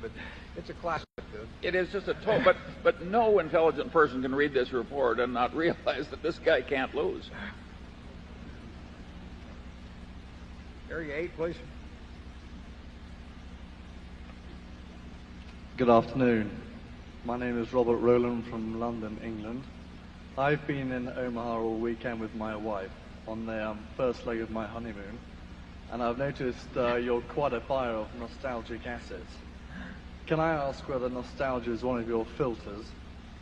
Are there any assets like that left in the US to buy?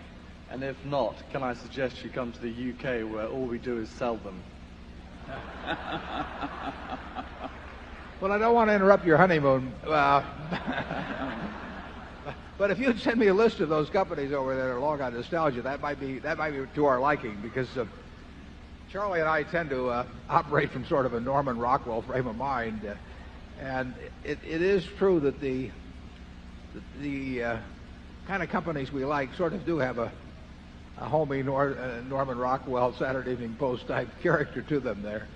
They have character.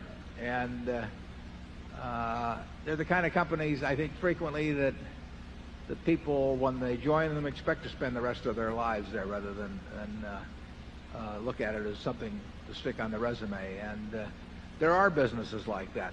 If you look at the businesses that we've bought in the last 3 or 4 years, there is real character to the businesses and to the people that build them. And that's why the people that build them stay on and feel very strongly about running them correctly, even though it can have no financial consequence to themselves whatsoever. So if you've got a list of those in England and you still have any strength left after your honeymoon, drop me a line. Zone 9, please. Good afternoon. Joshua Andrews from Omaha Northwest High School, Academy of Finance. Good. And on behalf of the Academy of Finance, we want to thank you for the tickets. There's 33 of us in attendance today. Terrific.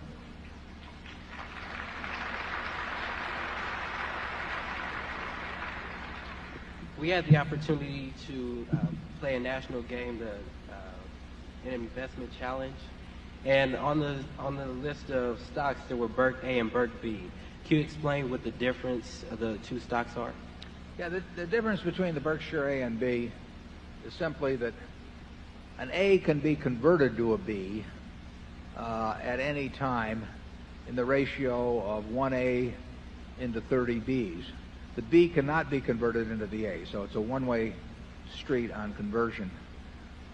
The economic value of the B is exactly 1/30th that of the A. So anytime the A ever gets any money of any kind, from dividends or liquidation or a merger or something of the sort, for every $30 that you get on the A, you're going to get $1 on the B. The two differences are that there is less voting power proportionately in the B, and the B does not participate in a designated contributions program that Berkshire runs, simply because that would be very, very hard to administer. And when we issued the B, we pointed out those two differences. The B should never sell for more than 1/30th of the price of the A. When it sells just a tiny bit above that, then arbitrage settles in as people buy the A and convert it to B and sell the B. Occasionally the B may be at a slight discount to the A because it's not convertible the other way.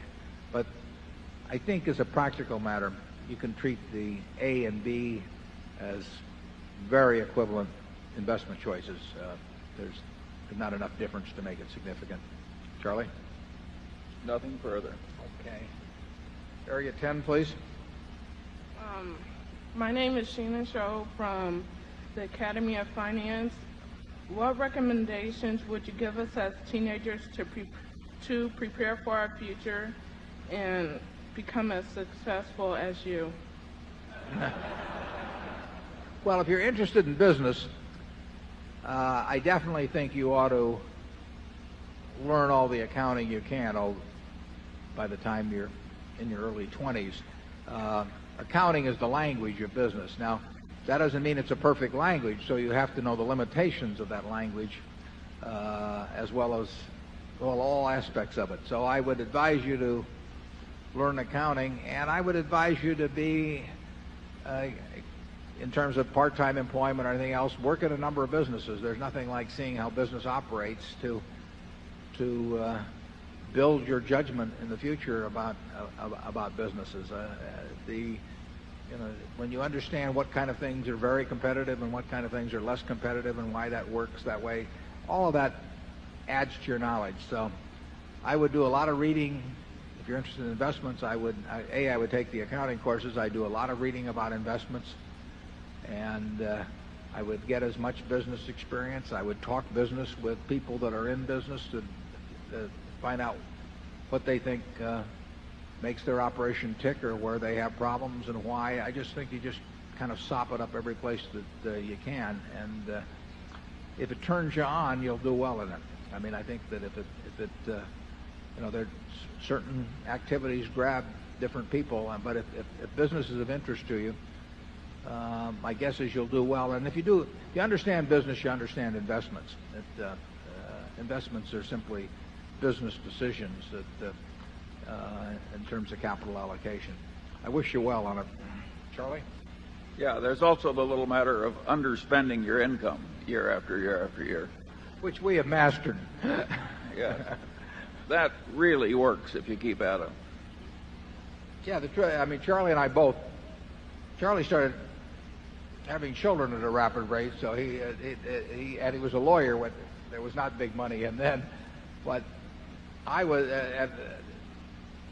any money you save before you get out and start having a family is probably worth any dollar is probably worth $10 later on, simply because you can save it. It's the time to save is young, and you'll never have a better time to save than really pre-formation of a family, because the expenditures come along then, whether you like them or not. So work for yourself first and put the money aside. I was lucky that way. I didn't have to pay for my own college. Probably wouldn't have gone to college if I'd had to pay for it. But I was able to save everything I made in my teens, and those dollars got magnified quite a bit. Whereas the money when I started first selling securities, I mean the money I made then was taken up by family needs to quite an extent. So start saving early. A lot of it's habit anyway, so it's a great habit to have. Okay, zone one, please. I'm Tony Alsnett from New York City. Following up on the questionnaire from London, in light of the current dearth of investment opportunities, do you see yourselves investing in non-U.S. companies which are well managed, understandable, and growing? Well, if we find such companies as you describe at a price that's half attractive, we're perfectly willing to buy them. So the answer to that is yes, but we would be looking to an extent worldwide, irrespective of market conditions in the United States. Now, market valuations in this country tend to be fairly well matched in most of the major countries. So there's been a bull market all over the world in a huge way in the bigger markets, and so unfortunately, I mean, it would have been nice for us if the U.S. market had tripled and other markets had stayed the same, and then we would be very likely to be finding things abroad. We're not finding them abroad, but we're certainly looking for the kind of thing you're talking about. We are not reluctant to invest abroad, and our all three of our largest holdings, American Express, Gillette, and Coke, and we're talking about $25 billion of market value there that we have.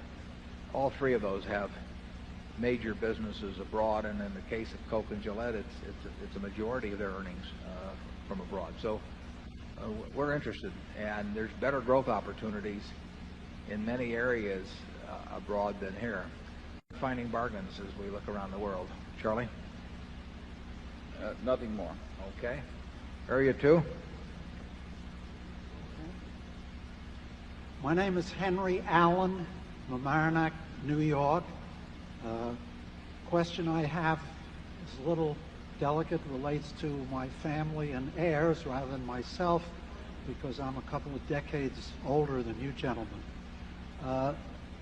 You've been very candid about the succession and the estate planning, but how will the recipients of huge grants, charitable grants, get the liquidity they need to use the money without unduly driving the stock down?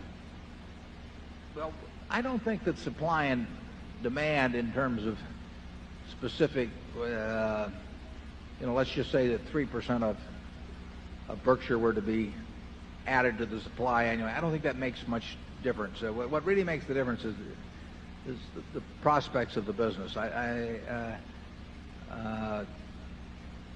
If my charitable foundation were operative today, it would have to sell.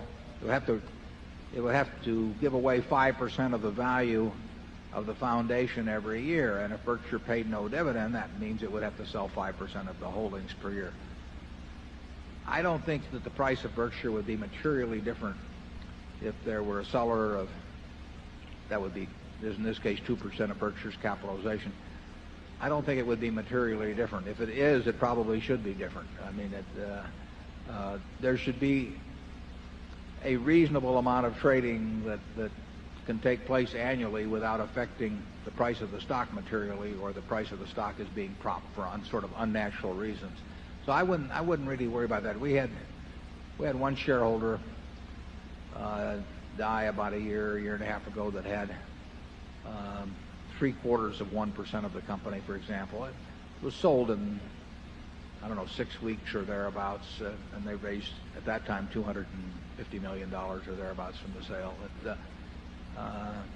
I am not worried about that. I'm worried about, I mean, I don't worry, but the key factor is, what are the prospects of the businesses? If the businesses are worth money, there are all kinds of companies on their stock exchange who are perfectly decent businesses where 30 or 40% of the stock turns over a year, and Berkshire's price should not be way different if 10% trades a year as opposed to the present 3%.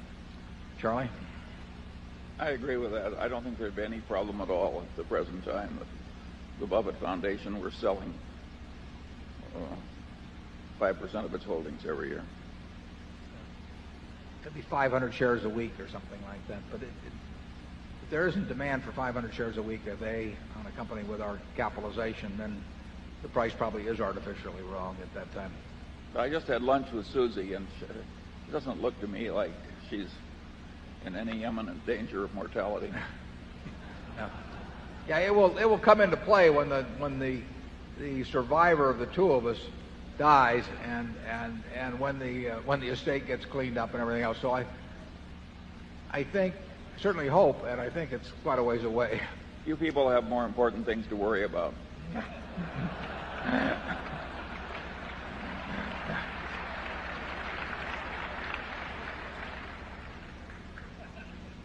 Zone 3, please. My name is Jim Howard. I'm from Syracuse, Indiana. My question is, does the book Buffettology by Mary Buffett present fairly, in all material respects, the calculations you used in evaluating the business for purchase, or did the lady just write a book? Well, it was written by two authors, but I would say that no, I would say that in a general way it gets at the investment philosophy, but I wouldn't say that it's not the book I would have written precisely, but I have no quarrel with it either. I actually think by reading Berkshire's reports, you should be able to get more. I would think you get more of our philosophy than in any other manner. I think Larry Cunningham, the fellow who held the symposium at the Cardozo School at Yeshiva, did the best job, actually, of sort of reconstructing the various things that have been written at Berkshire into sort of the best organized presentation of our philosophy. So and he's selling it right here. It's a very practical. Yeah, he had it at Borsheim, in the mall outside Borsheim yesterday, and Larry did a very good job, and I had nothing to do with it, but I think I really think he's done a first-class job of sort of organizing by topic. I mean, all these things that I've sort of written annually, and Charlie's written over time. So that would probably be my, if I were picking one thing to read, that would probably be the one. Okay, zone 4, please. My name is Leora Garner. I'm from Los Angeles, California, and I want to begin by thanking you for having Bob Hammond. It was a stroke of genius. I could shop at Borsheim's, and my husband was entertained while I did so. Well, Bob is not only the best bridge player around, but he is an entertaining guy, too. He's great. Yeah, he is great. I agree with you. My question. You owned Disney once before and sold it. You also owned advertising companies in the 70s, I believe. Right. And you sold them. Could we have some insight into your thinking as to why you sold them? I'm not sure I want to give you any insight into that thinking. Well, we'll start off with the fact that when I was 11, I bought some city service preferred at 38, and it went to 200, but I sold at 40. So, grabbing my $2 a share of profit. So everything we've ever sold has gone up subsequently, but some of them have gone up more painfully subsequently than others. And certainly the Disney sale in the 60s was a huge mistake. I should have been buying. I forget about holding. And that's happened many times. I mean, we think that anything we sell should go up subsequently because we own good businesses, and we may sell them because we need money for something else, but we still think they're good businesses, and we think good businesses are going to be worth more over time. So everything virtually that I can think of has gone on to sell it at a lot more money, for a lot more money, and I would expect that would continue to be the case. That's not a source of distress, but I must say that selling the Disney was a mistake, and actually the ad agencies have done very well since we sold them too. Now maybe some of that money went into Coca-Cola or something else, so I don't worry about that. I would worry, frankly, if I sold a bunch of things right at the top, because that would indicate that in effect I was practicing the bigger fool type approach to investing, and I don't think that can be practiced successfully over time. I think the most successful investors, if they sell at all, will be selling things that end up going a lot higher because it means that they've been buying into good businesses as they've gone along. Charlie? Well, I'm glad that the questioner brought this touch of humility because it is really useful to be reminded of your errors. I mean, and I think we're pretty good at that. I mean, we kind of mentally rub our own noses in our own mistakes. And that is a very good mental habit. Warren can tell you the exact number of cents per share that he sold at and compare it with the current price. It actually hurts him.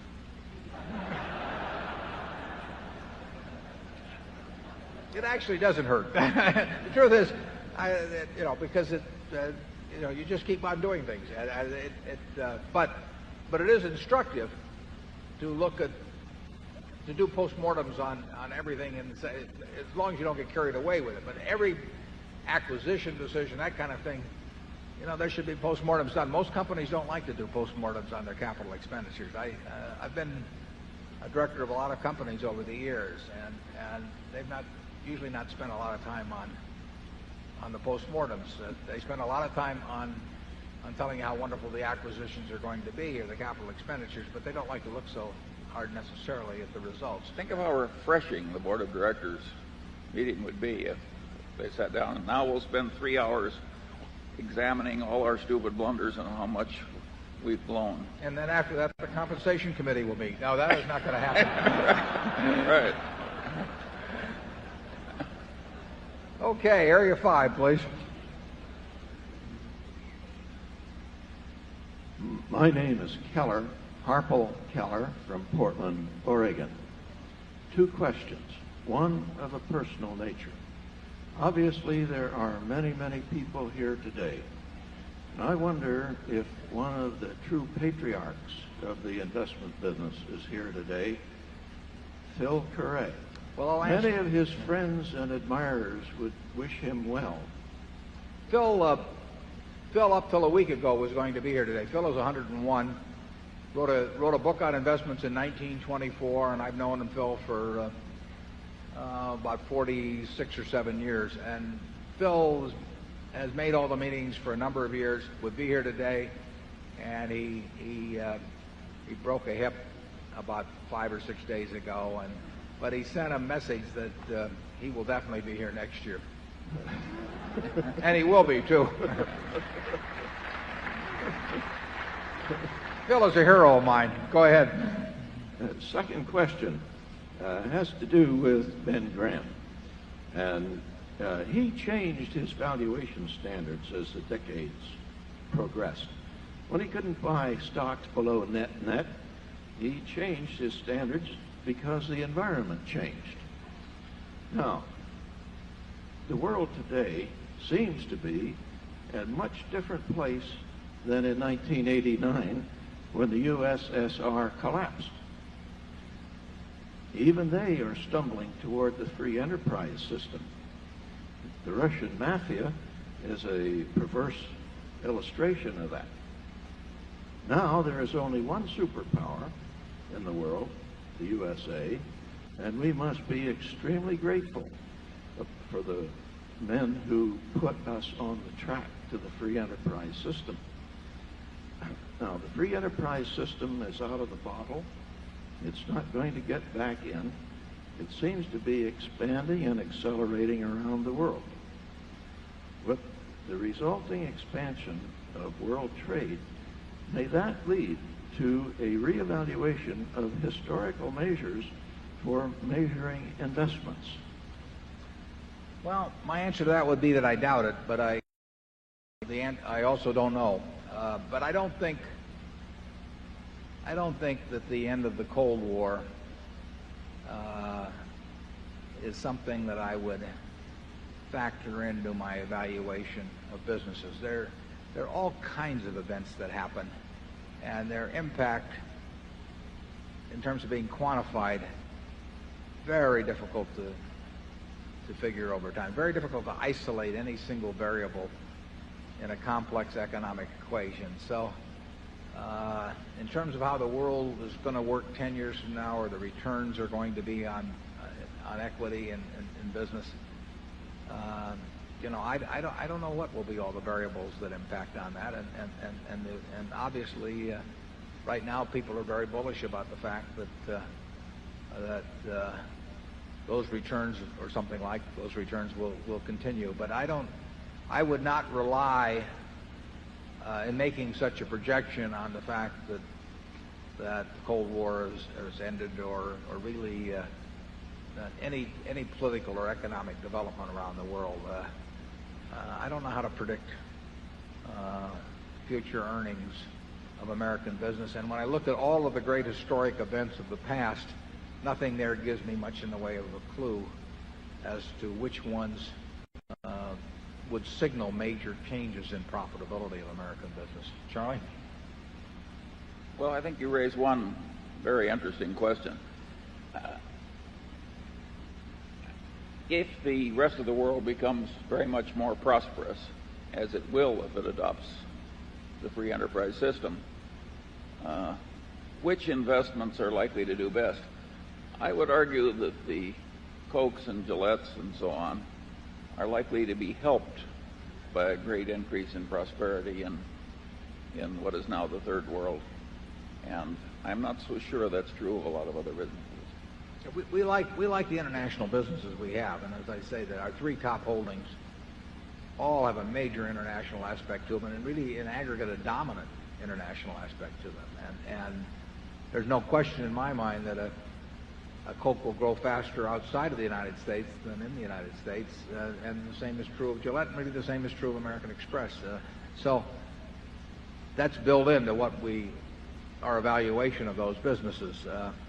But I felt that way before 1989 too. I mean, it's very hard to evaluate how the ball is going to bounce generally, but around the world. But it is a plus to have products such as Gillette has or Coke have that have demonstrated the fact that they travel extraordinarily well around the world. The people crave those products, and that they're going to. No one's going to find a way to do it better than those two companies in their respective fields. So, and they sell an inexpensive products. So, all of that's going for us. But in terms of how stocks generally sell or the profitability of American business generally is in the future, it doesn't help me much. Charlie, any more on that? No more. Okay. Area 6. Hi, my name is Bartley Cohen. I just want to thank you for a great weekend, and my question is, after you bought Dairy Queen, I heard they put Coca-Cola into all the stores, but yesterday when I went to the Nebraska Furniture Mart, they said they don't take American Express. And my question is,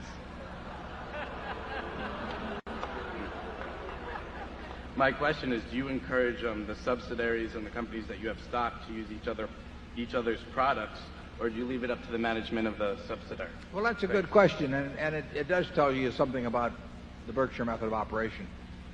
We tell each subsidiary to run their business in the way that they think is best for their operation. And Borsheim's takes American Express, See's takes American Express, the Furniture Mart doesn't, for example. But that'll be true in other areas too.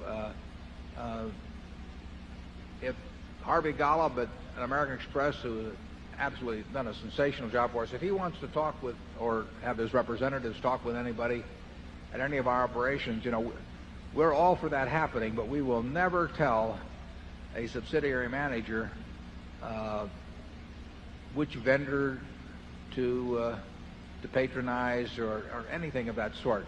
Once we start making decisions for our managers in that respect, then we become responsible for the operation, and they're no longer responsible for the operation. They are responsible for their operations, and that means they get to call the decisions, and they should do what is best for their subsidiary, and it's up to any other company that wants to do business with them to prove why that is best for them. And that's the Berkshire approach to things. And I think on balance, our managers like it that way. So they're not getting second-guessed, and somebody can't go over their head. I get letters all the time from people who are trying to jump over the heads of our managers, and they want us to say this advertising agency should be used or that and that sort of thing. And it doesn't work at Berkshire. They deal with the managers of the businesses, and they're not going to get around them. Charlie?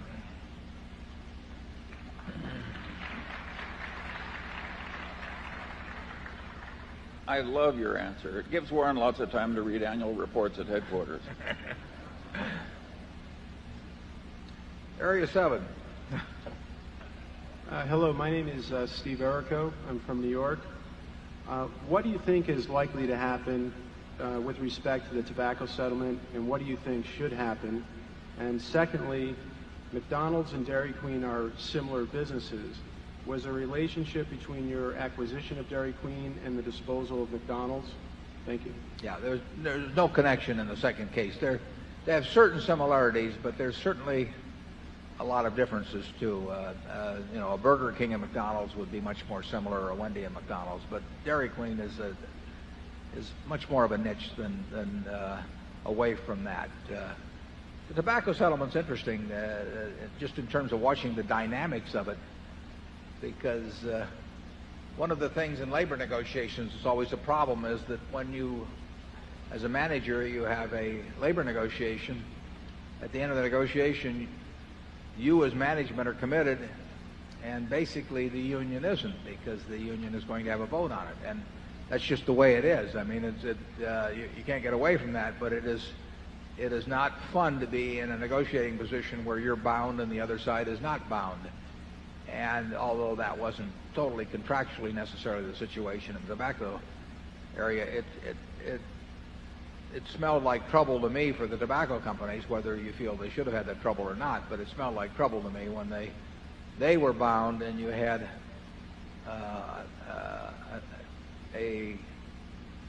another side that was not bound in any way, and where there were lots of political considerations, and where there was a lot of time was going to expire. I mean, that did not smell to me like a deal that would stick. And I don't know any of the tobacco executives that were involved in that, but I don't know how much they agonized over getting in a position where they were bound and the other party wasn't. But I can tell you from labor negotiations that's not a pleasant place to be, and it's not a great strategic place to be. Charlie, what do you think on that? I don't feel I've got any great expertise in this situation. Well, neither did I, but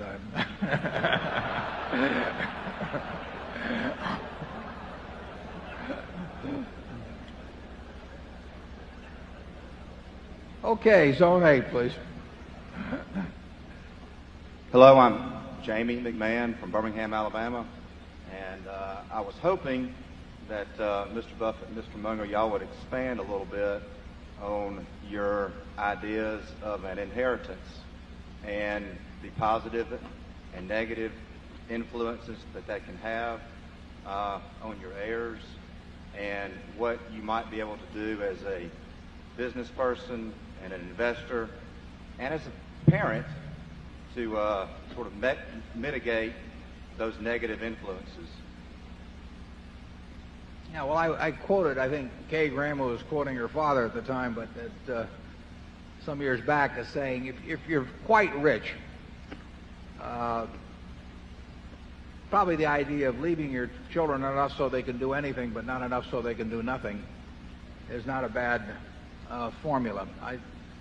I think if you're talking about people that aren't quite rich, I've seen, socially I wouldn't have a system that involved inheritances, but recognizing the situation that exists, I think probably at lower levels that leaving to the children in this society is perfectly okay. But I believe enough in a meritocracy that if I were devising the system with a consumption tax and everything, I would probably make inheritance a form of consumption that would be very heavily taxed, because I don't believe that because you happen to be come out of the right womb, essentially, that you are entitled to live an entirely different life than somebody who wasn't quite as lucky in terms of womb selection. But in my own case, I follow the enough so they can do anything, but not enough so they can do nothing. I think that society showered all these. I was very lucky. I was wired the right way at the right time in history to do very well in this kind of a market economy where, as Bill Gates has told me, if I was born some thousands of years ago, I'd been some animal's lunch. I don't run very fast, and there are different assets that are useful at different times, and I'm not wired to play championship bridge or championship chess, or I'm not wired to be a basketball star or anything. It just so happens I'm in an area where it pays off like crazy to be good at capital allocation, and that doesn't make me a more worthwhile human being than anybody else or anything. It just means I was lucky, and should that luck in effect enable many generations of people that are good at womb selection to do nothing in this world, I would have some reservations about that. So that's my own feeling on inheritance. But Charlie has a bigger family, and he can give you a better answer.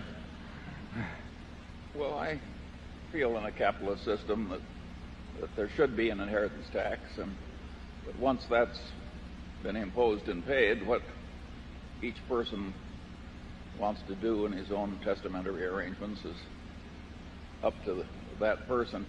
I see very few people that I regard as ruined by money. Many of the people that I see ruined who have money would have been ruined without money. And I think the percentage of the people that are going to be living the life of the French aristocracy before the revolution is always going to be very small, and there are plenty of grasping people to take the money away from the incompetents who inherit it. I don't think we have to worry about a whole class of incompetents ruling the world as their money cascades ever higher. So I like a fair amount of charity, and certainly some testamentary charity is okay. But I feel it's an individual choice that people have to make. You get a choice there. Number 9.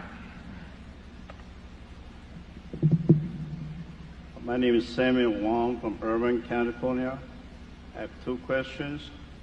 Question number 1, do you think the USA market is overvalued today?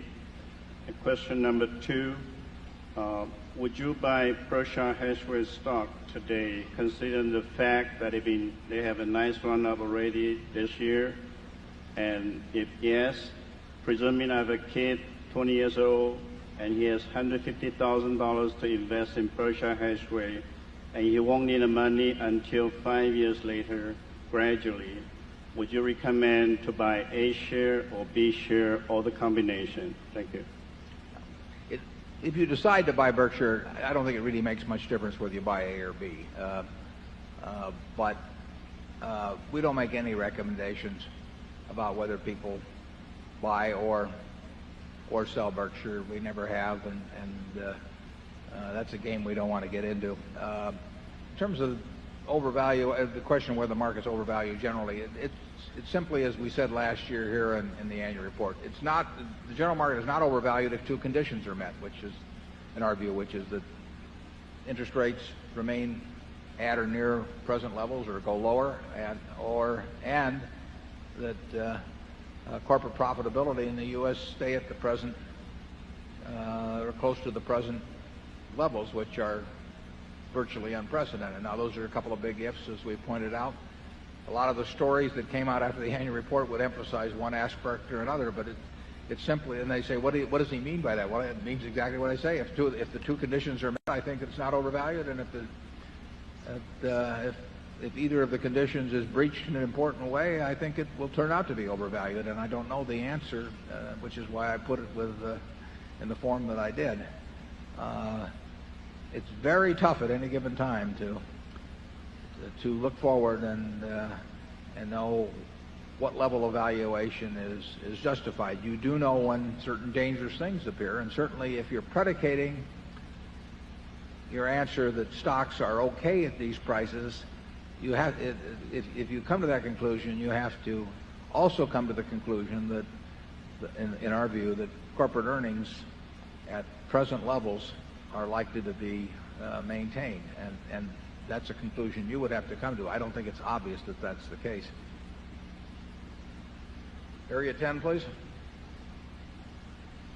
Good afternoon. My name is Jamie Harmon, and I'm from Boston.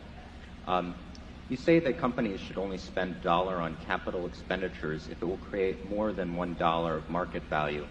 I'm wondering, how do you determine this? Is it based on A, historical returns on capital, B, a qualitative judgment of the company's competitive position, C, a quantitative projection of the returns on capital, or D, something else? Yeah. Well, it's based on all of those factors you mentioned and more, but in the end, we can say to date, every dollar we've retained has been worthwhile, because on balance, those dollars have produced more than $1 of market value, and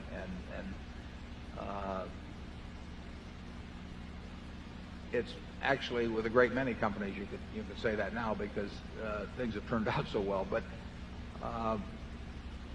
it would be a case, the check on it is if after 3 or 4 years you found that the dollars we retained haven't created more of that in value, then the presumption becomes very strong at that point that we should start paying out money.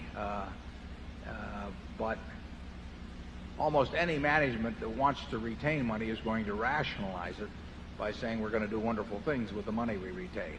And we think there should be checks on that, which is why in the report, in the ground rules, I suggest making checks on the validity of those projections.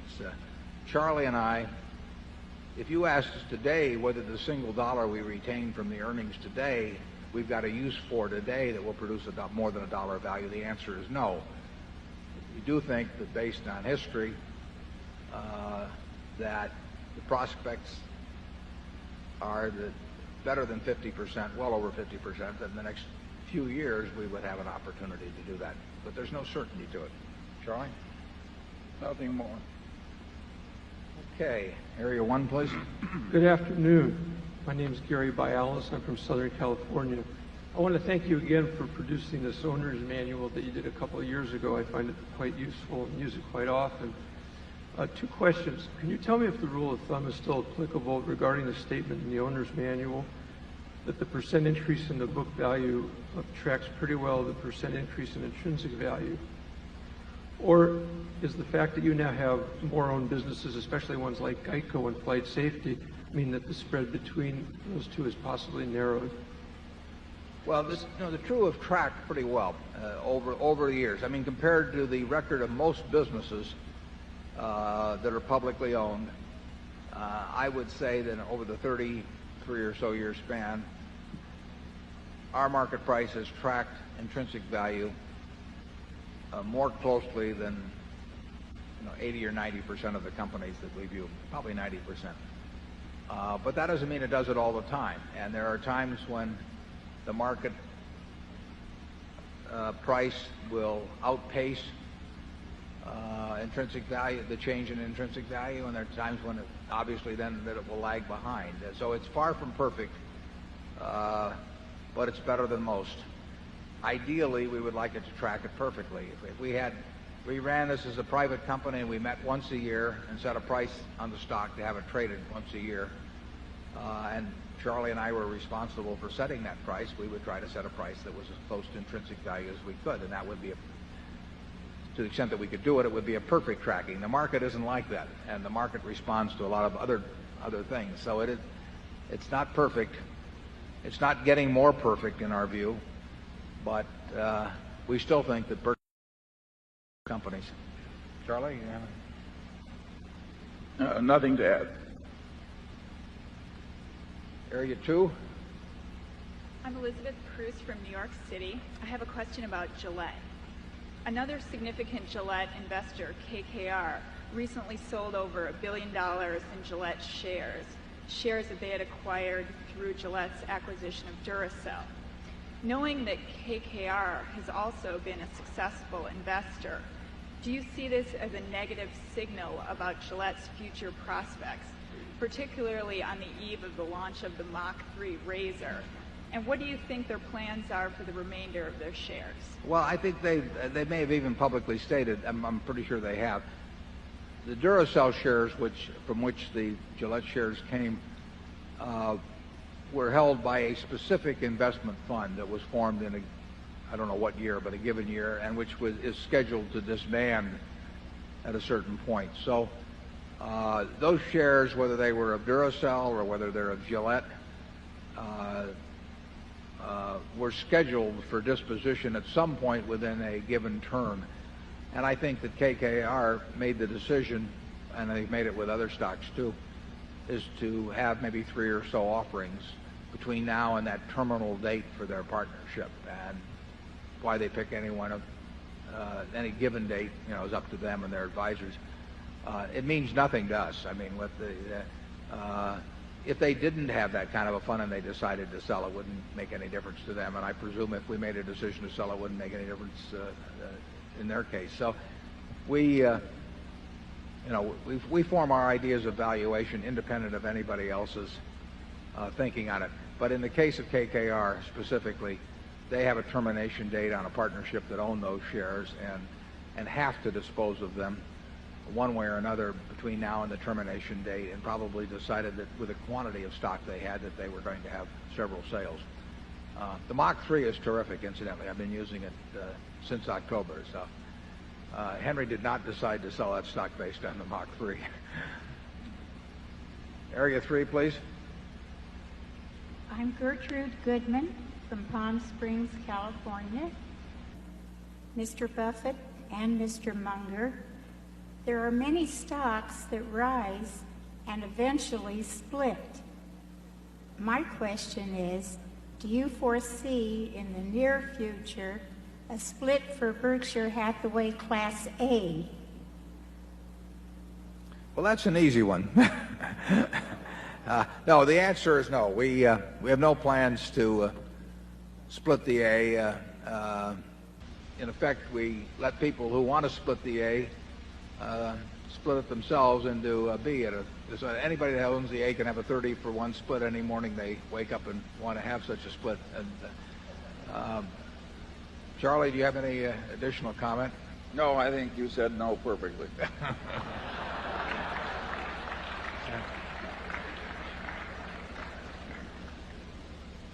We don't take that attitude because we're cavalier about how shareholders feel. We really think that in the long-range interest of Berkshire, that the policy we followed on not splitting has benefited the company and shareholders. Nothing dramatic about it, but I think that we have a better class of shareholders in aggregate in this room than we would have if we were selling at $3 a share or $30 a share or maybe even $300 a share. Area 4, please. Good afternoon, Mr. Buffett and Mr. Munger. My name is Jack Sutton from New York City. I have two questions. The Japanese stock market has been likened to the U.S. market in 1974. With Japanese stocks selling at very low price-to-book values as compared to U.S. stocks, would it not make sense to invest in a basket of Japanese stocks or an index fund of Japanese stocks? Question number 2. Berkshire Hathaway tends to invest in companies with high margins and high return on common equity. Berkshire's investment in the airline business seems to have digressed widely from those principles. Could you elaborate on why Berkshire invested in the airline industry, and would Berkshire consider new investments in the industry in the future? And going to the first question, the reason that, and I don't know the exact figures, the Japanese stocks would sell at a lower price-book ratio than U.S. stocks is simply because Japanese companies are earning far less on book than American companies, and earnings are what determine value, not book value. Book value is not a factor we consider. Future earnings are a factor we consider, and as we mentioned earlier this morning, earnings have been poor for a great many Japanese companies. Now, if you think that the return on equity of Japanese business is going to increase dramatically, then you're going to make a lot of money. I mean, and you're correct, you're going to make a lot of money in Japanese stocks, but the return on equity for Japanese businesses has been quite low, and that makes a low price-to-book ratio very, very appropriate because earnings are measured against book. And if a company's earning 5% on book value, I don't want to buy it at book value if I think it's going to keep earning 5% on book value. So a low price-book ratio means nothing to us. It does not intrigue us. In fact, if anything, we are less likely to look at something that sells at a low relationship to book than something that sells at a high relationship to book, because the chances are we're looking at a poor business in the first case and a good business in the second case. What was the other question on Charlie? Buying it. Airlines. Oh, yes, I always repress everything on airlines. I don't want to. No, we've never bought an airline common stock that I can remember. So what we did was we lent money to U.S. Air for a 10-year period, and we had a conversion privilege there. It looked like it was a terrible mistake. I made the mistake, but we got bailed out. But we never made the determination. When we bought our stock, U.S. Air was selling at $50 a share or thereabouts, the common. And we didn't have an interest in buying U.S. Air at 50 or 40 or 30 or 20. And we got a chance to as things went along, all the way down to 4. And we never bought it.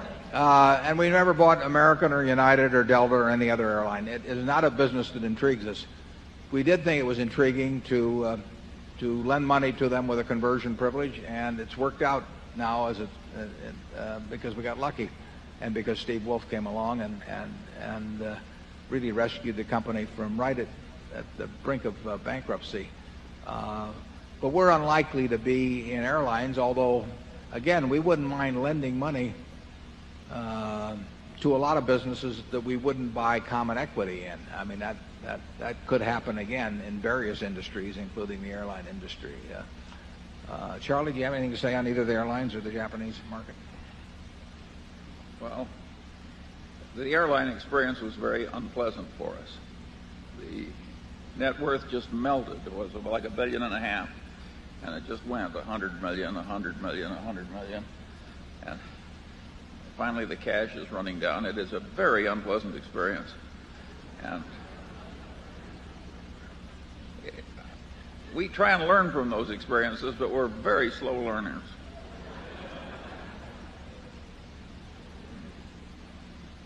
Japanese market? Yeah. Oh, the Japanese market. I suppose anything could happen. After all, we bought silver.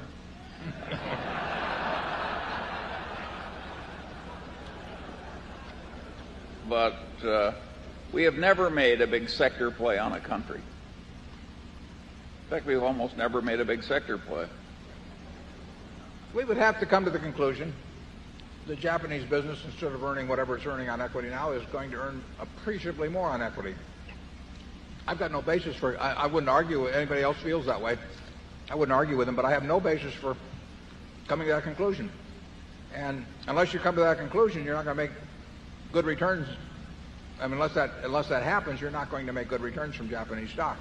You can't earn a lot of money from businesses that are earning 5% on or 6% on equity. And I look at the reports, but I don't see the earning power now. Now maybe it'll all change. I mean, there's talk of, well, there's already been a small temporary tax cut, but corporate tax rates are quite high, as you know, in Japan, and they used to be 52% here in the United States. Now they're 35%. So you could have things happen that increase corporate profits, but I don't have any special insight into that anyone that reads the press generally would not have. There are also readings in corporate culture that have to be made. Owning stock in a corporation where you know that if shareholders or somebody else has to suffer, the choice is likely to be that somebody else will be chosen.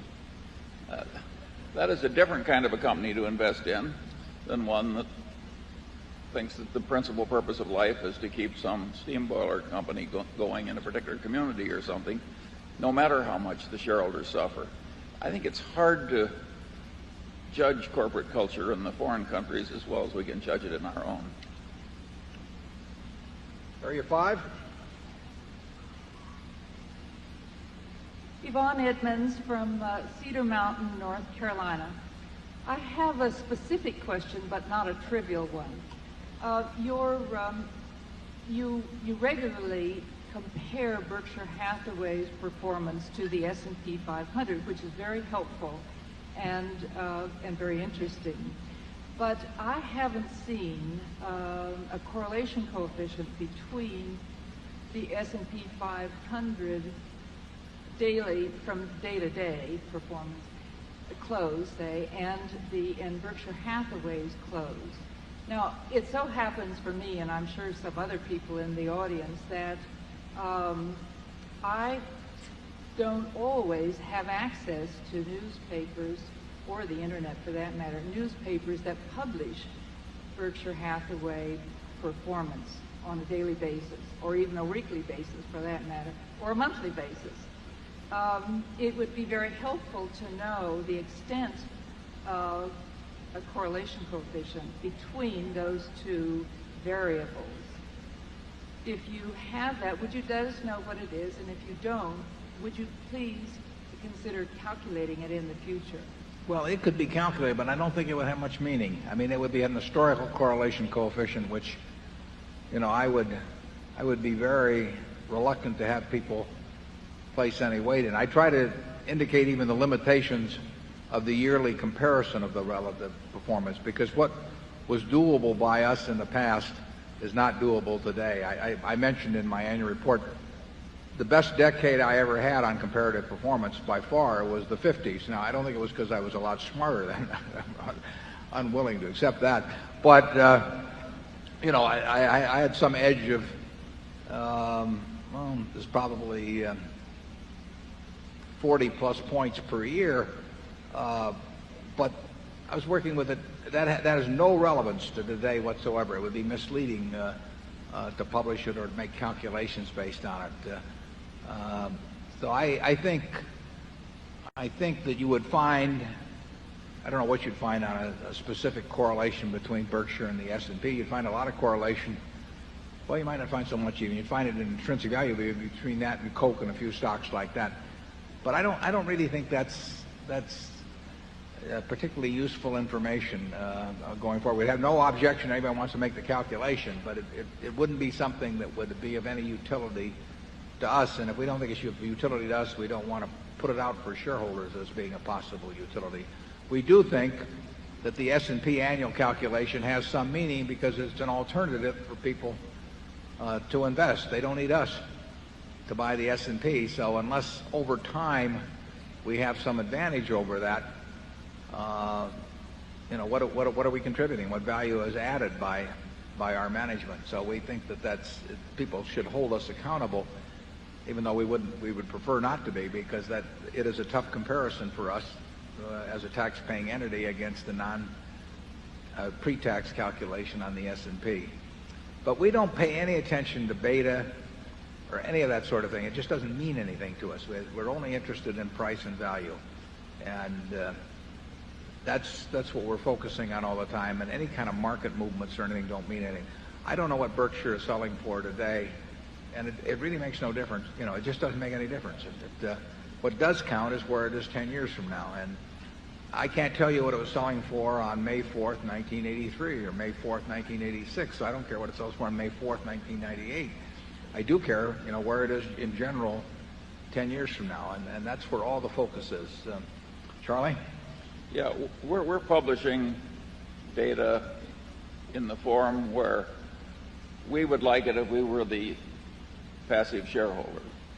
And so you're getting the data and you're getting it on a time schedule based on what we would want if we were in your position. And we don't think the correlation coefficients would help us.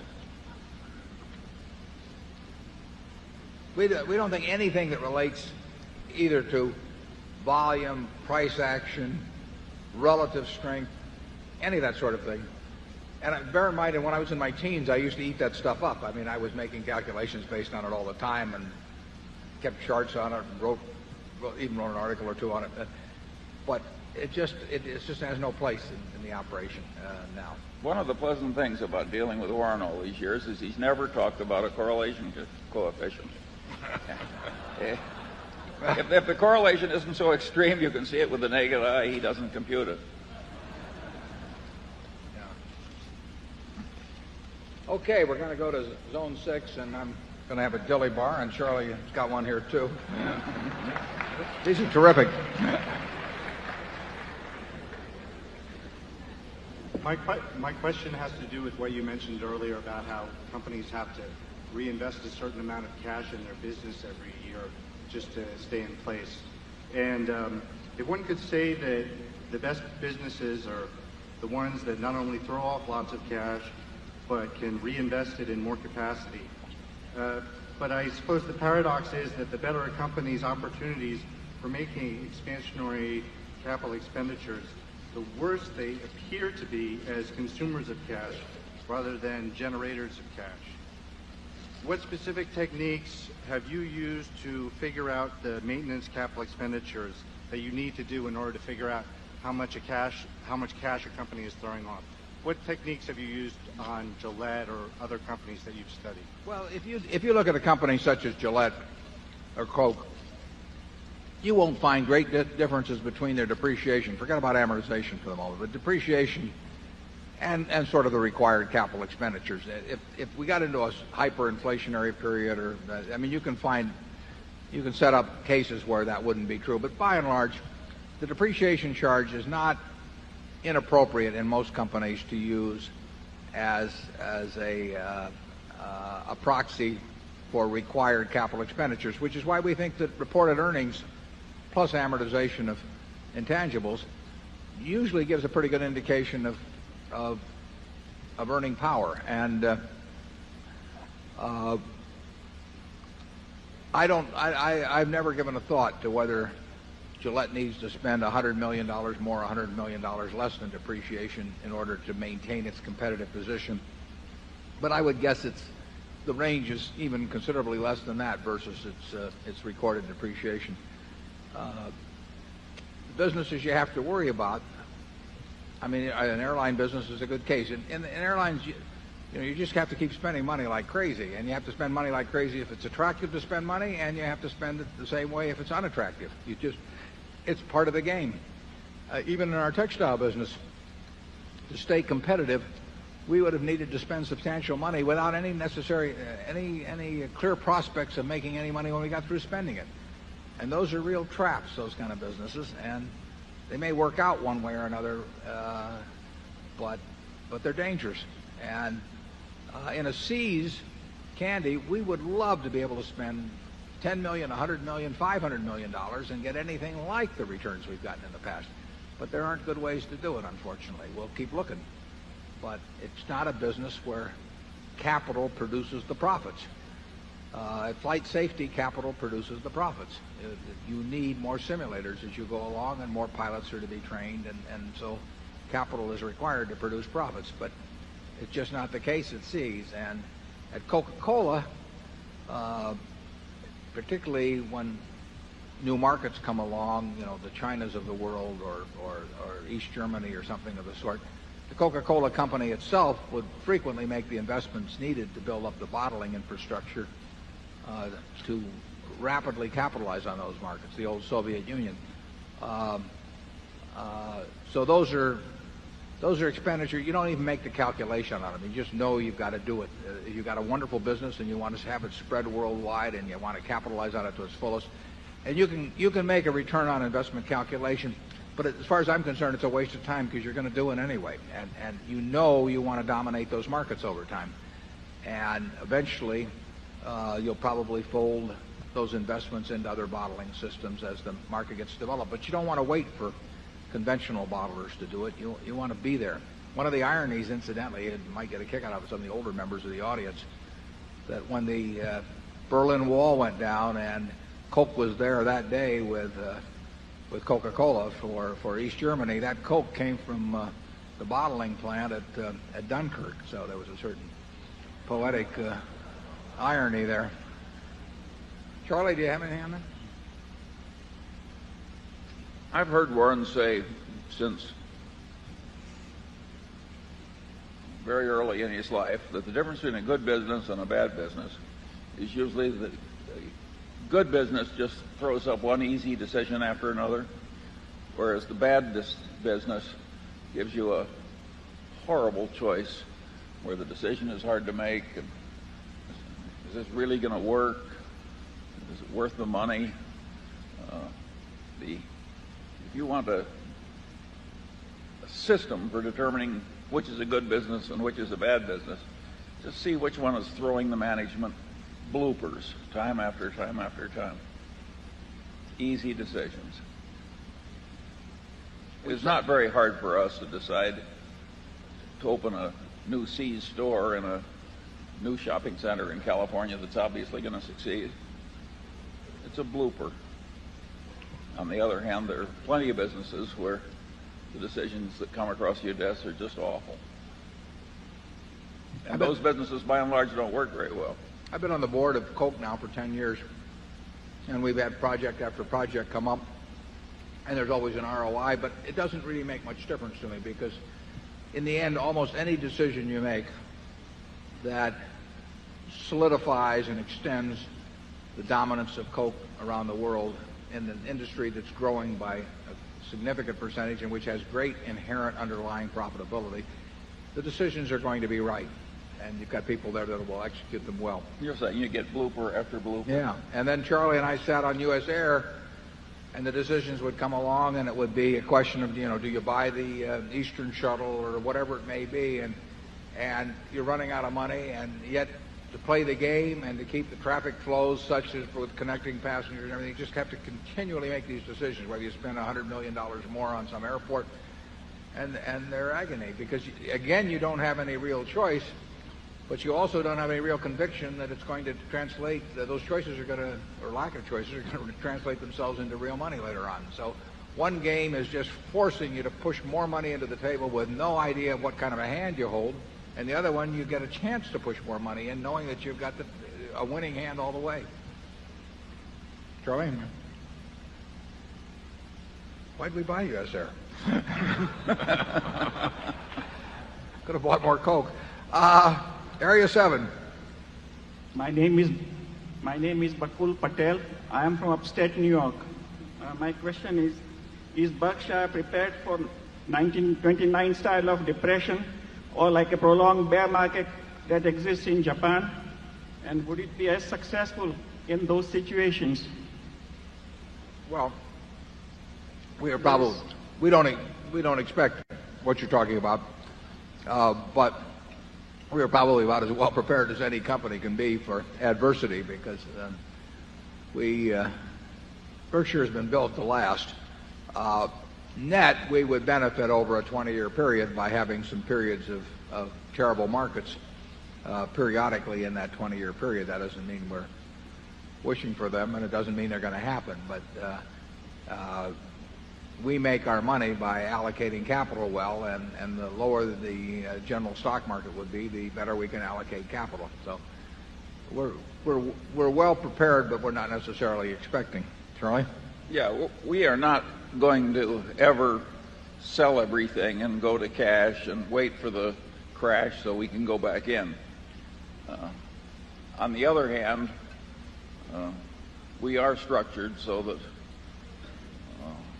I think net a lot of turmoil in the next 20 years will help us, not hurt us.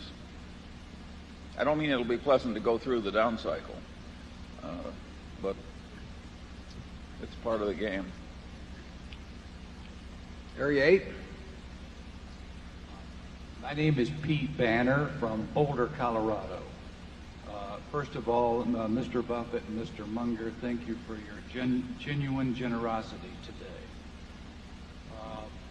Berkshire closed yesterday. The A share was about, or Friday, $69,000, and the B share was about $2,300.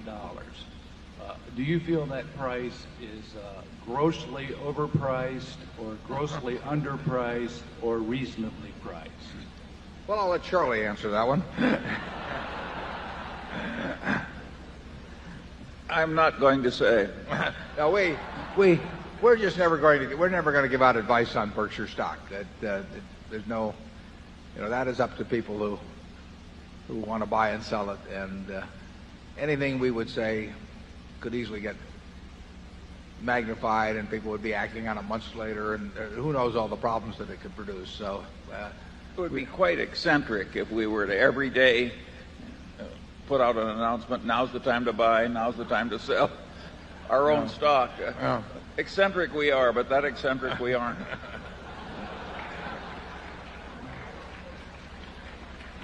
Area 9. I'm Irene Finster, your longtime partner from Tulsa, Oklahoma. Hi, Irene. Yeah, Irene has a soda fountain. You ought to go visit her. First, I want to thank you for giving your shareholders the opportunity to select their own charities. And second, I'm very concerned about your health due to your diet of red meat.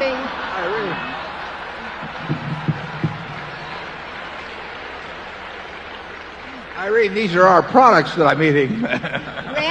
red meat, candy, ice cream, and that's just what I do.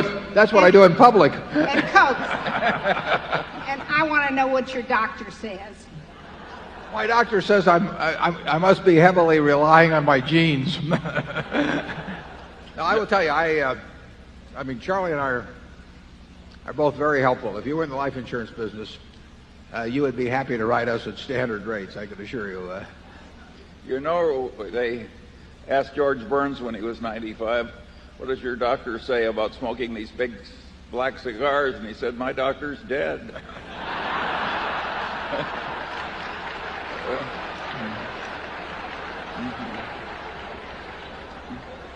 Charlie and I played bridge with George when he was about 97, I'd say, at the Hillcrest Country Club, and there was a big sign behind him that said, no smoking by anyone under 95.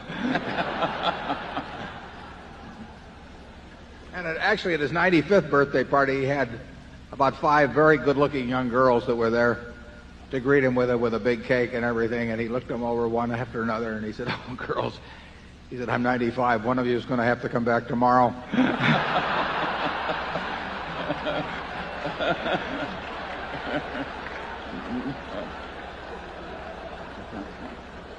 We're very big on George Burns in recent years. Area 10. My name is Hubert Vos. I'm from Santa Barbara, California. Earlier this morning, you made a comment that if the market fell, you would be spending less time on the internet because you'd be very busy. And this has reinforced an impression I have had that the cash flows of Berkshire Hathaway are enormous, but that possibly in the last 12 months you've been investing less than you had previously. And if so, if this is correct, what does that say about waiting for attractive values? How long are you willing to wait? And what does that say to the investment public in their own habits? Well, you're correct that we have not found anything to speak of in equities in a good many months. And the question of how long we wait, we wait indefinitely. We are not going to buy anything just to buy something. We will only buy something if we think we're getting something attractive. And incidentally, if things were 5% cheaper, or 10% cheaper, that wouldn't change anything materially. So we have no idea when that period ends. We have no idea whether, as I've said, it can turn out that these valuations are perfectly appropriate if returns on equity stay where they are. But they are, even then, they aren't in the least mouth-watering. So we won't feel we've missed anything particularly if returns stay where they are, because if it turns out that these levels are okay, they still will not produce great returns from here in our view. That doesn't mean you couldn't have a tremendous market in the short term or something of the sort. You know, markets can do anything. I mean, you look at the history of markets and you just see everything under the sun. But we will not, you know, we have no time frame. If the money piles up, the money piles up, and when we see something that makes sense, we're willing to act very fast, very big, but we're not willing to act on anything that doesn't check out in our view. You don't get paid for activity, you only get paid for being right. Charlie? Yeah, an occasional dull stretch for new buying. This is no great tragedy in an investment lifetime. And other things may be possible in such an era too. I mean, it isn't like we have a quiver with only one arrow. We sat through periods before. I mean, the most dramatic one being the early 70s, late 60s and early 70s. For a long time, it doesn't seem so long when you look back on it. It seems long when you're going through it, but it's like having a tooth pulled or something. But it's, you know, what can you do about it? The businesses aren't going to perform better in the future just because you got antsy and decided you had to buy something. We will wait till we find something we like. We'll love it when we can swing in a big way, though. That's our style. Area 1. Larry Pitkowski, Millburn, New Jersey. Berkshire seems never to have made any real, pure real estate investments, with the not counting facilities the operating companies might own, with the exception of Wesco's involvement in the residential project in California. I was wondering if you've ever looked at a real estate transaction and tried to apply the same filters, meaning competitive advantages, returns on capital, that you do in operating companies.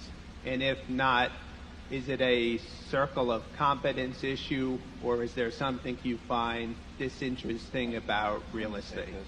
You want to take it? Okay, Charlie wants to take this one. Let me take this one, because here's a area where we have a perfect record that extends over many decades. We have been demonstrably foolish in almost every operation that had to do with real estate we've ever touched. Every time we had a surplus plant and didn't want to hit the bid and let some developer kind of take an unfair advantage of us, we would have been better off later if we'd hit the bid and invested the money in fields where we had the expertise. That housing track that I developed because I didn't want to let the zoning authorities rob me the way they wanted to. I wish I had let them.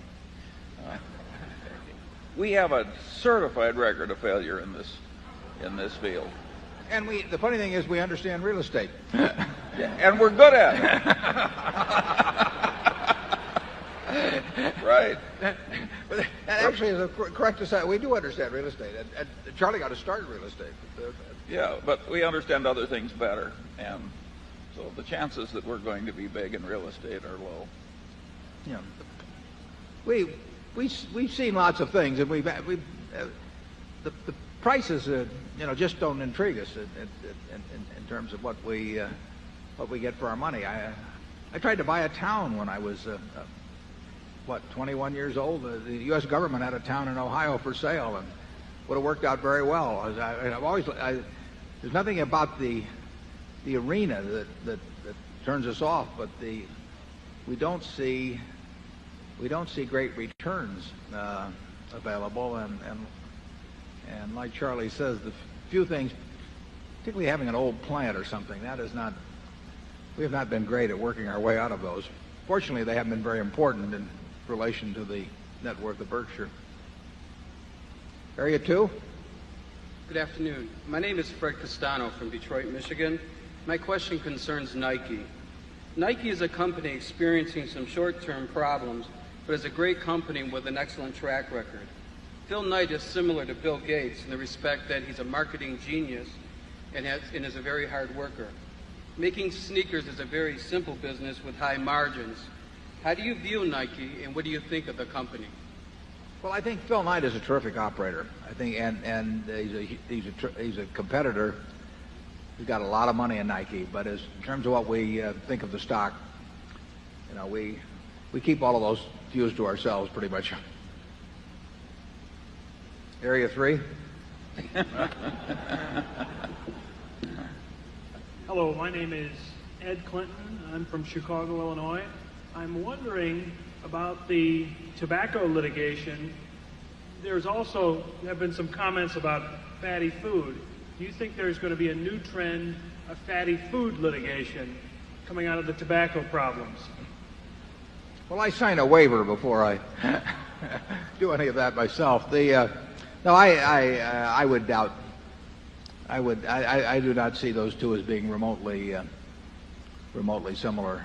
But, Charlie, do you have any different views on that? Well, I think the traditional tort system is particularly ill-suited for solving what might be called the tobacco health problem. So I regard that whole thing as sort of a Mad Hatter's Tea Party. And we sit out from afar.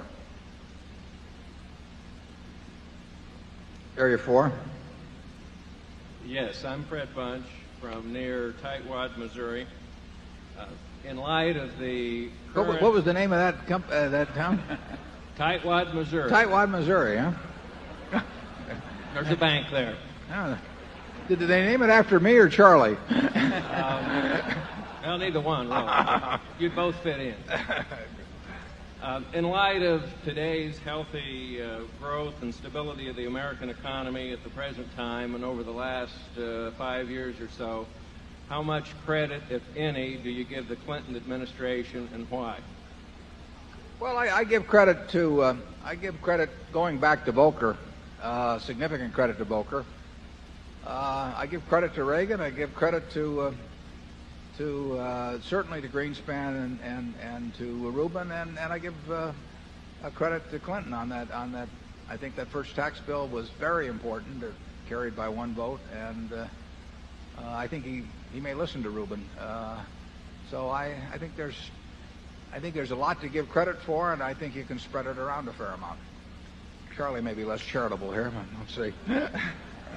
No, I've got no great quarrel with the way the country's economy is performed. I think it's way better than any of us would have predicted. Area 5. My name is Travis Keith. I'm from Dallas, Texas. And my question regards what Philip Fisher referred to as scuttlebutt. When you've identified a business that you consider to warrant further investigation, more intense investigation, how much time do you spend commonly, both in terms of total hours and in terms of the span in weeks or months that you perform that investigation over? Well, the answer to that question is that now I spend practically none because I've done it in the past. And one advantage of allocating capital is that an awful lot of what you do is cumulative in nature, so that you do get continuing benefits out of things that you've done earlier. So by now, I'm probably fairly familiar with most of the businesses that might qualify for investment at Berkshire. But when I started out, and for a long time, I used to do a lot of what Phil Fisher described. I followed his scuttlebutt method, and I don't think you can do too much of it. Now, the general premise of why you're interested in something should be 80% of it or thereabouts. I mean, you don't want to be chasing down every idea that way, so you should have a strong presumption. You should be like a basketball coach who runs into a 7-footer on the street. I mean, you're interested to start with. Now you got to find out if you can keep him in school, if he's coordinated and all that sort of thing. That's the scuttlebutt aspect of it. But I believe that as you're acquiring knowledge about industries in general, companies specifically, that there really isn't anything like first doing some reading about them and then getting out and talking to competitors and customers and suppliers and ex-employees and current employees and whatever it may be. And you will learn a lot.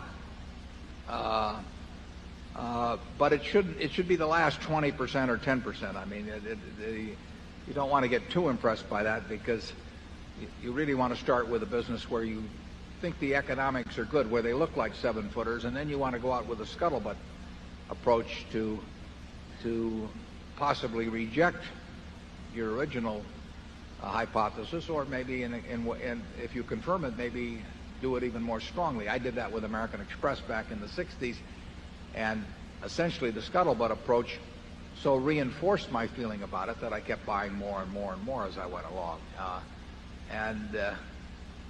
If you talk to a bunch of people in an industry and you ask them what competitor they fear the most and why they fear them and all of that sort of thing, you know, who would they use the silver bullet of Andy Groves on and so on, you're going to learn a lot about it. You'll probably know more about the industry than most of the people in it when you get through, because you'll bring an independent perspective to it, and you'll be listening to everything everyone says rather than coming in and with these preconceived notions and just sort of listening to your own troops after a while.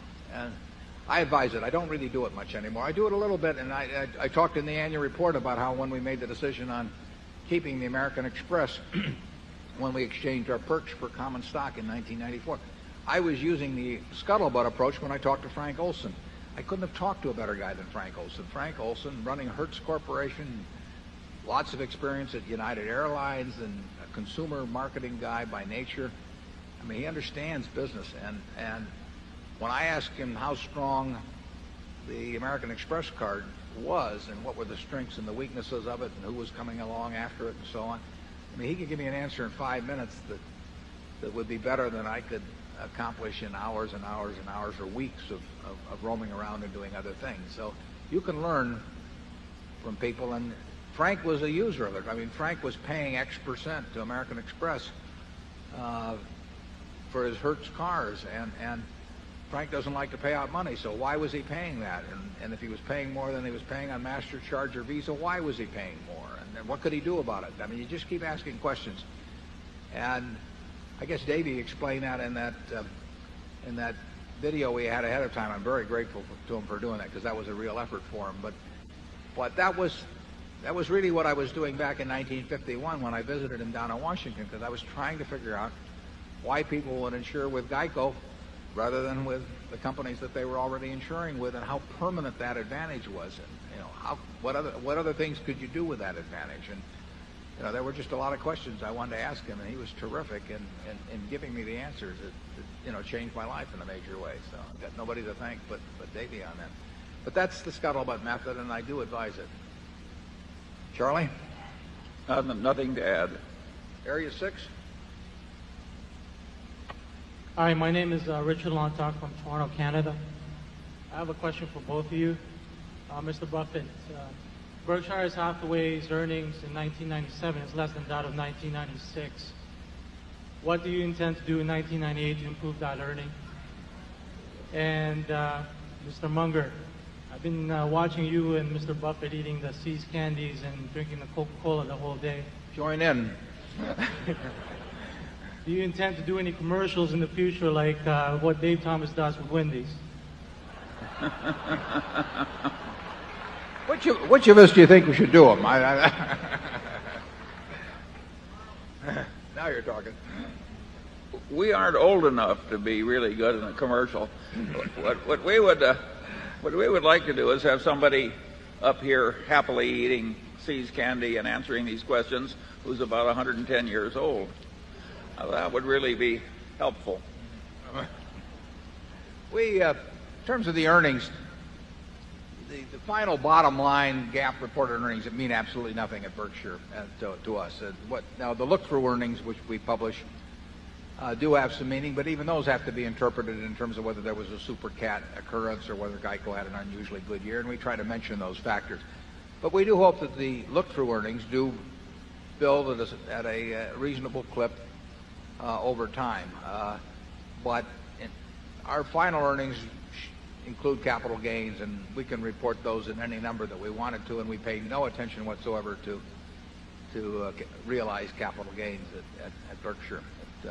The IRS does, but and that's why we may send them $1 billion or more this year. But they mean nothing in terms of measuring our progress.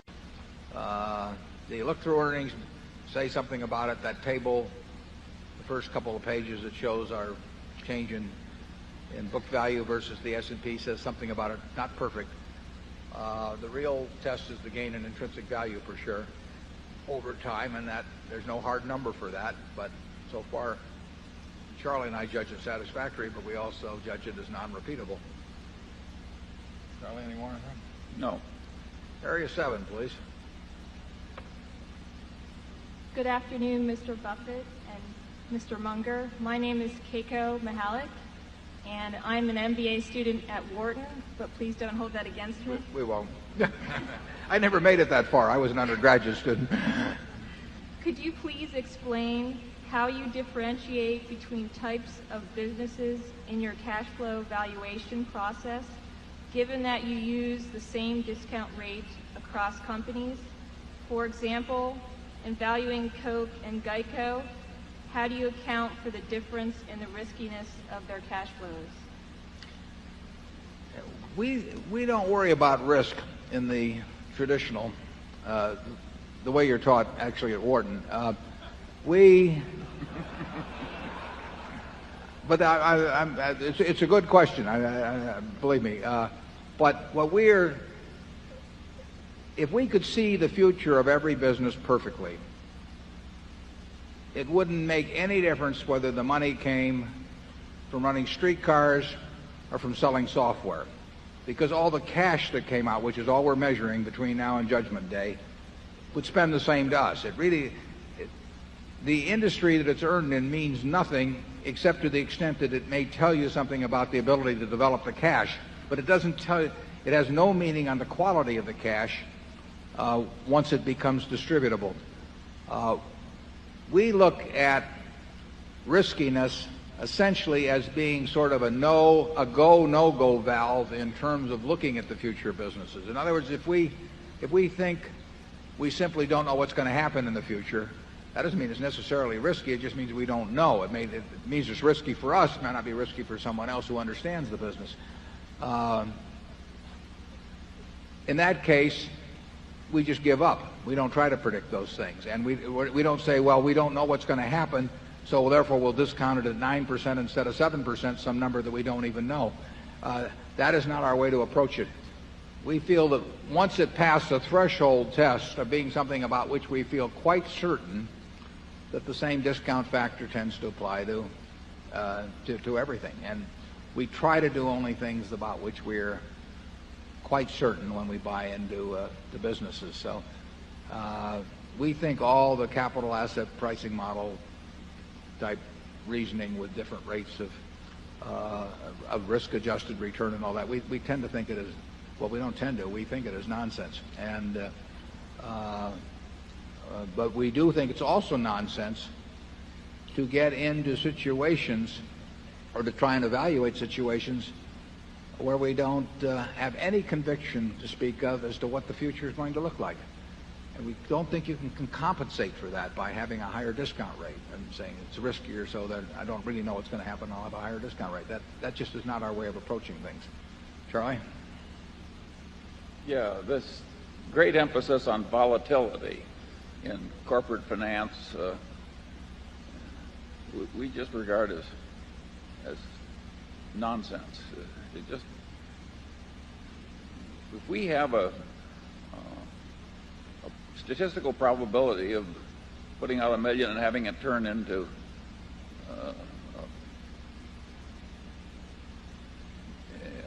put it this way, as long as the odds are in our favor and we're not risking the whole company on one throw or anything close to it, we don't mind volatility in results. What we want is the favorable odds. We figure the volatility over time will take care of itself at Berkshire. If we have a business about which we're extremely confident as to the business result, we would prefer that it have high volatility than low volatility.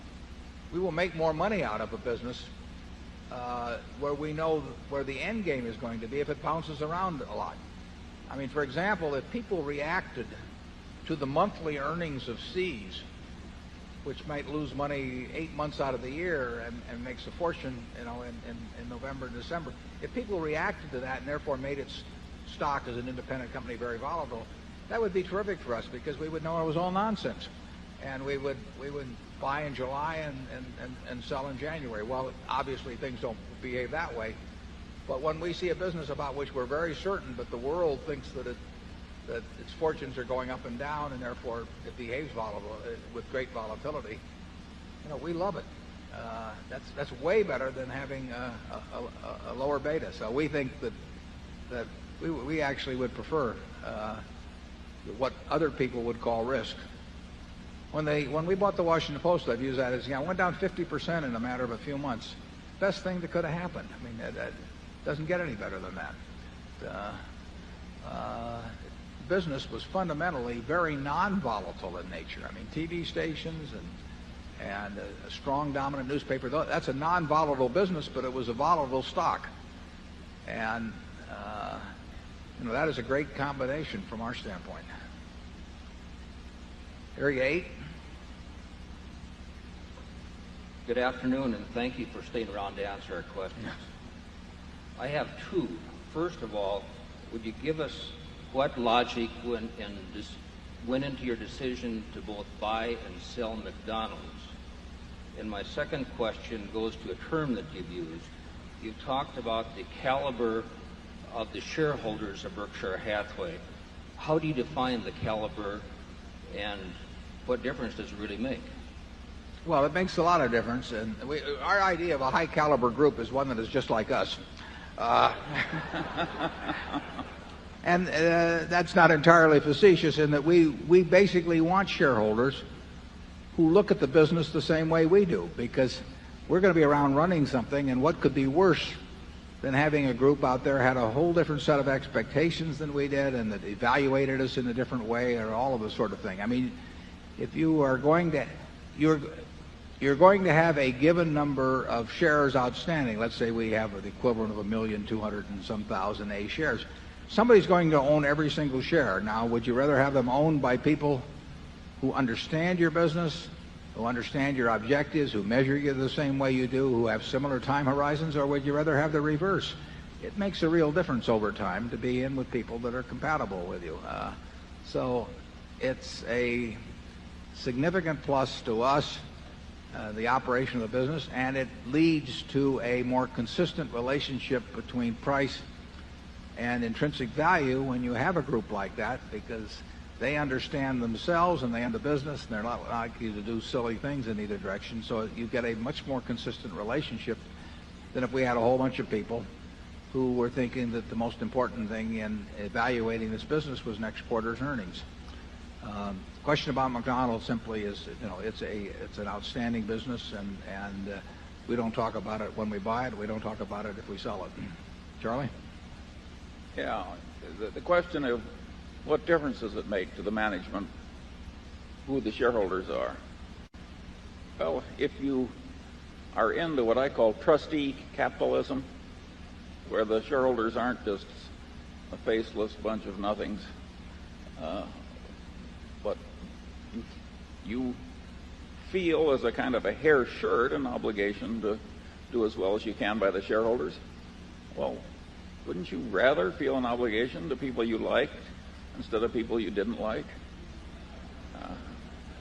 Yeah, let's say you were running a business and you had a choice of three owners. You could have 100% of it owned by whatever your favorite philanthropy is. You could have 100% of it owned by the U.S. government, and you could have 100% owned by, the worst person you can think of in your hometown. I mean, I think it would make a difference in how you felt about going to work every day. Number 9.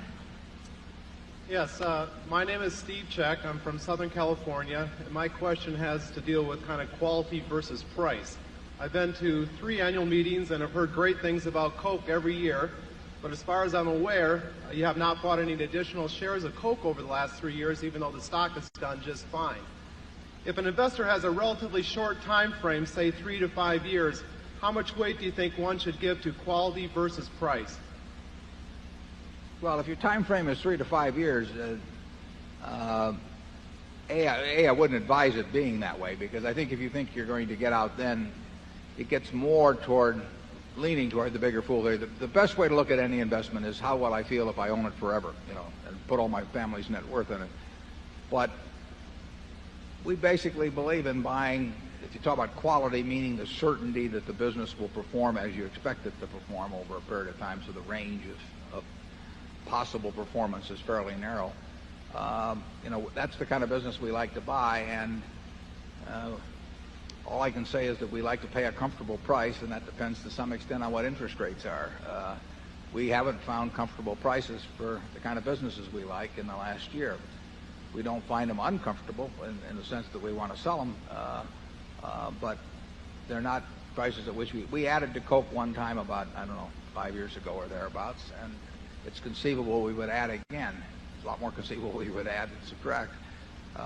But that's the way we feel about most of the businesses. We did make a decision last year that we thought bonds were relatively attractive, and we trimmed certain holdings and eliminated certain small holdings in order to make a bigger commitment in bonds.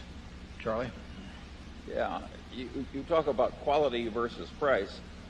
The investment game always involves considering both quality and price, and the trick is to get more quality than you're paying for in the price. It's just that simple. but not easy. No, but not easy. Area 10. Gentlemen, good afternoon.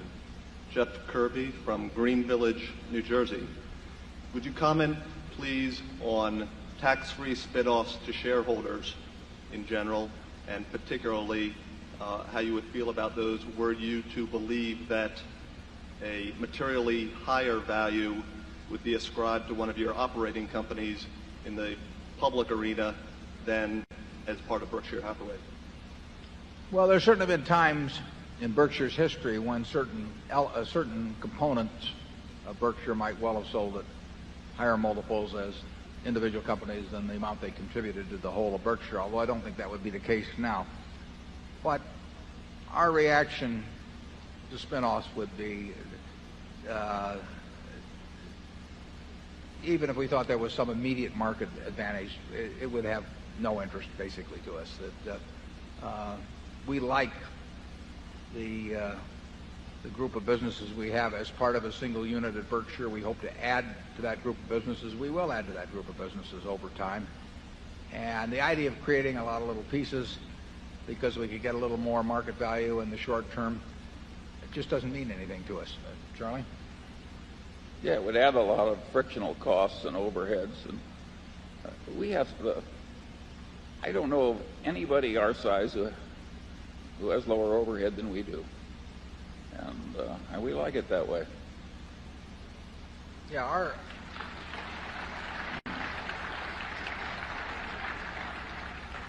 right now our after-tax cost of running the operation has gotten down to a half a basis point of capital value.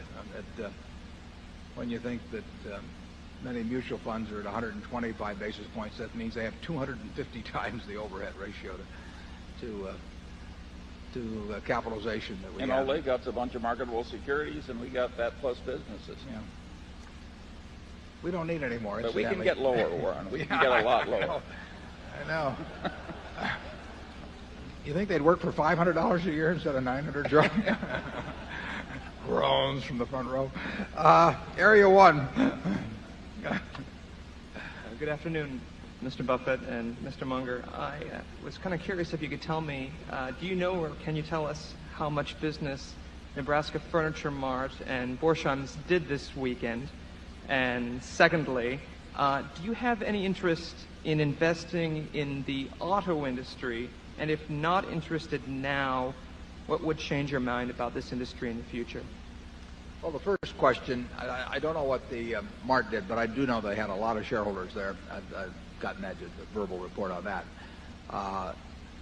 There would be less change in their normal business. They do, you're talking about a company that at the Mart that does $800,000 a day on average. It is a big operation. So our shareholders have an impact, but not the relative impact that they would have at Borsheim. Borsheim's did over twice as much this year as last year, and they had a big day. And what was the other question, Charlie? Industry. The auto industry. Oh, the auto industry. Yeah, Charlie was big in General Motors in the mid-'60s, right, Charlie? And was your biggest commitment? I had a temper. Luckily, it passed. Yeah. No, he made money on it. Yes, I did. It's the kind of industry it's interesting for us to follow. I mean, many years ago, it was the dominant factor or overwhelming factor in the economy. It's diminished a fair amount, but it's still a very important industry, and it's the kind of industry that anyone can follow. I mean, you have experience with the product and competing products, and everyone in this room understands in a general way the economic nature of the industry, but we've never felt that we understood it better than other people. So we've seen auto companies at very low multiples sometimes, and with prices that in hindsight look very attractive, but we've never really felt that we knew who among the auto companies 5 years from now would have gained the most ground relative to where they are now, or gain the most ground relative to what the market might expect. It just isn't given to us, that knowledge. Charlie? I agree. Area 2. Hi, my name is Scott Rudd from Eden Prairie, Minnesota. And my question is this. 10 years from now, and I'm referring to Borsheim's as the retail part of it to the consumer, not so much the corporate division. 10 years from now, what would be the 3 things that you would expect to change on a day-to-day operating basis to change the most and affect your ability to be dominant in that area? Well, I think, are you talking about Borsheim specifically? Yes. Yeah, I think Borsheim's, I don't know about 3 things, but Borsheim's may be one of a couple of our companies that, where the internet could be a huge, have a huge potential for us. I don't know if that'll happen, but there's no question that we operate, and I've got a message on the internet that at considerably, very considerably lower gross margins than does a Tiffany or publicly held jewelry operations. We are giving customers considerably more for their money. We've got way lower operating costs than the public companies. And I say on the internet, our operating costs are 15 to 20 percentage points, and even more in some cases, less than publicly owned competitors. So we've got a lot to offer. Now, the big question people always have with jewelers is, how do you know who to trust? I mean, it is an article that most people feel very uncomfortable buying. And I think that the Berkshire Hathaway identification can help people feel comfortable on it. I think that the experience of customers around the country as they see it. And I don't think that I think it is a product.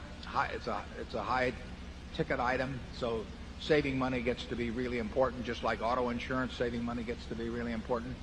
So I think that the internet could be of significant assistance to Borsheim's in terms of spreading and facilitating its nationwide reputation. So Borsheim's could have a lot of growth, and the internet could be a big part of it. Our job is to get the message to people around the country that they can literally, have us send half a dozen items to them that they can look at with no high pressure salesmanship at all or anything of the sort, and look at the prices, decide what they want in their own homes, and they will do very well with us.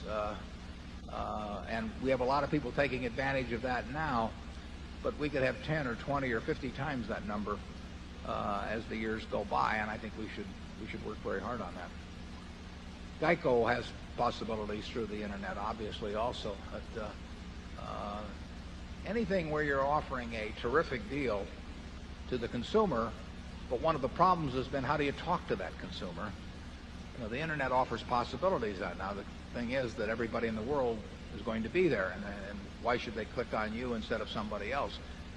Actually, the Berkshire Hathaway name may help a little bit on that, although GEICO's name is extremely well known. GEICO is I said in the annual report we were going to spend $100 million basically in promotion this year. We'll spend more money than that.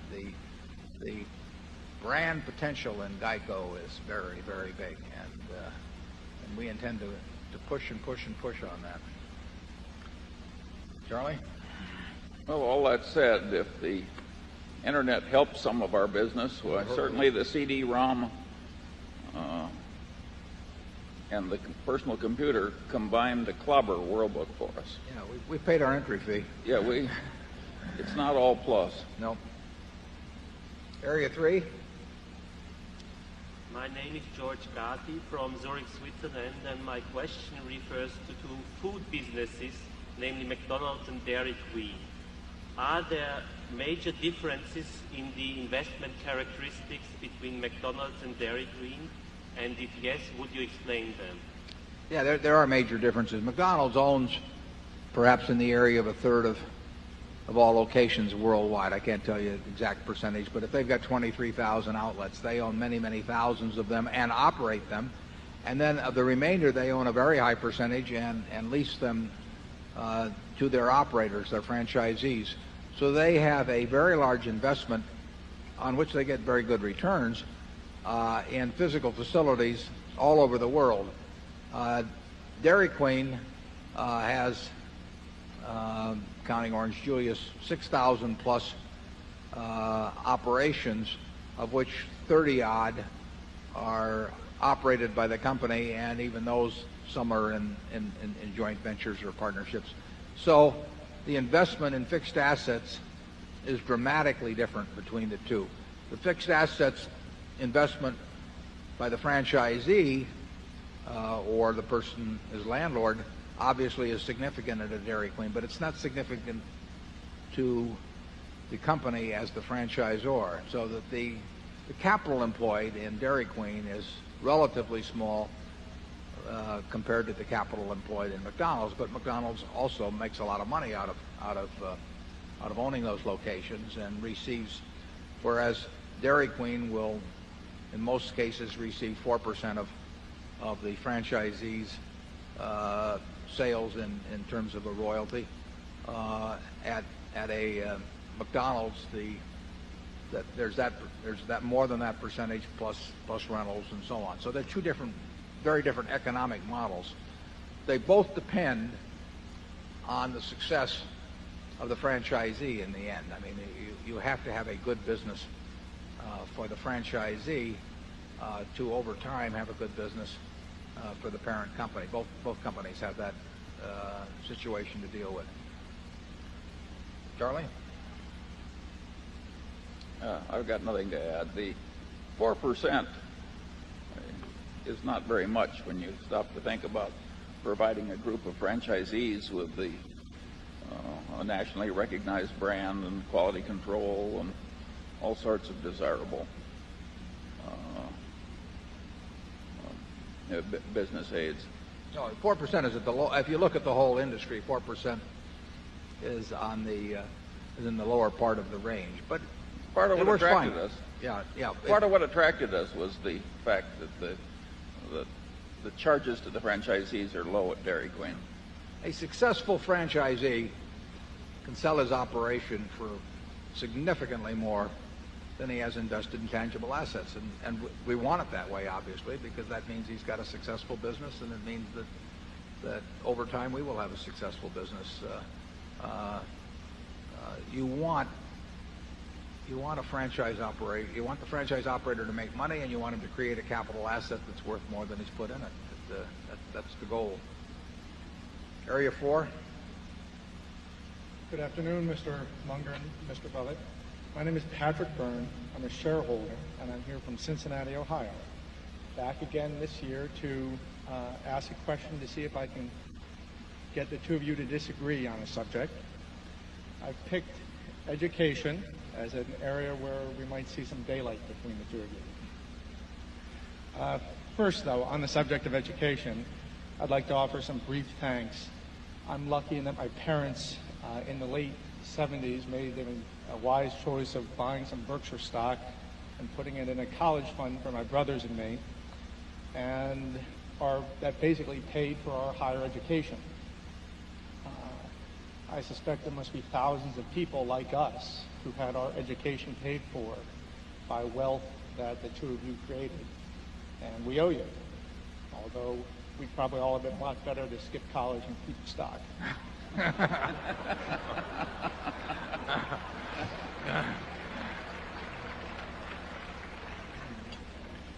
Well, on the subject of education, Milton Friedman has said, or has written, that if you really care about poverty in the U.S. and the disadvantage of women and minorities and so on, and you could cure one single thing in the U.S., it would be the public education system. Mr. Buffett, of course, you've been very publicly supportive and done many things, and I'm sure Mr. Munger has as well, for public education. But I noticed last year in this annual meeting, Mr. Munger, both of you, of course, criticized some aspects of higher education like business schools, but Mr. Munger included he was a tad critical, I would say, of the U.S. public education system. And I wonder if you two agree with what Friedman says, and what you think the importance of public education is and what might be done to improve it. I'm going to let Charlie go in a second, but I just want to say Patrick Byrne is the son of Jack Byrne, who made a fortune for us by resuscitating Geico when it got into trouble in the mid-'70s. In fact, I met Patrick's dad on a Wednesday night about 8 o'clock at night in Washington when Geico was bankrupt, and it was very close to being declared so. And after talking with about 3 hours that night, the next day I went out and bought 500 and some thousand shares of Geico that Davey referred to at 2 1/8, so which is 40 cents on the stock that we paid $70 for later on. So Patrick's dad, we may have made the Byrne family a little money. He made us a lot of money. Patrick is now running Fetchheimers in Cincinnati and doing a sensational job. His brother Mark, on June 30th, if we hit the target date, will be establishing a major operation in London and Bermuda that will, in which we will be a very large partner. So he's only got one other brother left, and he's out playing golf in California. But if times get tough, we're going to try and recruit him too. Now, Charlie, with all that time to prepare, what do you have to say about education? Well, I certainly agree with Milton Friedman that it would be hard to name one factor, if we could fix it, that would be more worthy of fixing than education in the United States. Particularly the lower grades in education, where the failures are so horrible in many big cities particularly. So yes, I think it's a terrible problem, and it needs fixing. Of course, there's a huge debate as to what the best way is to fix it. And I am skeptical myself of big city school systems getting fixed under their own momentums. In other words, I'm quite sympathetic to the people who say we may have to go to an alternative like vouchers. That the incentive structure has gotten so bad in some places that you can't fix it with evolution. It takes revolution. Warren, you're more optimistic about well, I'm not necessarily more optimistic. I probably feel, though, that democracy without a good public school system available to the entire population is sort of a mockery, because there's so much inequality to start with. I mean, it isn't just inequality of money, but I mean, my kids, whether they inherit any money, or your kids, whether they inherit any money, compared to the kids of somebody where both parents are struggling to keep the place going, or maybe just one parent and living in poverty. I mean, it is so unequal to start with that if you accentuate that inequality by giving those who are generally higher up on the ladder also a far better education than you give those who have chosen the wrong womb, I think that's just, I don't think the society should tolerate that, or a rich society should tolerate it. That doesn't mean it's easy to solve, because I've said a lot of times that unfortunately it seems like a good public school system is like virginity, that it can be preserved but not restored. And it's very hard when you get a system that's lousy to do much about it, because under those circumstances the wealthy people are going to all opt out of the system, and they're going to be less interested in the bond issues, they're going to be less interested in the PTA, they're going to be less interested in the outcome of the other people's children if they have all opted out for their own system. And to have one educational system for the rich and another for the poor, with the poor being getting the poorer system, strikes me as doing nothing but accentuating inequality and other problems that result from that in the future. So I don't know the answers on improving the system. I read some of the experiments that take place, but I do believe, to start with, that if you have a good public school system as we do in Omaha, that you do your damnedest to maintain that.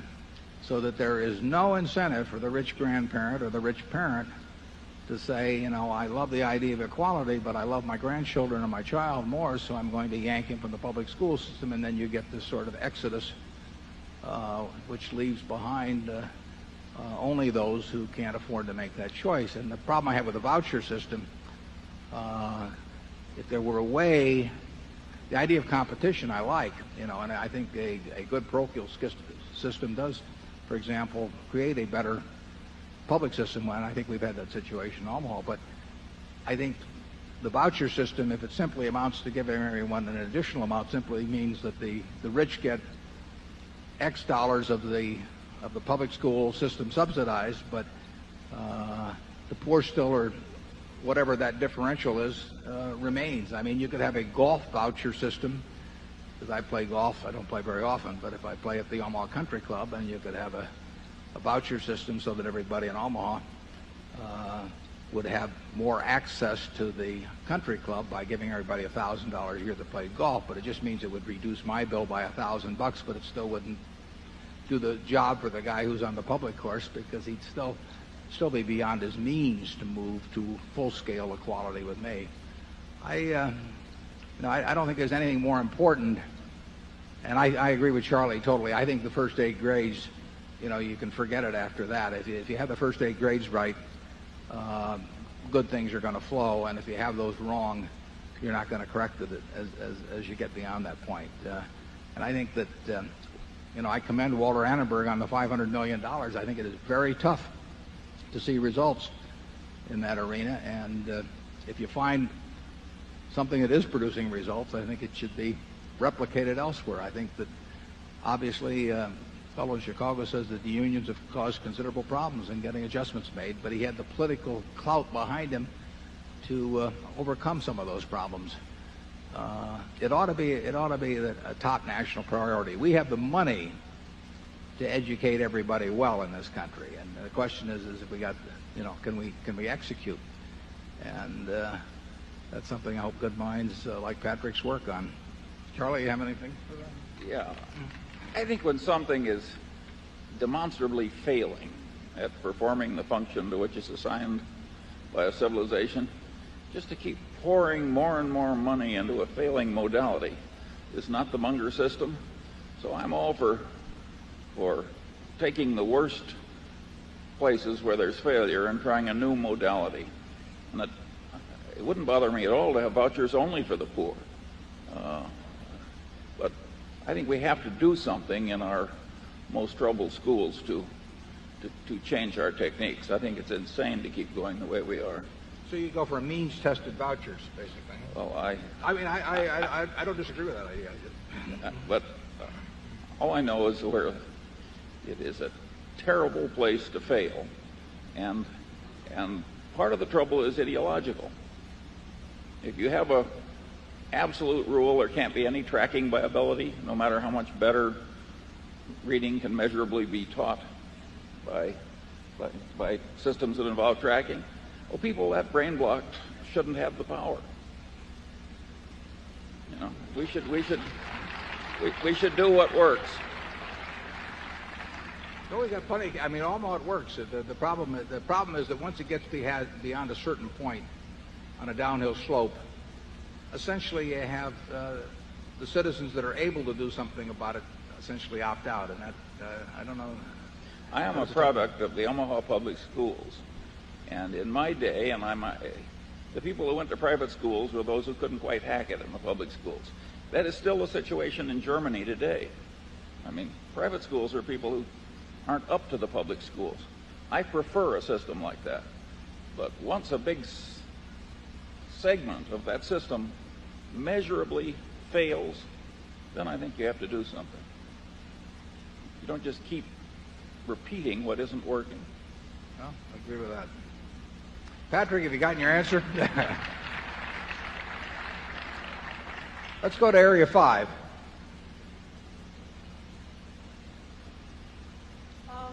My name is Kevin Murphy. I'm from Camarillo, California, and my question is, what do you look for when determining if a person is honest or not? Well, that's a good question, Kevin. I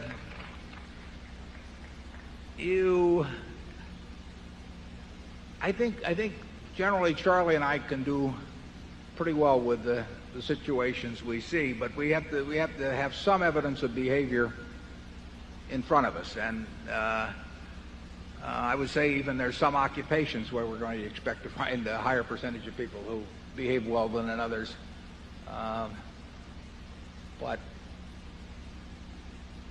if we work with someone over a period of a few months or more, I think we can come up with a pretty high batting average in terms of how they behave. At Solomon, I think I was able to separate out the people who I felt very good about and the people I was a little more nervous about fairly quickly among the ones I worked with actively. But how you spot that precisely, leave your lunch money on their desk sometime. Yeah, maybe you'll find out in a hurry. But we like people. The great example, is somebody like a Tom Murphy, where they're just bending over backwards all the time to make sure that you get the better end of the deal, or that doesn't mean they aren't competitive. I mean, if you play him a golf game for money or something like that, he wants to win the worst way. But there are people that they don't take credit for things that they didn't do. In fact, they give you credit for some of the things that maybe they did, and you can get a feel for it over time. And Charlie, you have any good guidelines on that? Yes, I think that people leave track records in life, and so somebody at your age should figure that by the time he's 22 or 3, well, he will have left quite a track record, and the world will be able to figure you out. So I think track records are very important, and if you start early trying to have a perfect record and in some simple thing like honesty, you're well on the way to success in this world.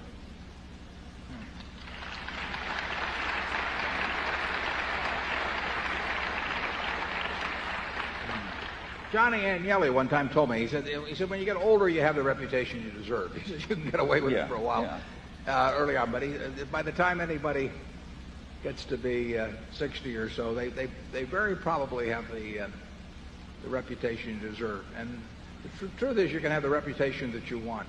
If you list all of the things that you admire in other people, you'll find out that almost everything you list, you may not be able to kick a football 60 yards or something of that sort, but almost everything you list in the people that you admire and like, they're qualities that you can have if you just set out to do that. And didn't Ben Franklin do that, Charlie? No, sure. I always say that to get what you want is to deserve what you want. I'll have some more peanut brittle. Area 6. I'm Nancy Sell from Atlanta, Georgia. You were asked earlier this morning a question about the year 2000 computer problem. Do you anticipate any negative financial impact to the economy or to our companies due to the Millennium Problem?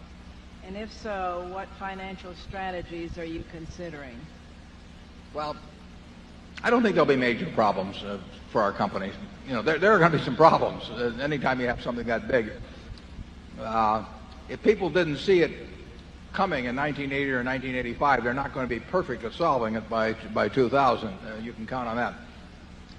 But I don't think it has any investment consequences for Berkshire Hathaway that we should be considering now. And I do think you'll see most of the problems in the governmental area.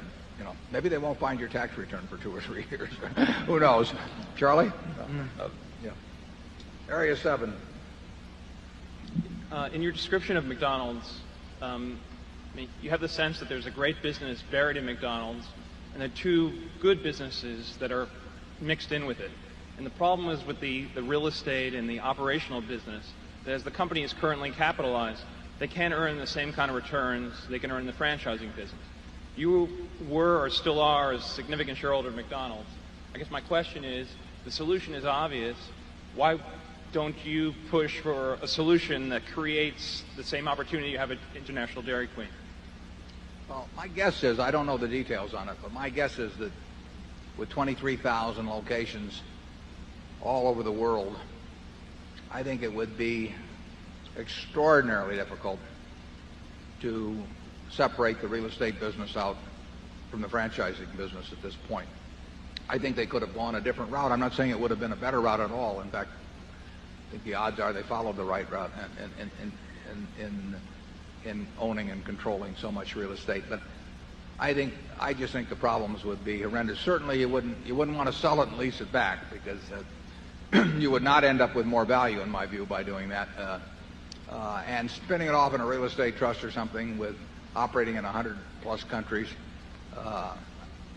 and with all of the franchise arrangements, I think it would be a huge problem. I would not want to tackle it myself. So I think that you should look at McDonald's, and I don't know anything about their plans on this, but I think you should look at McDonald's as being a very good business, but the one that will continue in its present mode vis-a-vis the real estate, although I think they've signaled that they're going to do less on new properties, somewhat less in connection with ownership than they've done to this point. But there's 23,000 locations out there, and every operator, his own arrangement is very important to him, and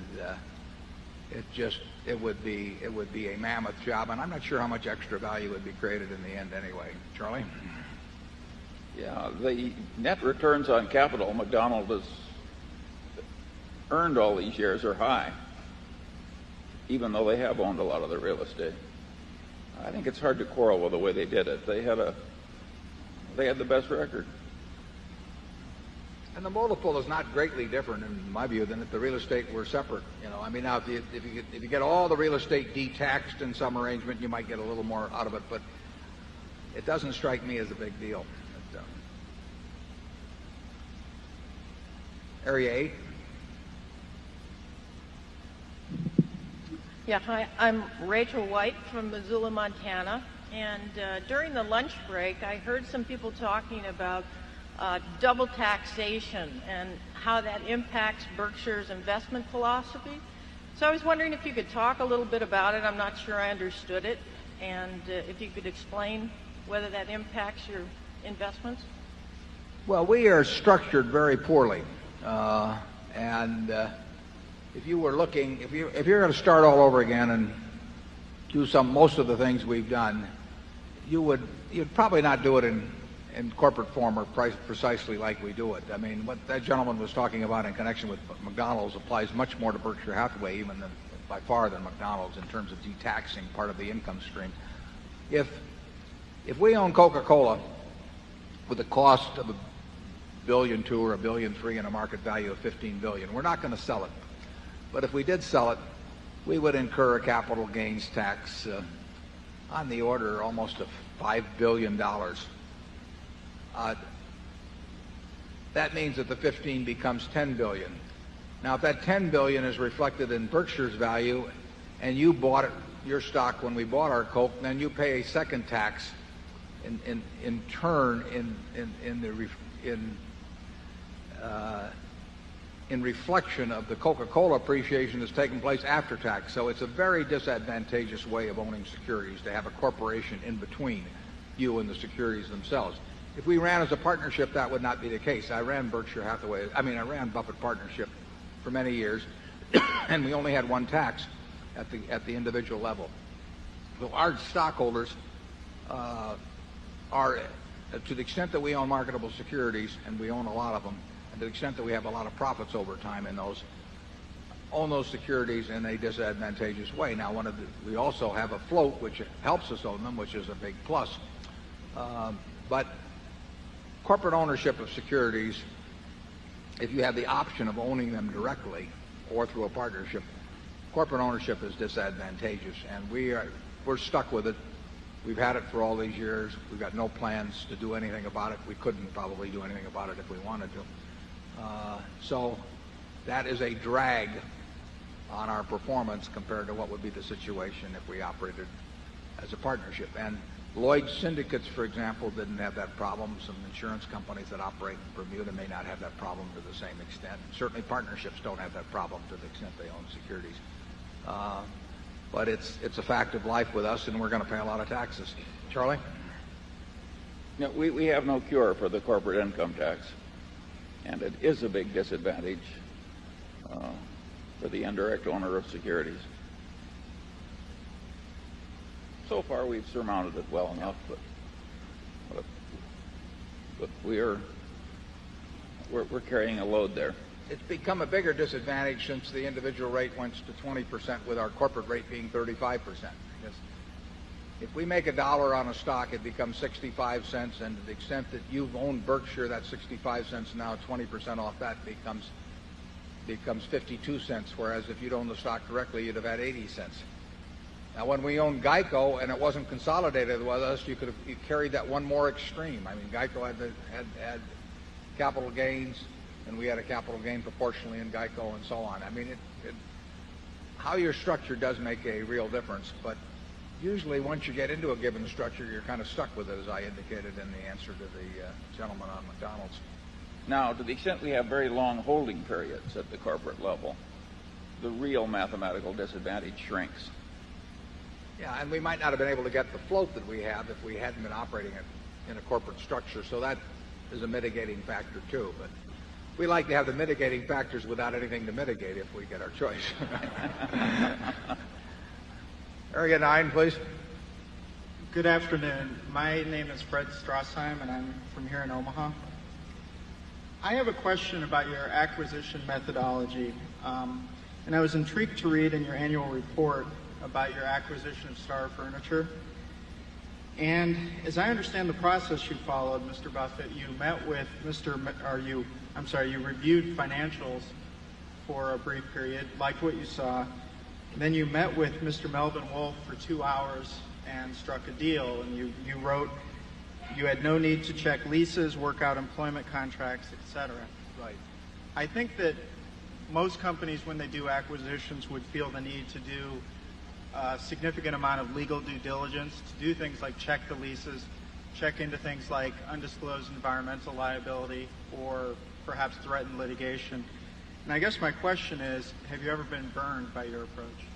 We've never been burned by we've been burned only in the sense that we made mistakes on judging the future economics of the business, which would have had nothing to do with due diligence. We regard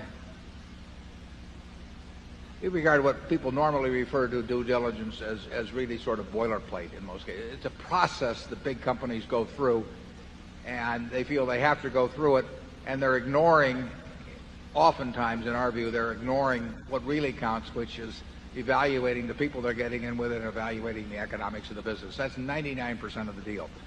You may run into an environmental liability problem, one time in 100, or you may find a bad lease. I asked Melvin about, do you have any bad leases? I mean, that's the easiest way to do it. And I can read them all and try and look for every clause or something, but it isn't going to, that is not the problem.